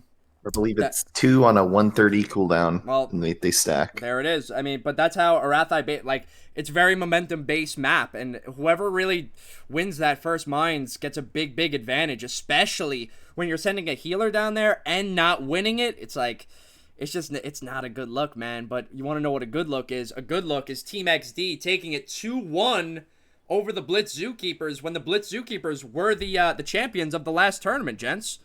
And now they're taking home a dub. And so we were all wrong, huh? We were all wrong on our predictions. Every single one of us. And I bet everybody in the chat was wrong too. Well, it's not over yet.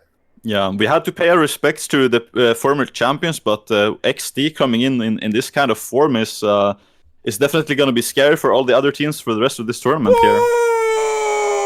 Van Rookie with a huge, massive, juicy raid, man. W's in the chat for Van Rookie, man. Thank you so much, brother, and I cannot wait to work alongside you tomorrow night for the semifinals and the grand finals of this BG Blitz tournament, ladies and gents. So follow the strum. All right, tomorrow semis and grand finals casted by Van Rookie. It's going to be a freaking banger. All right, now with all that being said, ladies and gents, Daniel, I didn't mean to cut you off, but that was a boom. I'm sorry, it needed to be interrupted. I apologize. Yeah, I was done. Oh, all right. Well, perfect. All right, well, look at that. Perfect. Well, Johnny T. Torp, what do you got to say, man? How you feel about that last game? Yeah, I mean, S Fury, man. The GOAT. Final thoughts.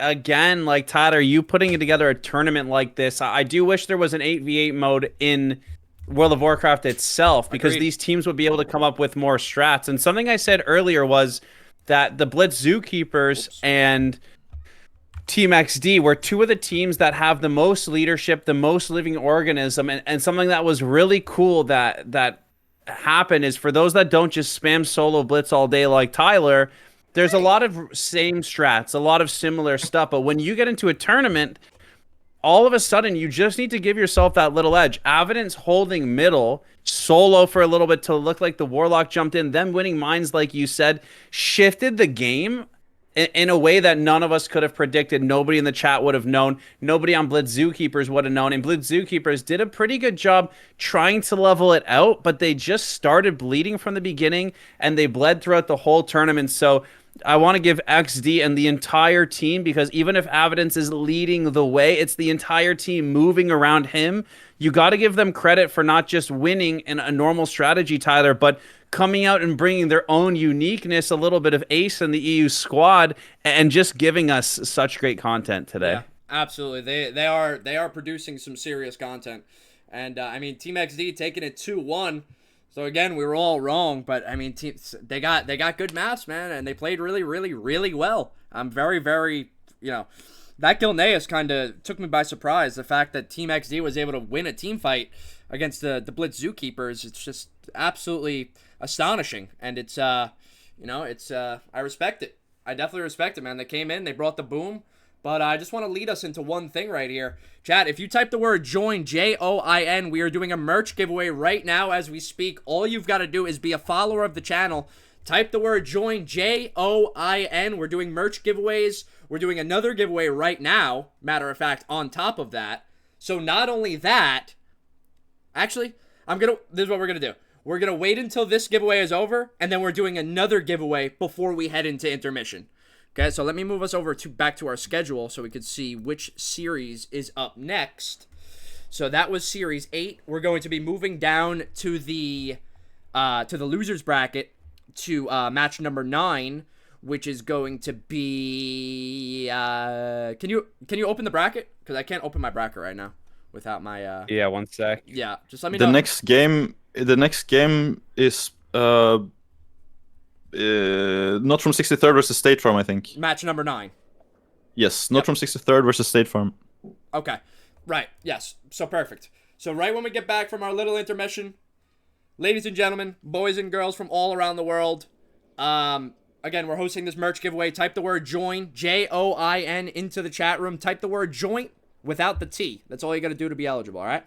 And be a follower. So follow. You want to roll the map first, or when we get back? No. So we're gonna roll this, the mug, and then we're gonna roll. I'm gonna type the keyword. We're gonna do the keyword, and then we're gonna do an intermission, and then once we get back, we'll roll the giveaway winner, and then we'll get straight into the next game. So before the next game, it'll probably be like 5 or 10 minutes. But type the word JOIN, J-O-I-N, into the chat room. JOINT without the T at the end if you'd like to be eligible for a piece of Tyler merch off of winmethegame.com. That's what this whole entire tournament is sponsored by winmethegame.com. So please go check it out. We got absolutely banger items. The items are flying off the shelves. We're selling out left and right. They're going like hotcakes. All right. winmethegame.com. Okay. Type the word JOIN, J-O-I-N, into the chat room to be eligible for this giveaway. And then there's going to be another giveaway, but it is going to be a different keyword. So we've got JR Live has won the giveaway. JR Live, congratulations, my man. WJR Live. Let's go, my boy. To fill out or to redeem your prize, all you got to do is fill out that link right there. winmethegame.com/redeem. You fill it out, it'll get shipped straight to you, all right? So now with all that being said, ladies and gents, we are going to move straight into yet another giveaway before this quick intermission. Let me get my Nightbot set up. Just give me 1 second here. Boys, how y'all feeling, man? What are we feeling about this next series? What is it? Ted and State Farm, Jaker? Yep. Yeah, it's State Farm and not from 63rd. And, if we want to talk about a deeper level than just the teams, I think that if not from 63rd don't win this series, we may see them all on different teams next game or next Tyler tournament, because I think that Seth is getting in their head. And more than anything, as much as I love State Farm, I want to see another Revolve, a not from 63rd rematch, so that they can come back into the light and show that they've been practicing, they've been coming closer as a team. But when I look at both of these, we saw what State Farm did to BLITZ Zookeepers, where they had leads and win cons in both games. And I think that State Farm, Tyler, could really pull some big moves here over not from 63rd, making it a very close series. Yeah, absolutely. I mean, I'm with you. And I want to see the Blood DK get busted out, because you got to keep in mind, State Farm has a Blood DK, and Team Ted is forced to play Holy Priest because they only have Holy Priest and Holy Paladin. All right, so Ooh. yeah, interested to see how that unfolds. But without further ado, ladies and gents, we're going to move into the next giveaway that we've got rolling. This giveaway is going to be for a Sha pack, a Sha heroic pack. You get 2 mounts, you get a transmog, you get a pet. It's for the new Mob Classic that's coming out.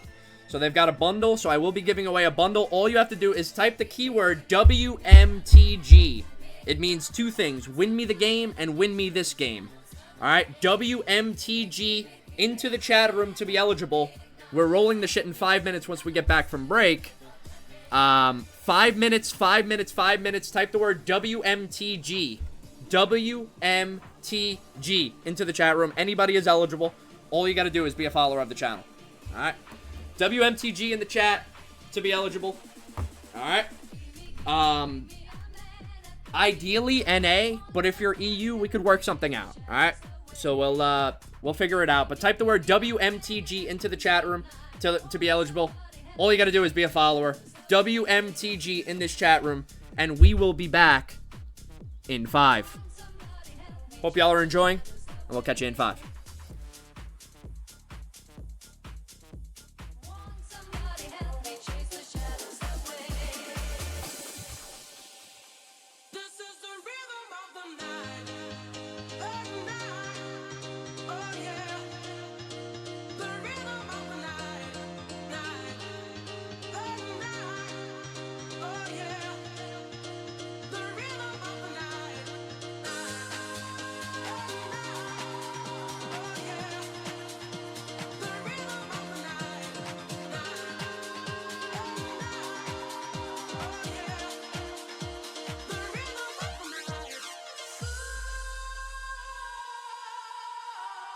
This is the rhythm of the night.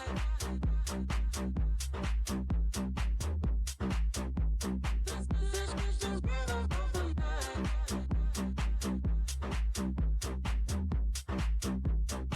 This is the rhythm of the night.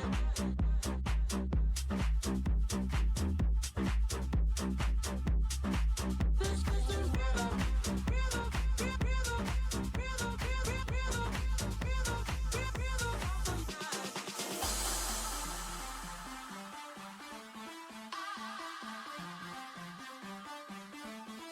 Call him Mr. Waiter, call him Mr. Wrong, call him Mr. Fame. Call him Mr. Waiter, call him Mr. Wrong, call him insane. He say, I know what I want and I want it now. I want you, 'cause I'm Mr. Fame. I know what I want and I want it now. I want you, 'cause I'm Mr. Fame.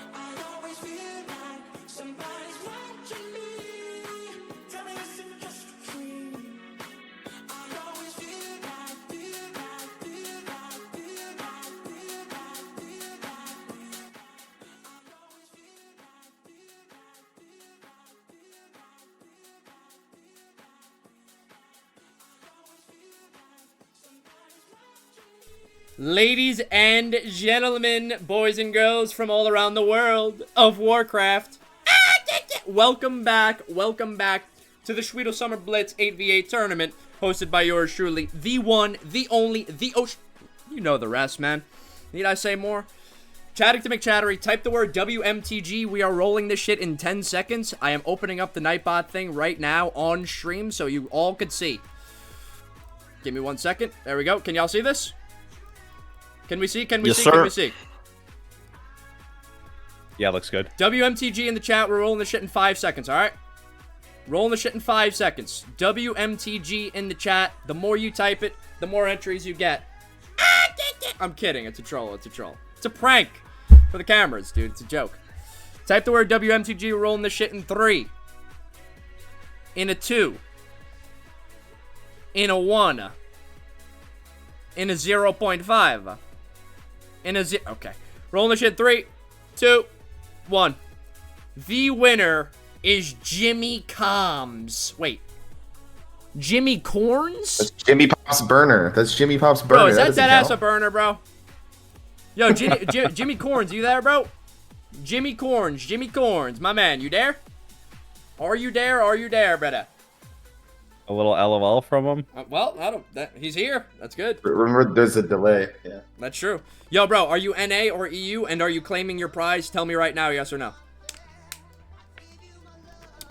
Do you want me to start the double and give it to the next, or do we? No, dude, I'm fucking broke, dude.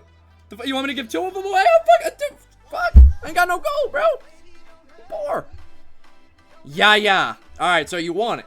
Bet. So what you got to do is, you got to join my Discord server, or add me on Discord at WeTyler, and message me. And then we'll handle that, and we'll take care of it, and then I'll gift it to you, and that's it. 1, 2, skadoo. Nah, yeah, what? Oh, NA, sorry. Okay, so you're NA, bet. So you're good, you won. Alright, you won, congratulations, Jimmy Corns, Jimmy Combs, whatever the fuck your name is. Jimmy Corns, Jimmy C. Alright, we'll call you Jimmy C. Jimmy! Congrats to Jimmy. Chatting to McChattery again. Tomorrow, we have an even bigger giveaway. This giveaway tomorrow is for a Mythic Gallywix Keys to the G kill and mount. All you've got to do is be here live in the chat room and type the keyword when I say. Alright, so tomorrow is going to be an ultra banger. The rest of today is going to be an ultra banger. And prior to this, it has been an ultra banger up until now. So with all that being said, ladies and gents, I'm going to bring us back over to the desk. Actually, I'm going to bring us over to... Is Torpid frozen, or is it just me? Do I need to refresh? I don't look frozen on mine. I don't know. Okay, let me No, check. not frozen. But maybe roll the map. I will roll the map. I will. I'll do that. Yes. You're right.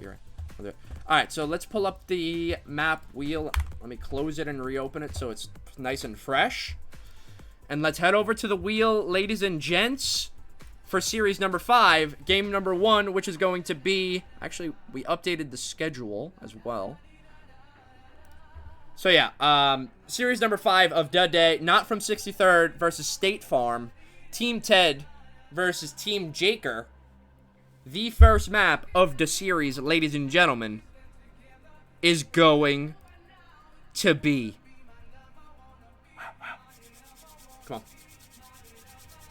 Come on. Flag map, Yeah, please. flag map. Come on, Warsong Gulch. Come on, Warsong. More. Wait. Slow. No, wait. No, slow. Uh-oh. No. Wait, yes. Ah, fuck, man. It is going to be an Arathi Basin, Team Ted versus Team State Farm, aka Team Jaker. Let's see how it unfolds, ladies and gents. Let me bring us over to the... back to the desk. The desk. Yeah, but this is frozen, so I gotta refresh this. In the meantime, let me pull up the bracket. Yeah, we can take a look at the bracket. The bracket is fully updated now. I'm sorry about that. Sorry about the delay. I apologize. Alright, but it's all up to date now. Team Revolve, Team XD are the 2 teams in the upper semifinals. We've got BLITZ Zookeepers in the lower bracket alongside with Missing Fair, not from 63rd, and State Farm. Alright. So, this match right here is actually going to determine who the first person knocked out of the tournament is going to be. All right, so I'm very excited to see how that pans out. Let me just... I got to fix your guys' cameras. I want to say that for the first time, we have a Turn the Tide card used, Oh, actually. Wait, actually? Yeah. Finally, So we have to re-roll the map man. here. Finally. All right, so we're re-rolling. Yeah. So I'll just bring us back over to the spin the wheel, and we'll re-roll. Yeah. I believe yeah. it is team not from 63rd that used it. Not from 63rd does not want to play an AB. All right, bro. Say no more. So we'll move back over to the wheel, and we get a respin because Turn the Tides card. Each team has one Turn the Tides card, and they're able to use it all the way up until semifinals. Okay? What the Turn the Tide cards does is it gives you a respin on the wheel. So if you get a map you don't like, use your Turn the Tides card, you get a better map. All right, now with that being said, let's re-roll into an FC map. Shirley, 3, 2, 1. Giving it a hot spin. What do we got? What do we got? What do we got, gents? Look at the Rathy again. What do we got, It gents? could be. No way. Come on! Wait. More! Yes! Yeah. Yes! Warsong. Finally, bro. Finally, There an we FC go. map. Ladies and gents, Warsong Gulch, series number 5, game number 1. Warsong Gulch is locked in, and I can't wait to see how this unfolds. Finally, an FC map, bro. It's about time, dude. It's about time. Let me bring us over back to the desk just for a moment here while they get their team compositions figured out. And, Johnny C. Torp, why don't you tell me what you think about, what do you think for a prediction for this game? For Team State Farm versus Team Not From 63rd? All right. I'm thinking that according to my own predictions of the tournament, I had Not From 63rd in that 4th spot. And part of me wants to lean to State Farm. But even though Not From 63rd got knocked down to the losers bracket, they did already win a series in today's games, and they do have what it takes. State Farm went up against BLITZ Zookeepers, who we all think is an extremely strong team, and they were close to winning those games. I think with a flag map already being solidified, I'll go 2-1 in the favor of Not From 63rd. I do think State Farm is going to give them one hell of a run in one of the 2 maps that they can't recover from. But I do think overall, especially with Warsong being locked in first, I don't want to say it's straightforward because that doesn't exist in BG Blitz, but I think it's a calm, comfortable map where they can really bring it together. All right. Well, yeah, I mean, I'm with you pretty much for the most part there. But, Daniel, I'm excited to hear what you have to say about this, about an FC map. I want to hear your prediction first here, You want to actually, hear Tyler. mine? Sure, on- absolutely. Oh. Yeah, absolutely. I'm down. So, a Warsong Gulch, I don't really know if that moves in the favor of State Farm. I'm gonna say that that Team Ted is going to come out. They're gonna win this FC map, but then it's gonna be a loser's pick, and you know G Logan is gonna pull out some weird stuff, and they're gonna be able to catch a dub. So I feel like overall the series is gonna wind up being. I'm gonna go the same as Torp. I'm gonna say 2-1 in the favor of Ted. All right. And Ace. What do Well, you think about I think that State Farm they've been coming out with some really good plays in these games here. I also think that Not From 63rd have not been in their absolute top form as we saw last tournament. But despite that, I think we're gonna see Not From 63rd coming out in 2-0 anyway, because I think that they're gonna realize it's a do or die situation, and they're gonna bring their absolute A game now, and they're gonna go in and dominate in a 2-0 sweep here. That's what I'm Alright. guessing. Say no more, Daniel. Well, chat, this is really up to you guys. You guys have to tell us who you think is taking home the gold. Do we think it's going to be Not From 63rd, aka Team Ted main team, or is State Farm going to find some way, somehow, to score a dub and take it home and eliminate Team Ted? Because this is the first series of the night, fellas, where a team is going to get eliminated. So whoever wins this advances on, and whoever loses this is knocked out of the tournament, Johnny T. Torp. Yeah, absolutely. I think I can already, you know, you and Ace have been spot on. What I envision always seems to change. You guys are dialed in, but what I'm envisioning here is No Mobility was doing amazing on the Mistweaver, and if Glogan does play Blood DK versus a Holy Paladin and a Holy Priest, he's going to have them struggle to get across the map. So if I'm Not From 63rd, when stacks are low, I'm just looking to cross the field. Something when I played Priest that my team always had me do was like just get across and then let's go from there. And I think against a Blood DK and potentially a Mistweaver or some more maneuverable classes where the Sub Rogue might bring them the flag, I'm hoping Not From 63rd can keep their composure, get across the map, wipe them once, and then fair game from there. Otherwise, I think that in that hectic, State Farm has a good chance of throwing them into the mix, and then all of a sudden just getting across the map with the fact that they have a big slow and a lot of mobility, Tyler. I see what you're saying. I definitely see what you're saying. I'm picking up what you're putting down, Jonathan D. Top. Absolutely hearing that. And, you know, I think Warsong Gulch is not going to be that bad for them, for Team State Farm. But I feel like, you know, actually, now that I think about it, because what I said before still remains to be true. They do have Holy Paladin, Holy Priest. So if they do wind up playing the Blood DK, it's going to be interesting for Team Ted, and I'm excited to see how they have, excited to see what type of answers they have for that. But, yeah, Ace, I mean, I think we're just about ready to get started. It seems like the game has started, so let me move us back over to the game here. Dude, production! Okay, so we're good, and let me, Ace, give me a rundown of these comps.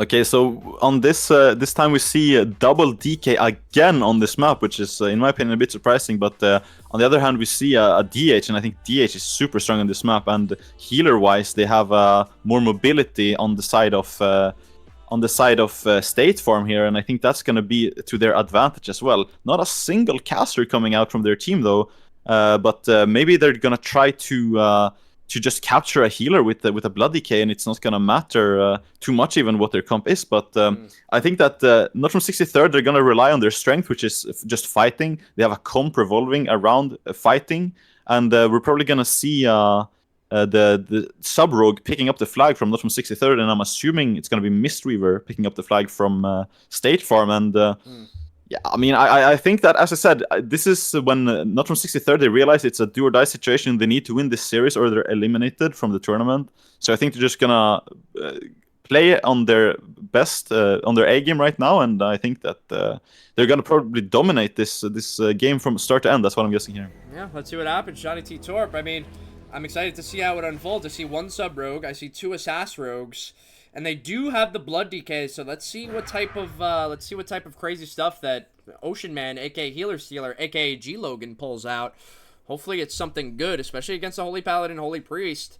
But interested to see who's gonna FC here for Healer Stealer. Healer Stealer is getting a big cheap shot Garoko onto him in the beginning here. Wristful is kind of just looking around in stealth. He might be able. He's probably running to go pick for his team, which is definitely the best thing to do as a Sub Rogue. So just some average team fighting here. Bob comes out onto Oz, so it's gonna be all right. But I mean, Ace, who's gonna be FCing for each of these teams here? I mean, there could be a situation where the Blood DK is actually gonna FC. He's not taking the healer away from the get-go, and they're already attacking him very hard. He might go down here even. He's proccing and he's going down. Remember that the tanks take more damage inside of PvP, so training him is not a bad idea at all, and they're under so much pressure overall from State Farm side. The Rogue got the flag, but the people are just dying on repeat here. They are dying like flies on the side of State Farm, and as I expected, not from 63rd, they're just coming out with the onslaught, and they're even picking up the flag at the same time, so they were DPS down and able to wipe State Farm off that quickly even. We do see that the Rogue has dropped off the flag to the Mistweaver, which is, I assume, their flag carrier, and maybe now we're going to see Healer Stealer steal that healer. But Torpid, what do you think is going to happen here from these flag carriers here? Yeah, so kind of exactly what we expected. Not from 63rd looking to wipe the team, and State Farm looking to say, we got short rest timers, we don't care if you wipe us. And you can see they're playing double Death Knight. So Shaquille O'Neal here isn't going to have an easy time getting across the map, and they have it in the hands of no mobility. God, and you can see double grip coming out. Here comes the pillar. I don't think he's necessarily going to go down here, read away. You can see the Garrote coming out the feint. They peel him. They peel the Frost DK off him, but he's going to have that pesky Blood DK.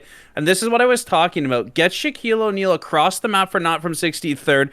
Wipe them and then push heavy. No Mobility is not dying yet. Comes out of a beam there, but No Mobility's team is fading. It's going to be lower stacks. He's going to be able to get back to that graveyard, but he's pincered. He can't port up. There's no Warlock Gate. There's nothing here, and their team is losing the team fight. So I think No Mobility is about to be in a spot that he's not going to be happy with. Shaquille O'Neal's going to get across the map, and Tyler, not from 63rd, can come in here and capitalize and kill him. It's a healer with the flag. They were dying when they were 2 healing. Do you think things are going to happen early here, Tyler? I mean, I think this was a severe misplay by Nobility. I'm not going to lie. Coming towards the graveyard instead of running straight up the tunnel. He had a clear chance to run up tunnel.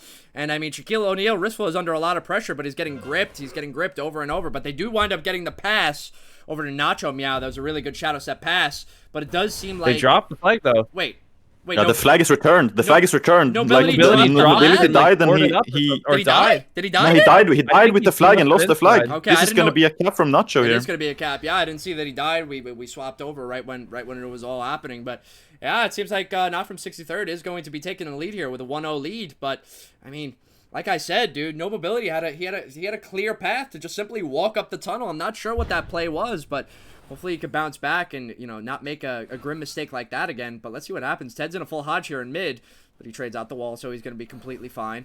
But, you know, Not From 63rd in a 1-0 lead. Not the position you exactly want to be in as Team State Farm, but it could be okay. Nobility picks, so he should be able to get across here. They don't have DK, so they don't have many slows and many stops. He should be able to get across without that much of a headache. But then, Unless Lightwell goes down here, I think he's in a ray or something right now. His health bar is not moving at all, and with a healer down, it's going to be very hard for Nobility to cross the map. And yeah, down he goes. Now it's only Nobility alone on the wrong side of the map trying to cross. It looks like Not From 63rd is not even attacking him, though. He's just chilling up there waiting, I guess. But I feel like he could have crammed across there on the west side of the map instead of... Because the people are from Not From 63rd are not even paying attention to where Nobility was at this time, but he is safe up here, though, so it's not that bad of an idea to just wait for his team to respawn and get ready again. I'm not really sure what the idea was with playing the Blood Decay for this map. He hasn't really done that much, from my opinion. He probably needs more support or something to be able to have more impact, I guess, because he's dying a lot as we see him going down again to some bolts. But we see that the healers from the side of State Farm are going to be able to connect with each other once again now, and it's not going to be that big of a problem for Nobility to cross the map, I'm assuming, because he's going to be fine with his other healer, Lightwell, that has come back from the graveyard there. On the side here of Shaq O'Neal having the flag, he's under a bit of pressure, but he has Teddy with him. Big Sack coming out, and the other healer, Nacho, is coming in as well, so he's probably going to be completely fine. I'm assuming he's going to step. Yeah, he's stepping away to Aussie here, and he's not going to be able to get gripped away just yet. Healer is in a clone there, so he's just barely outranging after that clone, but maybe the DK is going to catch up on that afterwards there. He's trying to run away, but Nobility is going to cross now and going to be able to go into the tunnel. He did get the grip here. He's bombing himself, Jack O'Neal. The stacks are only at 4, but he's still taking a lot of pressure, though. I think he bombed himself, so he should be fine there as well. Ray going down. I think this is the time where State Farm is just going to get wiped up. Not From 63rd are going to play a heavy defense. They're going to wipe the enemy team off before sending an Owen, and that's really what we're seeing here. I feel like Not From 63rd, they're in the driver's seat the entire game here, and from what we've seen so far, State Farm, they've not really made any significant moves to have get momentum and have impact in this game here, Torpid. Yeah, it looks like No Mobility just sat on their side with the flag, and that ended up for his team wiping over and over. But honestly, first cap doesn't matter, and both teams are kind of getting into a good spot. Although No Mobility's team here, State Farm, is wiped, they're going to get the first push on them. But if we look at the bright side here, if they can wipe them here, I would argue that it's almost guaranteed that they can go in and kill them and tie the game up 1-1. So the stacks are already a little high, which is concerning me, but I do think their bright spot here is if the other team can push and they can wipe them, then it should be inevitable they get across the map and land a kill and make it a 1-1 game with only under 6 minutes left in the game. But it's going to be hard to pull off. So we have Free Teddy's coming up. He's bop. He's mounted. Pressure on Mobility. Remember, Mobility can't kite anymore. He's going to have to cocoon himself early. They're going through cocoon. Paradise 1. Donald Chicken. Too much damage, and, you know, Tyler, it just looked like he wasn't going to be able to live from the beginning. Yes, it's like a yes and no thing. It's like that could have been avoided by maybe kiting earlier, right? There could have been other plays, but, you know, Nobility did his best. But it's a little unfortunate how that just happened, because I feel like that was the point in time where Team State Farm was actually really starting to gain some pressure, and they were really gonna, bring the boom on the EFC, but unfortunately they gave that up. But still a lot of time. It's not over yet. There's still plenty of time. You could be down 2 caps. You can't be down 3 caps, but you could be down 2 caps. This should be okay. It's not that bad. If they get a cross kill right here and Silly could fast cap, they are absolutely gonna move from the passenger seat over to the driver's seat, Daniel. Yeah, I mean, anything can still happen. It's 4 minutes left of the game. It's just about getting 2 caps. It's a lot of these kills that are going down, yes, they matter, some of them, but some of them just are irrelevant as well. So just getting that kill on the flag carry is what really matters here. And with the stacks being so low, it's definitely tricky to make happen here. But it's still time left for them to do make it happen. I feel like Team 2, the Ted's team, they are super comfortable just sitting in a team fight, and they're kind of being allowed to do it too much. We're not Healer is not having the impact we were looking for him to have.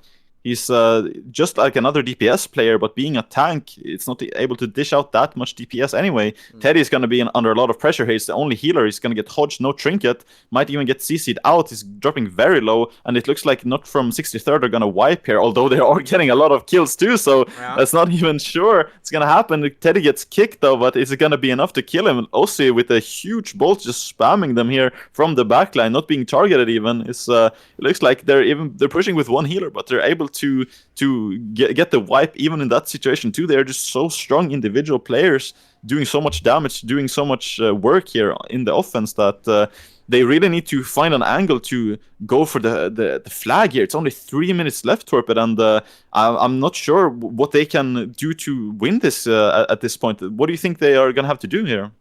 Yeah, Lightwell moving to the graveyard to get support from his team, but it does not look like he's getting any. He's coming out of this clone with the Boomkin and the Rogue. The Rogue's going to pre-cloak onto Lightwell. Lightwell's going to need help from Nobility down low. He does get the Cocoon. If they want any hope, they need to keep Lightwell alive. Kill them, it just doesn't look like they can do it. There was too many stacks.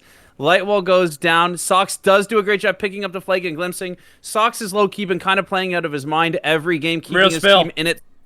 But he's not going to go down. Nobility's trying to get there. Shaquille O'Neal steps, cheap shots, returns the flag, and unfortunately the momentum of just getting wiped in middle was too much. I would have liked them to have no mobility in mid a little bit more, and that way they could have at least delayed the wipes, but not from 63rd, brought the damage. They said, if you're going to solo heal in our face, you're going to lose the game, Tyler. Yeah. And a really good bounce back for them coming out of the losers bracket here, getting that win. Yeah, I mean, absolutely. I just have to say, look at the damage meters here. Every single player from not from 63rd is out damaging every single numbers player don't lie. on the side of State Farm. Daniel, numbers don't lie, bro. This is kind of the problem, in my opinion, that they're allowing the team fight to happen over and over when they should see they are being proven time and time again that their team fight is not as strong as not from 63rd's team fight is, but they're still not adapting to anything. They kind of are just playing as if it's a random BG almost, without changing anything, just going team fight over and over and dying over and over. And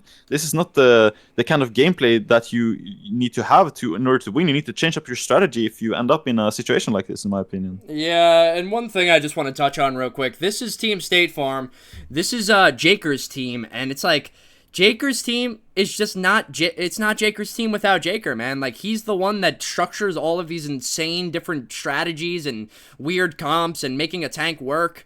And it's like, you don't have Jaker. It's like, how are you going to win? How do you win without the leader? I mean, we saw that in the last series, right? They didn't have S-Fury and they lost, right? It's just the name of the game, bro. You don't have your leader, you're not going to be able to win. It's just how it is, unfortunately. But, it is what it is. They put up a good fight. They could have played it a bit differently. No mobility. Call me biased, but I don't feel like he should have died on that one go. I feel like there were cooldowns to exhaust, and there were kite patterns to be running. I think I knew what happened when he died when he was on roof and jumping down. He was up there with a warrior and a ret on his side, getting attacked by 3 other people. I think both his warrior and his ret got knocked down from the roof. He felt like he had to follow to connect with his DPS, and then he died to fall damage, taking so much damage on upstairs, and he couldn't heal himself back. He was the only healer. he couldn't top himself off, so he ended up dying to the fall damage. He could have pre-kited, jumping down to second floor with his team, like preemptively, but the way it happened this time was the worst possible way it could have happened, because he just couldn't top himself while moving, while jumping down, and then the ground hits hard as a monk, so Yeah. you're not a rogue. Yeah, it definitely does, and not a panda either, because pandas take less fall damage because they're fluffy and big, and you know. Okay, I don't know. Yeah. I'm so corny. Ladies and gents, that is, what is that? That's series number 5, right? Or is that 6? Huh. You know what? Let's just look at the schedule because it's all updated and nice now. We'll move over to the schedule. That is series 1, 2, 3, 4, 5, 6. Was that Should be 6, right? 6, yes, I'm sorry. This is series number 6 that is currently being played. Not from 63rd and State Farm. That's going to put Not from 63rd in a 1-0 lead, and it's going to give Team State Farm the opportunity to choose the map as its loser's pick. So, fellas, I'm curious to see what they're going to pick. I have a weird feeling that they're going to go maybe Twin Peaks, because you remember, Daniel, that last tournament, he was gripping people to the, it was, what was it, EOTS or Twin Peaks? I can't remember. I saw a clip maybe of G. Logan in Twin Peaks where he grips people and they fall when he's on defense. I think he did. I think he gripped people off the map in EOTS. Right, okay, so it was EOTS. Well, I was thinking it's either going to be a Twin Peaks or, I don't know, maybe like a Silver Shard Mines, because the last time they played Silver Shard Mines in the last tournament, it kind of worked out for them, Daniel. So, curious to see what map they choose. If you had to guess, as the tank team, what would you be choosing if you were on that team? I actually would. I would have guessed Eye of the Storm, but it's actually already locked in that it's a Deep Wind Gorge. It's a Deep Throat We have a Deep Wind Gorge coming in. All right. So they want to try that Blood Decay at a node spinning against one or more, huh? See how it I feel like unfolds? when they played Deep Wind earlier, they were very comfortable. They almost took down BLITZ Zookeepers on it. They were putting up a very good fight until they had a disconnect. If I remember correctly, that was the team that had it. So I think that they are gonna try to do the Deep Wind Gorge comeback now and show what they can really do on that map when they have all of their 8 players and they're playing level-headed. And if they don't make it happen, it's gonna be their final game of the tournament. So they better bring their absolute A game this time around. Yeah. Johnny T. Torp, what's your thoughts? If you were on the tank team, what are you choosing? Yep. I think this is a good pick. I think what they need to consider is both teams have solid healers, and I think you want to match those healers up. You want to stabilize the game. And then as much as we're highlighting Glogan over and over, he just is the deciding factor because it's such a difference maker. And so they need to put Glogan in a situation to thrive, because if he's not having an impact, then they're 7v8. In that last game, had they just had the rogue pick up and match the other team's rogue pickup, Glogan was getting in position to start kidnapping the healer and to start making that a different game. He just died early because he didn't get the support. So I think that in this game, if they're playing with Glogan, if they're trying to enable the DK, they have the capabilities. In that deep when we saw No Mobility making plays around the map, we saw their rogue making plays around the map, we saw their other healer keeping them alive. But I don't think you can turn Glogan into a missing piece. So I think, Tyler, going to a map they've already played today is a great decision. Going to a map they almost won, like Ace said, is a great decision. And I think that if they did it versus Blue Zookeepers, they definitely have a good shot to beat Not from 63rd on this map. Hopefully they were watching the game so that they can adapt. But I think good choice by them. Play around your DK and honestly let your other players thrive as well, because the last deep win they were. Yeah. Well, I'm with you on that. The Deep Wind Gorge, the Deep Throat Gorge, they did do very, very well on it last time. Without that DC, BLITZ Zookeepers might have got sent to the losers bracket a little bit earlier than we expected. But, you know, let's see if they're able to pull it out here. It seems like our game has started. So series number 6, game number 2, Deep Throat Gorge. Let's dive head first into it. And ladies and gents, I'm so excited to finally be seeing Omnivore. Well, he played the Deep Hole Reservine, I forgot. But I'm happy to see Omnivore. First Warrior game, though. Yep, first Warrior game. So I'm excited to see Omni on the Warrior. Ace, you want to give me a breakdown of these comps real quick? Just real quick. I think they're playing him this time around, maybe for fun. I don't think Warrior is not the best class to play on this map in particular, but I think he wants to play and not just sit around. So maybe they're subbing him in for that. Yeah. We did see that State Farm did a really good job on this map earlier, but more than that, I also think that it's a combination. I think that this is actually the worst map from not from 63rd out of all the maps. I don't know if State Farm is taking that into account, but that's what I personally believe, at least, because this is when you have to spread out very far and move well between the bases and not overextend and so on. So we see a big team fight going down here in the middle. It looks like a 4v3 or something going down here already. So they're just gonna accept that the bases capped from the start are not gonna be contested at all. They're just gonna send a middle team fight here, sending in 2 healers, I think, as well. So they're just gonna try to at least not lose this from either side, I'm assuming. We see that the DK healer stealer is in middle, so from the side of State Farm, they're just probably gonna try to just spin it as much as possible. But when the bases themselves from the other 4 bases in the game become available afterwards, they're gonna have to send people out of this middle, and I'm not sure that all of these players know exactly when they're supposed to move out. So if they all decide to stay, it's going to be an issue. But maybe we actually see a cap here going down. No, that was not actually happening. But it was everyone was standing still, and I was freaking out a bit. It looked like he got it. Now we can see that it's only about 15 seconds left before the other bases become available again. Healer Stealer actually dropping so low. He'll be procced and he's not going to be able to... He is down, and that means that the Alliance team is actually going to be able to take this mid, and they actually left with too many people too quickly. Big mistake. But now all of the other bases are coming available, and we're going to see what happens here. Yeah, I think when we look at that, Glogan cannot die there. That's a huge hole in the strat. I do think, like I said, Sox does a great job in these off cards. He's an amazing player. And I think when you pair him with the Ret, the Windwalker, another strong class like the Rogue, he's going to be able to pop off. Shaquille O'Neal's been playing the game forever here. He's going to be able to spin this 1v2 for a really long time, in my opinion. He's probably going to be calling for that support, and we'll see. He's going to trinket the sweep into a vanish, into a blind. Open up with a kidney. He sees the reset in the corner of his eye. I don't know if he can get it. He's cloaking, running for that reset, playing out of his mind. And anytime you can 1v2 for long enough, you can see the other monk is just leaving in the 1v1. But Shaquille O'Neal got the reset, meaning he's going to hold that and be able to play with fresh CDs for the next one. Sox, like I talked about, was winning the fight, but all of a sudden, the Priest is able to show up, counter him, Nacho, great float there. When you lose that mid pressure, you let the other team float. Big Bappa looks like he held off the quarry, and Tyler, a really good start here for Not From 63rd. They're looking not to get eliminated for sure. Yeah, it's a really fantastic start for them. Almost 100-point lead, 150-point lead. I mean, fantastic play by Ristful there at Shrine, holding that 1v2, getting that cloak off right the millisecond before the Song of Chi-Ji went off. So an absolutely fantastic play from him, W. Ristful. But seems like a fight is going to go down here at Farm. This is the dynamic duo, 2v2 right here. Free Ted and Omni. A Stormbolt on his Trinket. It's not... Oh my god, it's enough! Oh my god. Wow, what a cap by Omnivore. He was glared. He was glared. That's the he was probably dynamic duo stuck. right He was there, probably man. GCD stuck after dispelling his own glare, so that's why he wasn't able to spin, even though he was not in the storm ult until the very end of the cap. They're very, very good timing coming out. But right now on Shrine, we see that there's a 2v1 coming out with Shaq O'Neal being left alone once again. But is it gonna make the miracle happen? We're about to see here is about half HP, but he's standing on the reset. He probably got the reset with the timer to check it, and now he's maybe gonna be able to pull off 2v1 here. DH and Monk versus him, but with all those cooldowns back again, if he managed to get that reset, it's gonna actually the reset is coming right now, but and he didn't manage to get it because of the trinket being traded out here. Now the Horde side is gonna be able to take this Shrine very comfortably, and it's not even gonna be contested from Alliance side, and that is gonna equalize the score a little bit more there.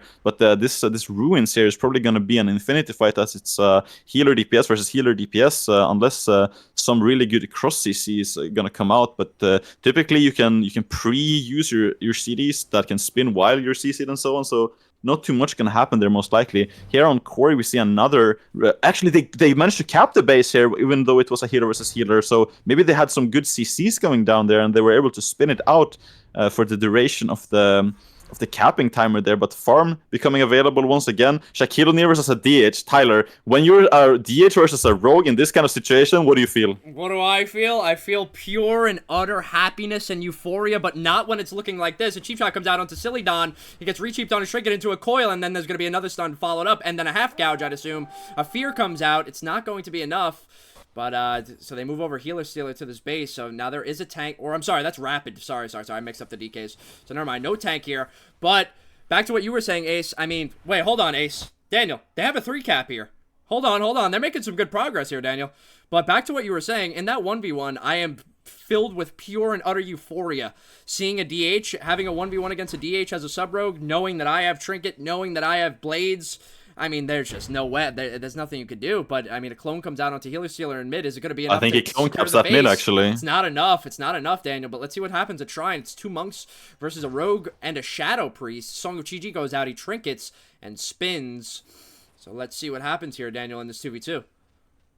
Yeah, a double fear coming out. He can probably cap on that. He had to trade off the trinket, but the double stun coming out, he should be able to cap on that maybe. I don't see exactly what's going on. Maybe it's the pet was spinning him. Zwen, yep. The pet was spinning the SP at that time, but now they are very, very low HP, both of them. We can see that Nobility is healer there, and when you have a healer on a base, it's just a matter of time before you are able to get that base. And with them killing the SP, and now it's only Rogue left. Let's see if he's going to be able to make a miracle happen once again. But seeing it is a Rogue with no trinket, he shouldn't be able to keep this. One stun, one leg sweep should be able to cap the base right now, but they're just not having the CC available. It's just keeping the base for so long. But what are you doing? until Priest when is the coming in. question? Oh, what am I looking at? What am I looking at, man? What am I looking at, gentlemen? I mean, how is this 2v2 still happening? Shaquille O'Neal, Wristful is still alive, still spinning. Enough time to get Lil B, aka TM Sean, back to the node. He trades out to Spur, so he's going to be completely fine. I'm assuming there's a reset coming up. If Wristful could grab that, Wristful might go down right here. Not looking good if he gets Touch of Death, and no Mobility was the one to wind up getting that reset. So it's a 2v1 against TM Sean here, but I mean, not from 63rd, just has a 3-cap lead. They just lost Quarry, so they have the 2 bases capping at once, so they are going to be getting at least a 150-point lead here, Daniel. Yeah, I mean, we see that they committed the healer here so long. Torpy, can you talk to us about how having the healer here affects the rest of the map? Riskful might just make it back in time. He's just short. Riskful and the Shadow Priest buying their team enough time, and not just for their team to excel, but shutting down that base. State Farm has a 3-cap again, and they had a 3-cap that entire time you guys were talking to balance it back out. And so they are not out of this, but the fact that Riskful kept them alive at Shrine is honestly what's keeping them in the game. If they lose 1 or 2 more Shrines, I think the game might already be over. So shout out to Riskful and the Shadow Priest holding it down. But on the other side, State Farm doing a great job bringing it back. Now, all of a sudden, we have a 2-2 game. A 3rd or 4th base in the eyes of State Farm here is going to be huge. It looks like we have the Ret Paladin going up against the Shadow Priest. Little B's there. Sox is there. The Warlock is there. 2 Chaos Bolts, and Sox goes down just like that. The Shadow Priest goes down. Donald Chicken is pumping the Surges with the Chaos Bolts. That's going to be one more base for Not From 63rd to close this game out. But it's not over yet. Whatever's been happening among the maps, State Farm has been keeping it in. Healer Stealer has been doing a tremendous job. Paradise 1 is getting shut down on the map. Maybe not having him thrive is a good idea. Healer Stealer has gripped the Priest out long enough, just gets spun last second by Lord Dazi, which again, maybe if they could have kept him at the other node a little longer, he wouldn't have been here. The Chaos Bolts are coming out to Glogan. I don't think he's going to go down. Shaquille O'Neal's looking for that reset again. A full fear going on to the Monk. It looks like they're going to be able to cap this when it turns over. If Riskful can lay down some CC.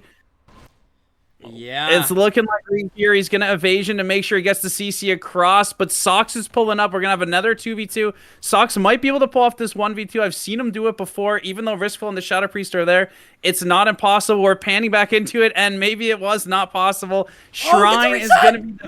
Whoa! Glimpse! Reset drops down, and Shrine's going to be the node, Tyler, that seals it. Shaquille O'Neal and the Shadow Priest doing a great job there. And even though we didn't see it, State Farm had 2 and 3 caps on those off nodes. An unbelievable showing from both teams, Tyler. Yeah, I mean, absolutely a fantastic showing from both teams.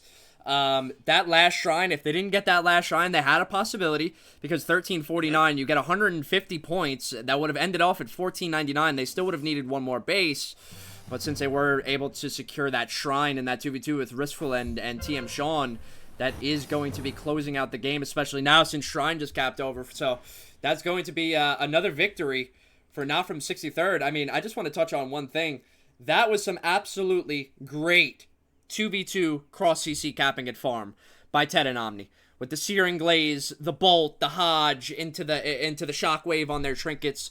just absolutely flawless play. And I'm so excited to finally be seeing Omnivore in action, because that's one of his main things. It's him and Ted in the 2v2s, and I'm glad we finally got to see it. But that is going to be the end of series number 6, ladies and gents.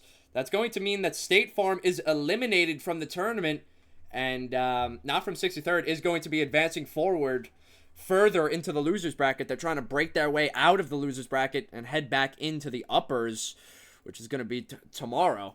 But I mean, Ace, that was definitely a good game. I mean, look at the score, 1500 to 1300, only a 200-point deficit. It's really not. It's not a big gap. You know, it was great. It was a great game. Yeah, I mean, I think that they probably committed too much resources on bases that took too long to win. I think we saw that the nobility was on Shrine for so long. Meanwhile, they were losing 3 caps on other parts of the game, I think, and other than that, there was caps like Farm, as you talked about, and I think there was a similar cap on Quarry that we didn't get to see, but it happened in a similar way, most likely. Things like that is just is turning the game over. Remember, like if you just have one base different at some point, that can be a 300-point difference between having that base and the enemy team having that base in the same time. So Yeah. it's actually a very, very close game, and it's just such small things that one time, for example, we saw Ossi coming in and spinning Healer Stealer at the last second on middle. If that didn't happen, then they would have gotten another 150 points or so, depending on the other bases capped, and it's just very slim margins. This is a very close game, but yeah, I think that the stronger team ultimately did end up taking the W here. Yeah, I mean, you make a very, very solid point. If they did get that mid, if G Logan Healer Sealer would have gotten that mid, that would have put them at 1450, and it actually would have put. Well, actually, Alliance didn't get it. It would have just made it so much closer. But you know, Oz came in. But with also big the spin, first man. mid. The first mid was lost with yeah. They left the about DK that. alone there. Yeah, I did forget about that. I mean, both teams played well, but Not From 63rd winded up playing just a little bit better, so they're going to advance in the losers bracket. Let me pull up the schedule right here. So Not From 63rd will move ahead to losers round 3, and then next up, which is going to be series number 7, forgive me if I'm wrong, which is going to be the Blitz Zookeepers, Team Jimmy Pop versus Team Missing Fair, which is Scam Likely, aka Tealer's team, and that is going to finalize today's games, and then tomorrow we're going to resume with the lower semifinals, the upper semifinals, and the grand finals. So a lot of content to unpack tomorrow. Venruki will be here. He will be casting. It's going to be a banger! All right, boys. Now, with all that being said, the final series of the day is going to be started, but it is going to start after a short intermission. But before we get into said intermission, let's do a quick wheel spin, and let's determine the next map for the final series of the day, gents. How does that sound? Sounds wonderful. Sounds great. All right, so let's do it then. Let me pull up the wheel. Give me one sec. Un segundo, por favor. Okay, so let's pull up the wheel here. We put on a banger while we spin the wheel. We move over to the wheel. Ladies and gents, series number 7, game number 1, between the Blitz Zookeepers and Team Missing Fair. First map of the series is going to be 3, 2, 1. Give us something we haven't seen. Maybe like a Silver Shroud Mines to start off with some shit. That'd be good. Wait. No way.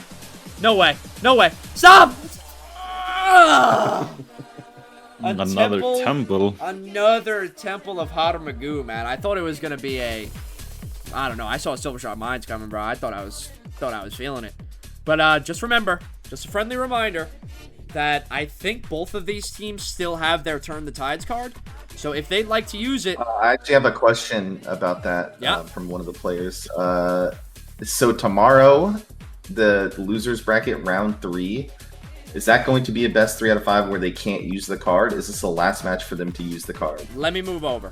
Let me head to the schedule. Losers round 3. Because it is in the semifinals column, so technically it is a semifinals match. But lowers round 3 is not a semifinals. So tomorrow, if they'd like to use their card, they can hold on to it and use it tomorrow. But that's the final round it can be used in. Team Revolve, Team XD so no longer have access to their cards as they're in these semis already. Feel me? Yeah. I'll let them know. All right, perfect. All right, so yes, chatting to McChattery, ladies and gentlemen, boys and girls from all around the world of Warcraft.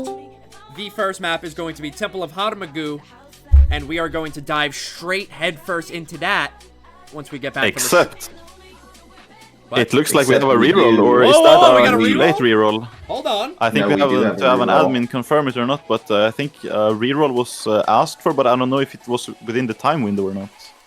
Is it a respin or what's going on? I need some admin. I need an admin to tell me. Is it a respin? I think it is a respin. It was no, not in the actually, time window. It was not in the time window, so it was not accepted. Yeah. It was outside So it is the going to be a time window? temple. Yeah, it was outside the time window, so it's a temple. Okay. The first map is going to be Temple. Ladies and gents, we're going to dive into a short intermission. When we're back, the final series of the day will begin. Stay tuned, follow the strum, or you're a bum. We'll be back.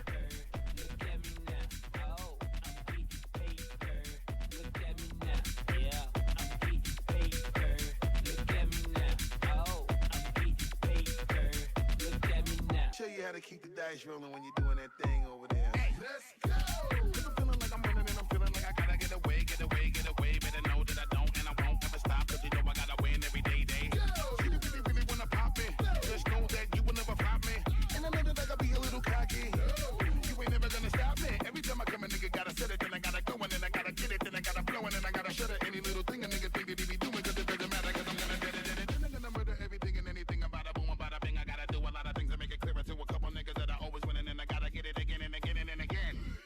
And I be doing it to death, and now I move a little foul. A nigga better call a rap, and everybody know my style. A niggas know that I'm the best when it come to doing this, and I be banging on my chest, and I'm banging the east, and I'm banging in the west, and I kinda give you more, and I would never give you less. You will hear it in the street, or you can read it in the press. Do you really wanna know what's next? Let's go. See the way we on it, and we all up in the race, and you know we gotta go and try to keep up with the pace, and we struggle and hustle and set it and to get it, and we always gotta do it, take it to another place, gotta taste it, and I gotta grab it, and I gotta cut all through this traffic just to be at the top of the dome, but I know I gotta have it. Look at me now. I'm beating paper. Look at me now. Oh, I'm beating paper. Look at me now. Yeah.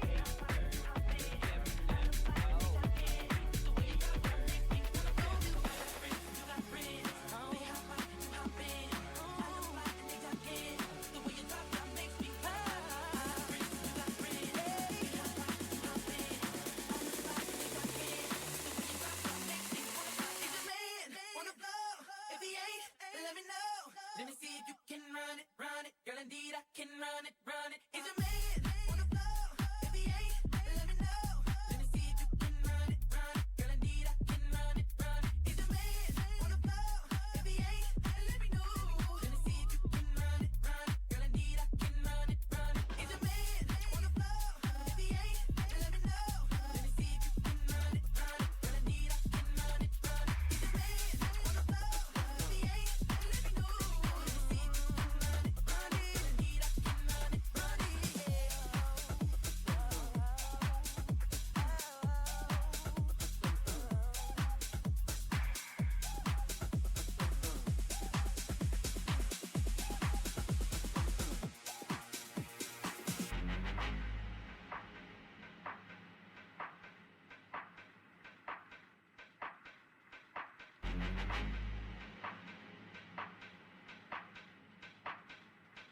Throw your hands in the sky.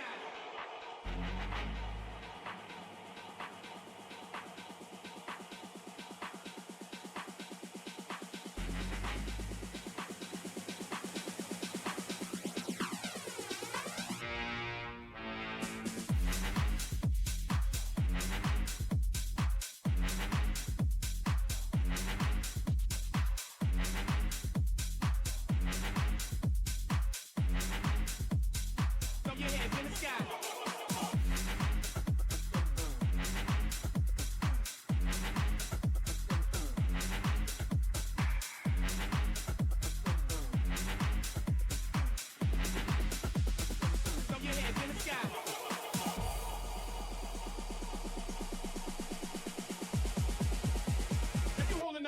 then you're missing the point. Get the fuck up. Simon said, get the fuck up. Get the fuck up. Yeah, I said it, get the fuck up. Get the fuck up. Simon said, get the fuck up. Get the fuck up. Throw your hands in the sky. Get the fuck up. Simon said, get the fuck up. Get the fuck up. Yeah, I said it, get the fuck up. Get the fuck up. Simon said, get the fuck up. Get the fuck up. Throw your hands in the sky.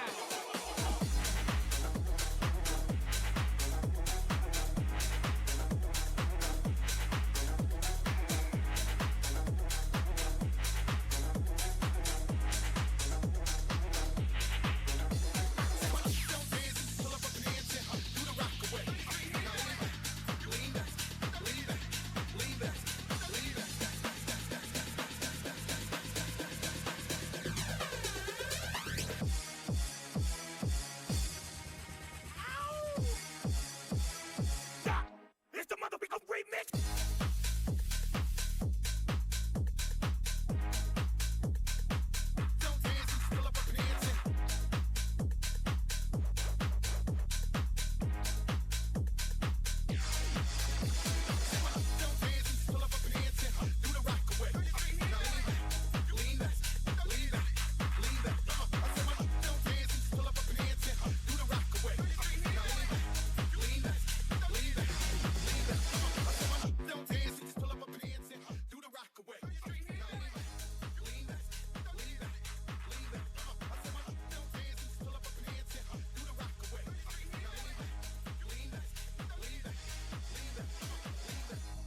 Ladies and gentlemen, boys and girls from all around the world of Warcraft, we are back, and we have got the final, the last and final series of the night, which is going to be series number 7, not from, wait, I'm sorry, series number 7, Blitz Zookeepers versus Missing Fair.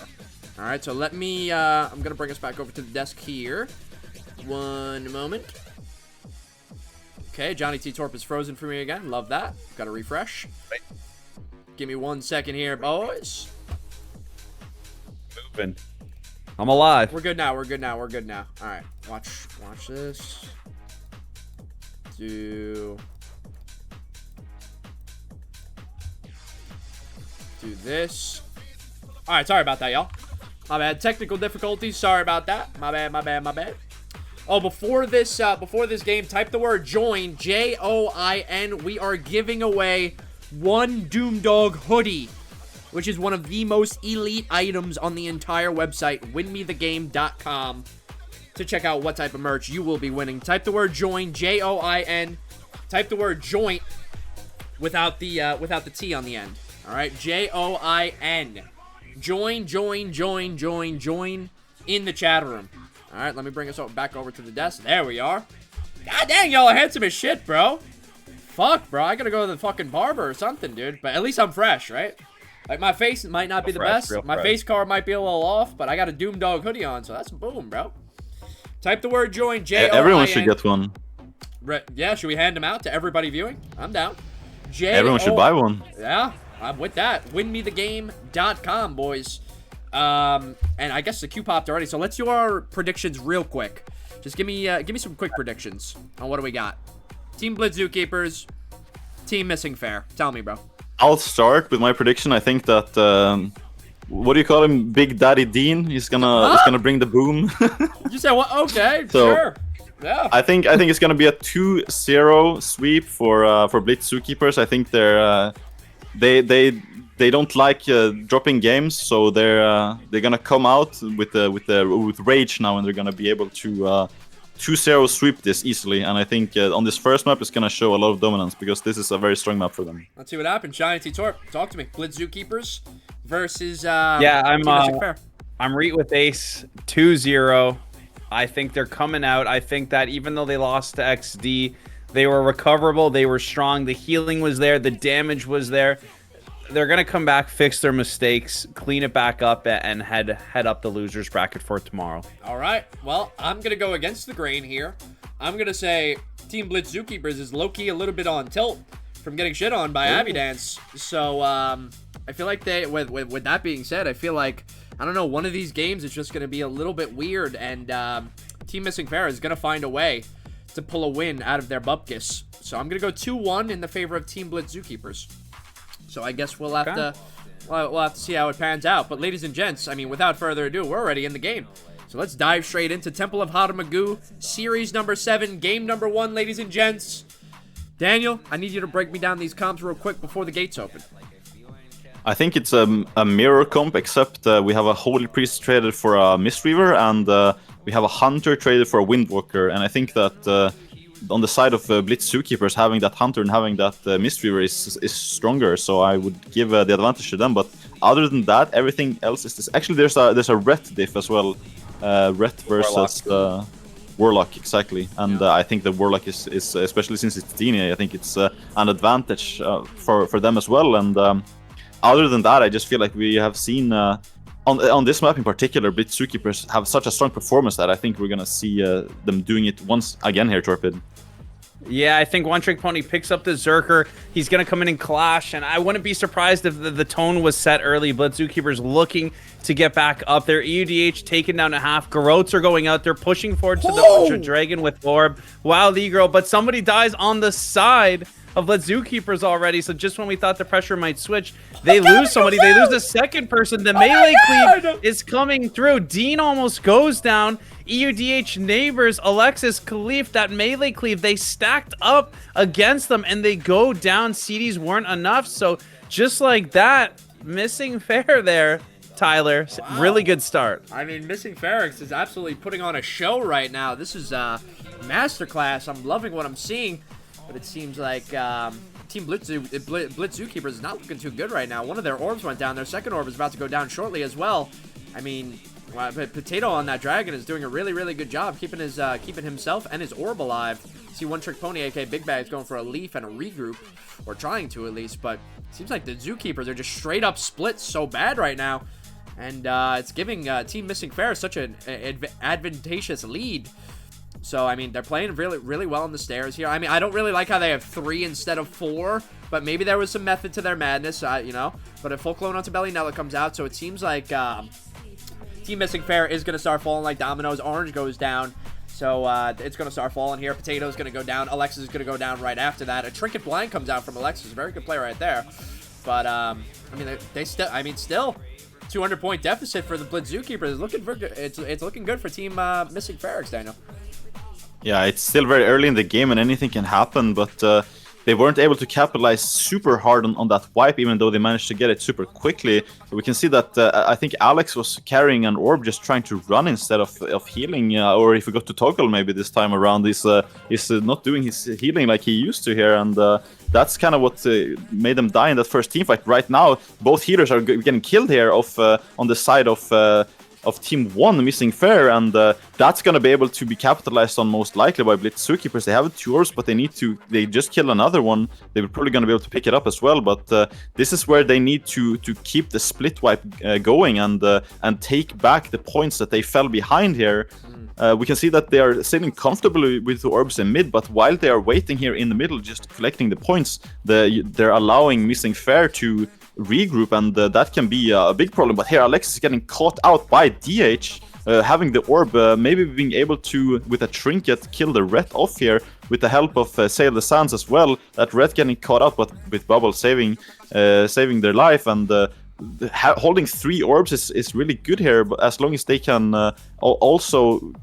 Well, they're actually killing them in the team fight as well, while being 3 DPS behind. I don't understand what's going on there. Maybe Dean sent in some bolts from the distance there, but this is very, very good for Blitz Zookeepers, killing off Missing Fair with orbs being held. Dean is under a lot of trouble, but maybe he's gonna be able to get out with the help of Alex here, or actually he ends up going down in the end. But they can still pick up new orbs, and they can still maybe keep this lead for the remainder of the game here, even if they just manage to not get picked off here. But yeah, Torpid, what do you think is going to happen going out from these picks here?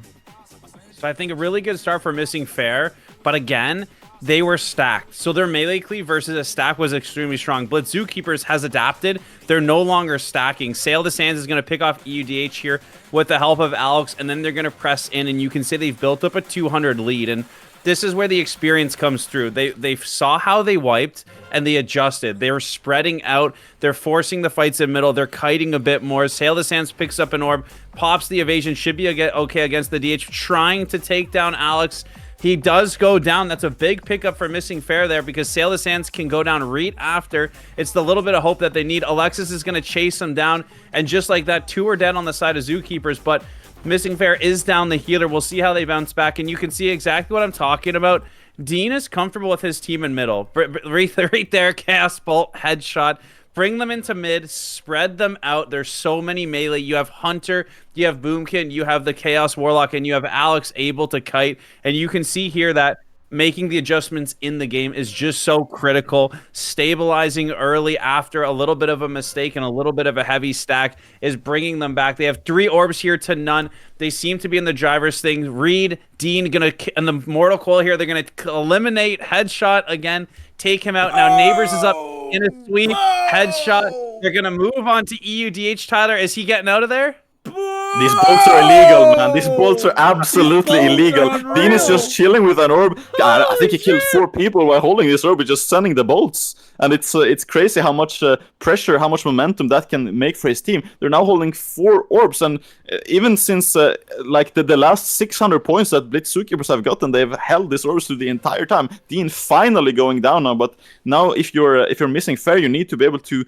wipe off the entire team of Blitz Zookeepers, or at least people holding orbs, so you can repick them if you want to come back into this game. But is it gonna happen? We don't know yet. We can see that Caliph is chasing the orb, doing a lot of damage, killing one, maybe killing another one as well. Alex trying to run away here, dying eventually. Neff is under trouble as well here from Caliph, still chasing after. All of the orbs managed to die. Now they need to pick up orbs and keep wiping them, Tyler, because otherwise they're not going to be able to come back from this game if they don't absolutely right now start playing perfectly, I think. Yeah, this is the turning point of the game for Team Missing Fair. If they want to actually capitalize on this, this is the one point of the game where they can win. Even though they have 2 healers alive, Team Blitz Zookeepers, Bubble comes out from Alexis.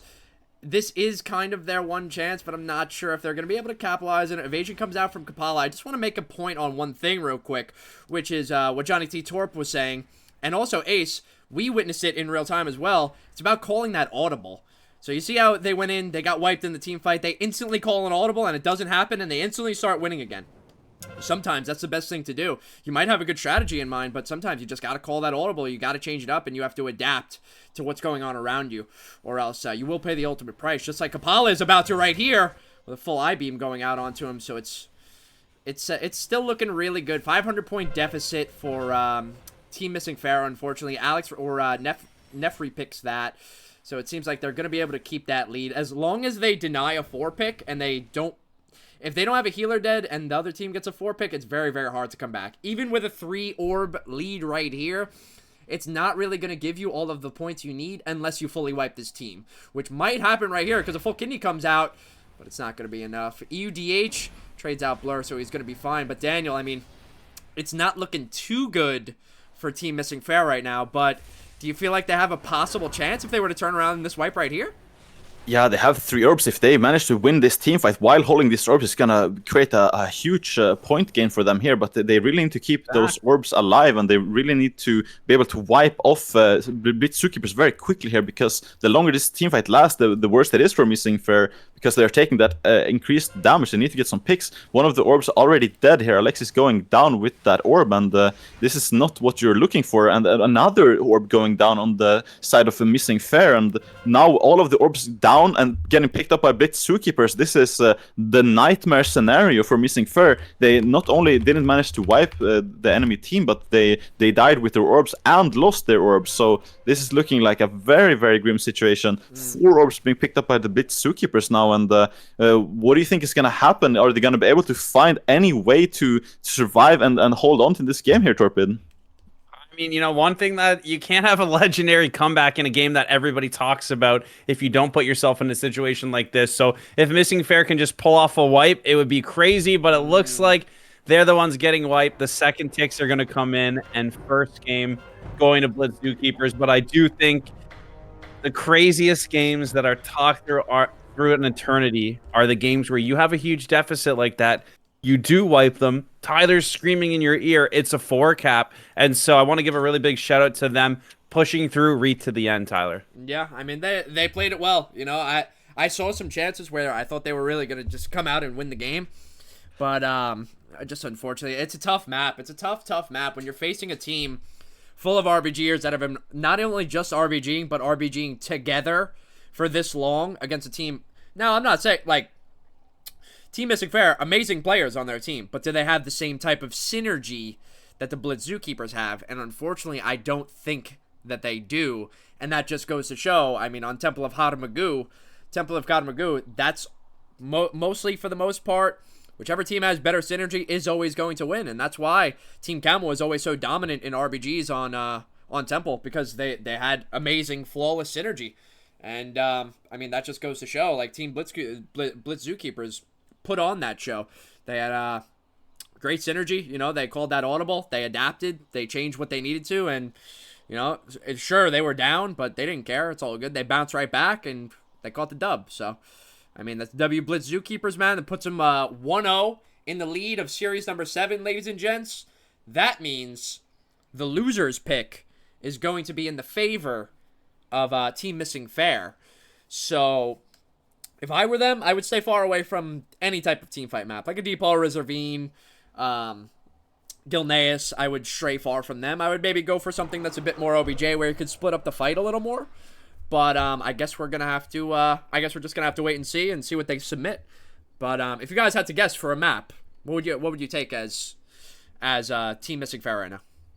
This is Ace's specialty. Go ahead, Yeah. Ace. No pressure. Unfortunately, it's already locked in, and I already know it's a Warzone Gulch. Okay. I was gonna hope for a flag map, so that's what we got at least. And I didn't even think of a map before I already saw the results, so I can't really make a prediction. It's just too late. But Warzone Gulch, really exciting map. I'm not sure that it's their biggest advantage though, but maybe they're gonna have a really good comp ready for it. So I'm excited to see what they're gonna bring out. But I was probably expecting something else at the end of the day, maybe like an Eye of the Storm or something where it's more of a toss-up. But very excited to see how it's gonna pan out at least. Yeah, as am I. Johnny T. Torp, what do you think? You want to give us some real quick on a Warsong Gulch? I feel like a Warsong Gulch is a really good pick for them.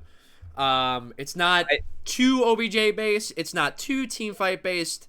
They can split up the fight. They could try a different type of weird shot.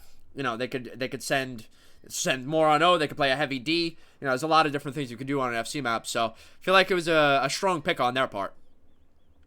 Yeah, I think FC maps, with the reses being so short and a lot of the team fighting happening in the middle of the map, which is fairly near each graveyard, if a team is stronger than you in team fight, you do have a better chance pulling off of a flag map. And because stacks build, we saw them wipe them there in Temple, but there was stacks. So if you go to a Gilneas, you're not fighting with stacks, which I think as time goes on will put them behind. But when you're talking about a flag map, those stacks are building. And so I said this about Not from 63rd earlier. I would love to see Missing Fair worry more about getting the flag across efficiently and wiping them once on defense. So you can't just play full D, that's not what I'm saying.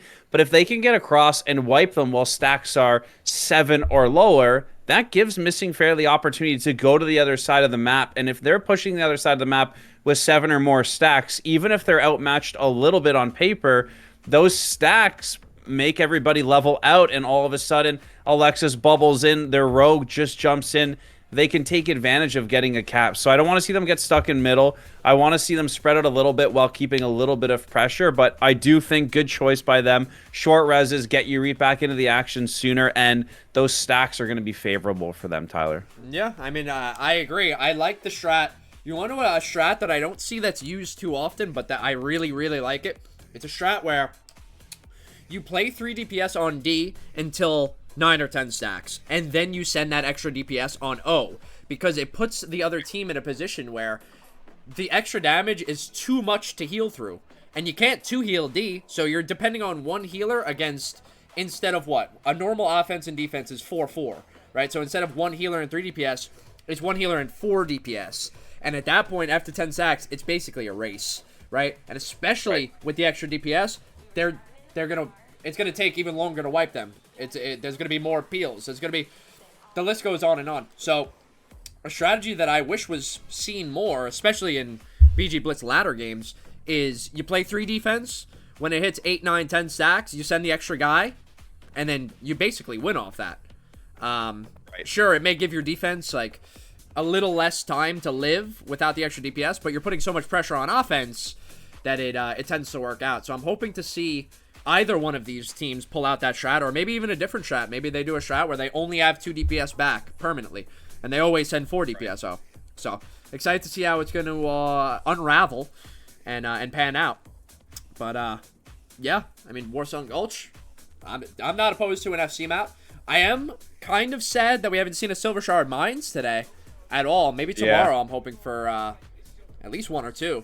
So I would have to say that I hope that Missing Fair do something like a strong offense team and just send massive offense. We saw it work against the BLITZ Zookeepers in the grand final last tournament, where they were under too much pressure to be able to wipe the enemy team off before their flag carrier died. I would like to see something like that. We know that they have a EU DH, aka Vion, a really strong DH player that can chase after flag carriers, but he's gonna need the support of his team to also do massive damage on the FC and really keep up with a potential kiting FC if they want to be able to utilize the strength of that DH, which is known for being super strong at killing flag carriers. Yeah, absolutely. Giant T-Torp. What do you think about the Havoc DH? Havoc DH on offense, I feel like, is one of the most scariest besides, like, I don't know. Like Sub Rogue is dangerous, but only at a certain point in stacks, right? Especially if you have a DPS back, you peel his opener, you know, you'll be fine. But like Marksmanship Hunter, DH, Dev, all things with very, very explosive, huge damage that's nearly unhealable. How are you feeling about the DH on offense? Yeah, I think the unhealable damage from the DH and classes like that, with just a little bit of cross CC and how fast stacks escalate in the BG Blitz mode especially, sometimes that can be all you need, is just a couple second window. I also like the DH for the fact that when they kill an EFC, they have a chance of clicking the flag. We've seen a little bit earlier today, some Boomkins, some Hunters have killed an EFC, but it's not led to a return because there isn't somebody up there. So I love when my DH is on my team and they're landing a kill, but they're able to click the flag with the help of me on Boomkin, adding that CC. I'd be interested to know, Tyler, if you know which healers are going to be on each teams, because I think the difference maker here isn't necessarily the DPS as much as we think, because both teams will have a good defense and a solid offense. It'll come down to how well the FCs are able to move. And so I'm not entirely sure if there's a dragon on each team, but if there was a dragon on one of the teams, then I think we got a ball game regardless of skill level, right? So if Alex is on his dragon and if Missing Fair, correct me if I'm wrong, has a dragon, then I really think Missing Fair has what it takes to play a strong D. And like you said, 9-10 stacks. See you later to Alex on O. Yeah, well, I mean, let's see, Johnny T. Torp. Let's get straight into the game and let's see what type of healers each team has. I'll bring us over to series number 7, game number 2, Warsong Gulch. So it seems like both teams have the Preservation Evoker, Johnny T. Torp. Yeah, so I think the Preservation Evoker is going to make the game playable from both sides. No Holy Pally Priest, nothing as slow and something that gets a class that grabs the flag and can't use all of their CDs. So I totally expect Missing Fair to be able to make it to their side of the map. Something that I've noticed in previous tournaments and a little bit myself in the ladder is how obnoxious an Arcane Mage is on flag maps, Tyler. And maybe you could speak to this quickly when Cubsy's on that mage and Hansel being a talented player. I know when an Arcane Mage is on me, whether you're a dragon or not, that it's extremely hard not to get one shot randomly. So what do you think about the Arcane Mage being the difference here on this map? I'm absolutely with you. The Arcane Mage is insanely strong. The only real way to counter it is 2 things. Number 1, Arcane Mages kind of flop. They die easily. So if they play a strong defense, if they play Destro Lock, they play Assassin Rogue, and they play Ret back, then they'll definitely be able to stomp the Arcane Mage. But if he's not locked down, he's absolutely going to shred and dominate and one-shot your FC at a certain point with stacks. So, I mean, what Team Missing Fair needs to play around, stopping that Arcane Mage, stopping that DH. It's going to be tough, but let's see how it unfolds. Dean already got a Coco, so a lot of pressure coming out here. Coco comes out onto Caliph. He might die. Cloak, Trinket, NGS all swapped out right there because we saw a big bolt. Alexis might go down, but a TD gets swapped onto her, so she should be all right. To see Brixie swapping out a wall as well. So some cooldowns are being popped here in mid. It seems like PCP is going to go pick, and then Kapala is going to pick as well. So double sub-rogues picking is always really, really good on an FC map. You get to keep both your healers, and you don't really lose much by not having a sub-rogue in the team fight regardless, so it works out. Big leg sweep onto Caliph. Caliph might go down. Hansel is absolutely shredding the meats. Look at the bottom left in the details. The guy is going absolutely haywire right now, Daniel. Yeah, we can see also that Hansel and Dean, they're spreading out to be far from each other, so that they have to choose to either try to stop Dean or to try to stop Hansel. And we saw a lot of people who went for Dean, but that meant Hansel could sit back and free cast kind of as Arcane Mage, and we can see the kind of damage it can do. A lot of people now dead on the side of Missing Fair. We see that the flag has been picked up and switched over to Alex. Meanwhile, there's no one close, I think, to pick up the flag from the side of Missing Fair. The closest people are here in the front of the tunnel, but it's not close enough. We can see actually that the Evoker is coming in here, but it's gonna get sapped up, maybe, or open on at least here from the Calvish, but I'm not sure. No, he's gonna be able to get this flag before the other person comes in. Maybe they're gonna open together with Dean here, try to maybe kill, but with an ice wall or something. Maybe with they swapped him back. Maybe now we're gonna be able to make it across with Alex in time. This is ice walled off, and maybe they're gonna try to stun him out of the ice wall. We see Alex flying in. Alex go! Boom! Hansel is the fucking GOAT! Hans GOAT! Wow, what a fantastic wall. They canceled it as Alex was flying. Oh my god.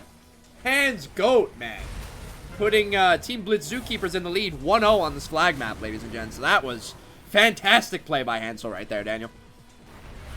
Yeah, that was very, very good play, but you got to keep in mind that now the entire team is in the Alliance flag room, and they're going to be able to take the flag way ahead of the other team, but it looks like Alex got a mount up in the distance, and he's going to be able to just run across on his mount and pick up the flag. Sailor Sands is there with him, being able to pick up together with him and help him out, and this flag is not going to be able to be fast capped at all. So many people are ahead of him.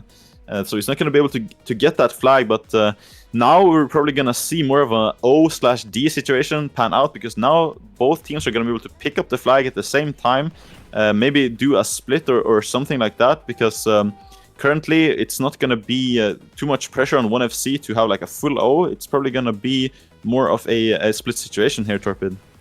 Yeah, definitely. I think that you mentioned it right there.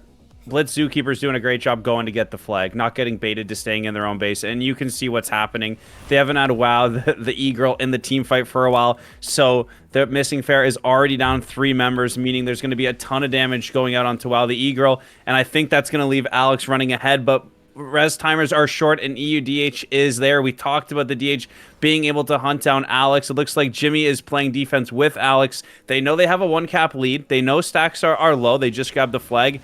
And I really like what they're doing with their caster comp.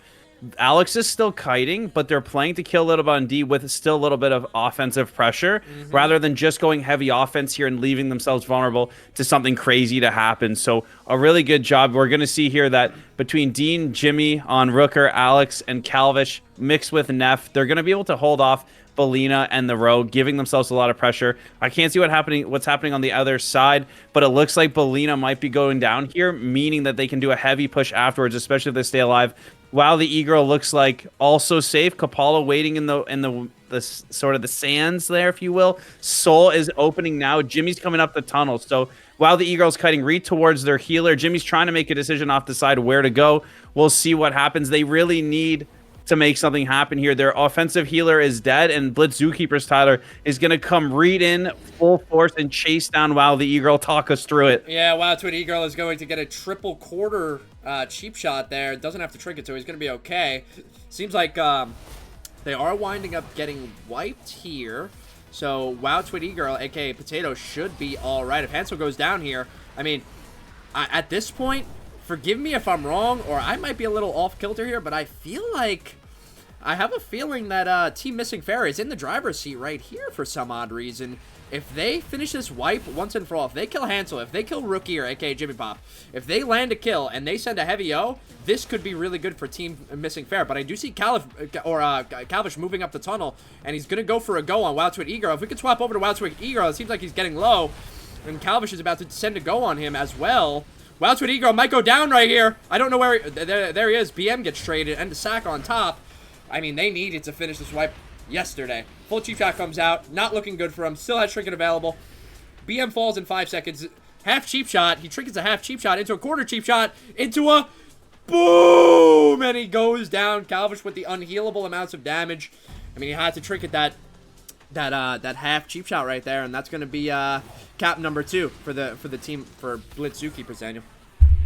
Yeah, we see that they are having so much pressure staying alive as well here. I think not killing the healer could have been fine, but they definitely had to kill Hansel there, and I think that Daniel. I'm maybe wrong, but I think that some people or a few DPS died on the side of Blitz Zookeepers, but they managed to run back in the time because the offense was so long, and on the other hand, Missing Fair, they weren't able to even connect with a lot of pressure in the same time because they had to cross the entire map, and they barely made it to the EFC before their own FC died. So now it's a very rough situation to come back from two flags down, and it's 5 minutes left. So they managed to get the swap off though in the room here, but I feel like EUDH is not being enabled to chase after the enemy FC so much because he's kind of getting gatekept by his own team being on the back foot for so much, and we can see it over and over. 2 people down currently on the side of Missing Fair. The Evoker is getting CC'd up here, not being able to heal his team, while the Holy Priest is the only one to keep him alive, and he goes down actually.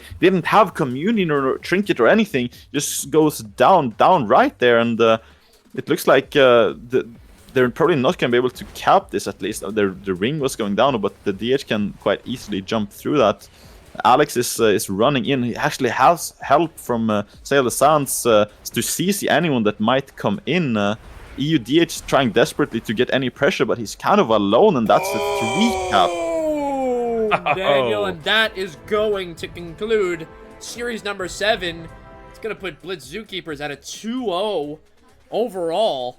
I mean, that was a little bit of a domination, crazy. Bro. That was It was a bit of a domination. Man. This is kind of what I meant when we discussed the map. I don't know the idea really that they had on the side of Missing Fair choosing this map. I don't think it was the best map to choose because the way they played into it and the way the game planned out it was more or less a big team fight the entire time, something that they were shown on the Temple game that they didn't thrive in, but yet they tried to do the same exact thing again, but it didn't work for them, so they had to change something up in my opinion. But I saw several times EUDH trying to attack Alex, but he wasn't being supported by his team, he wasn't being enabled by his team, he was kind of alone in offense a lot of the time. I would love to see the damage breakdown on the side of Alex, but I think that they were playing not aggressively enough even on the side of Missing Fair if they wanted to play on this map. But yeah, we saw the way it went down here, and it was a 3-0 with a couple minutes left on the clock even. So yeah. Yeah, I mean it was a solid game. You know, they put up a fight, but I mean, like, just to touch on one thing, Daniel, when you were talking about when they were you were talking about when they were on top of the graveyard and they like half wiped them, right?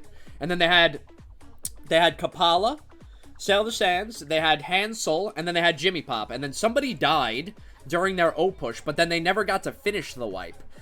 Jimmy Pop played it really well with keeping his offense team alive there on top of the GY. I mean, he did a fantastic job, man. So he definitely earned it, and I mean, that's GG, bro. That's a very GG. That's gonna conclude that series.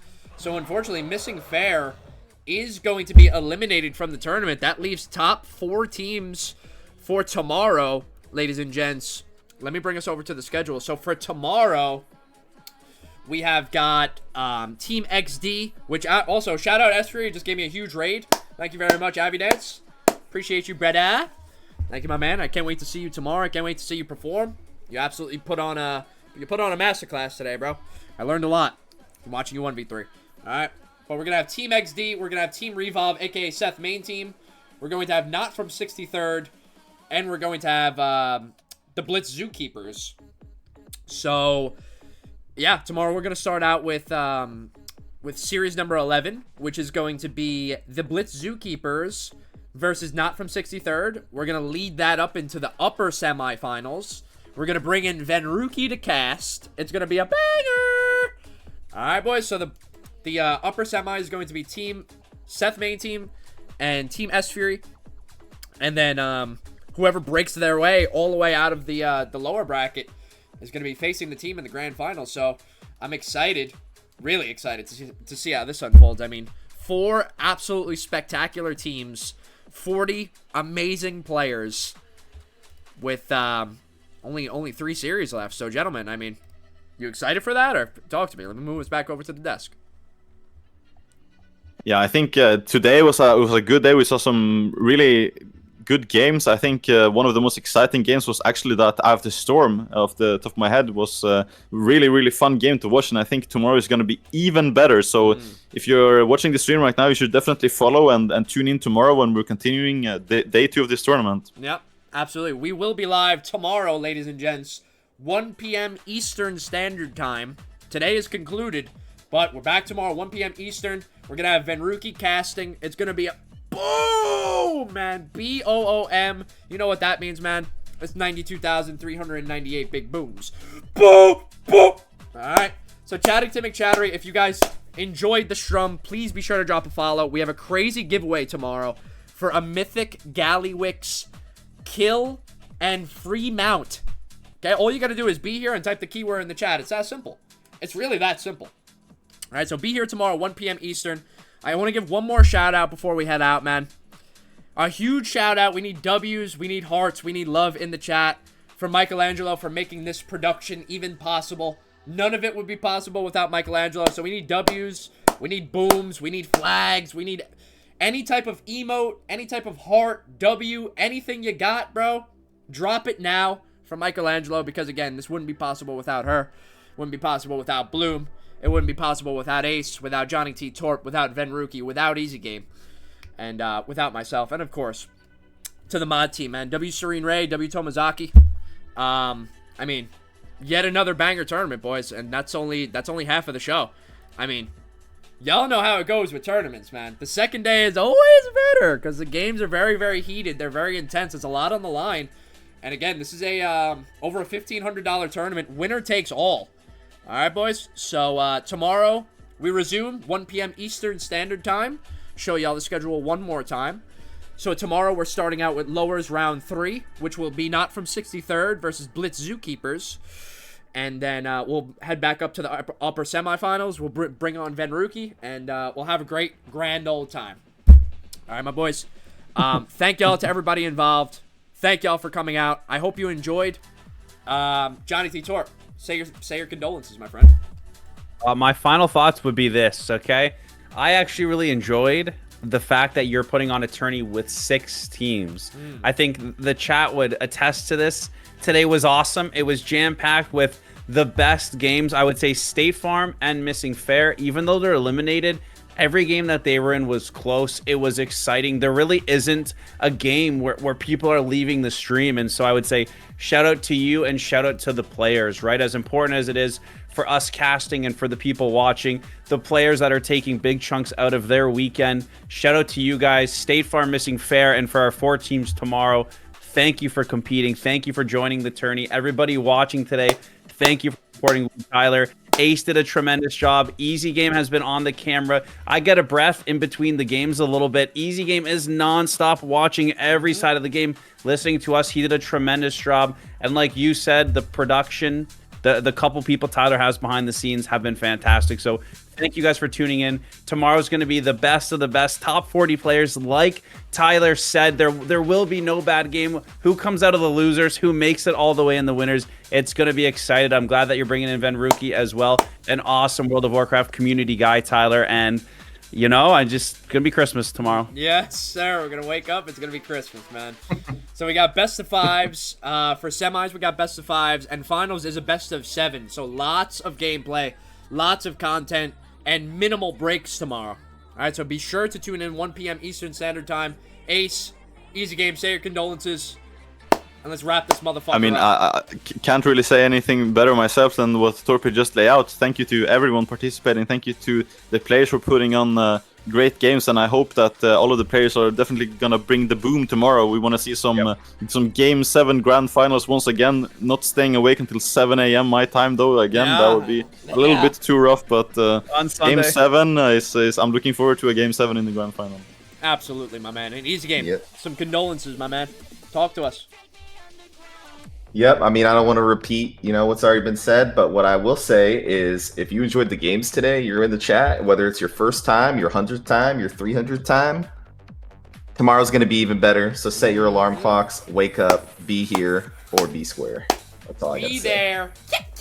Or be square. Be there or be square. You hear me, motherfucker? 1 p.m. Eastern Standard Time, 10 a.m. Pacific. Be there or be square. Set your alarms, be there. Follow the fucking strum if you enjoyed. Follow the strum or you're a bum. We're out of here. 1 p.m. Eastern Standard Time. I'll catch y'all tomorrow. Peace!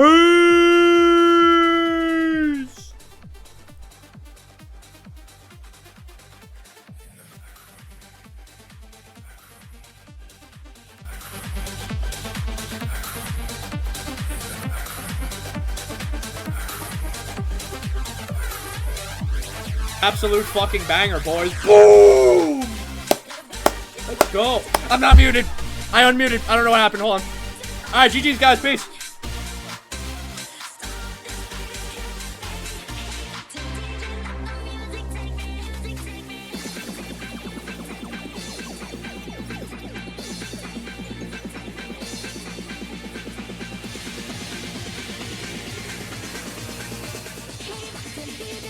Music take me underground.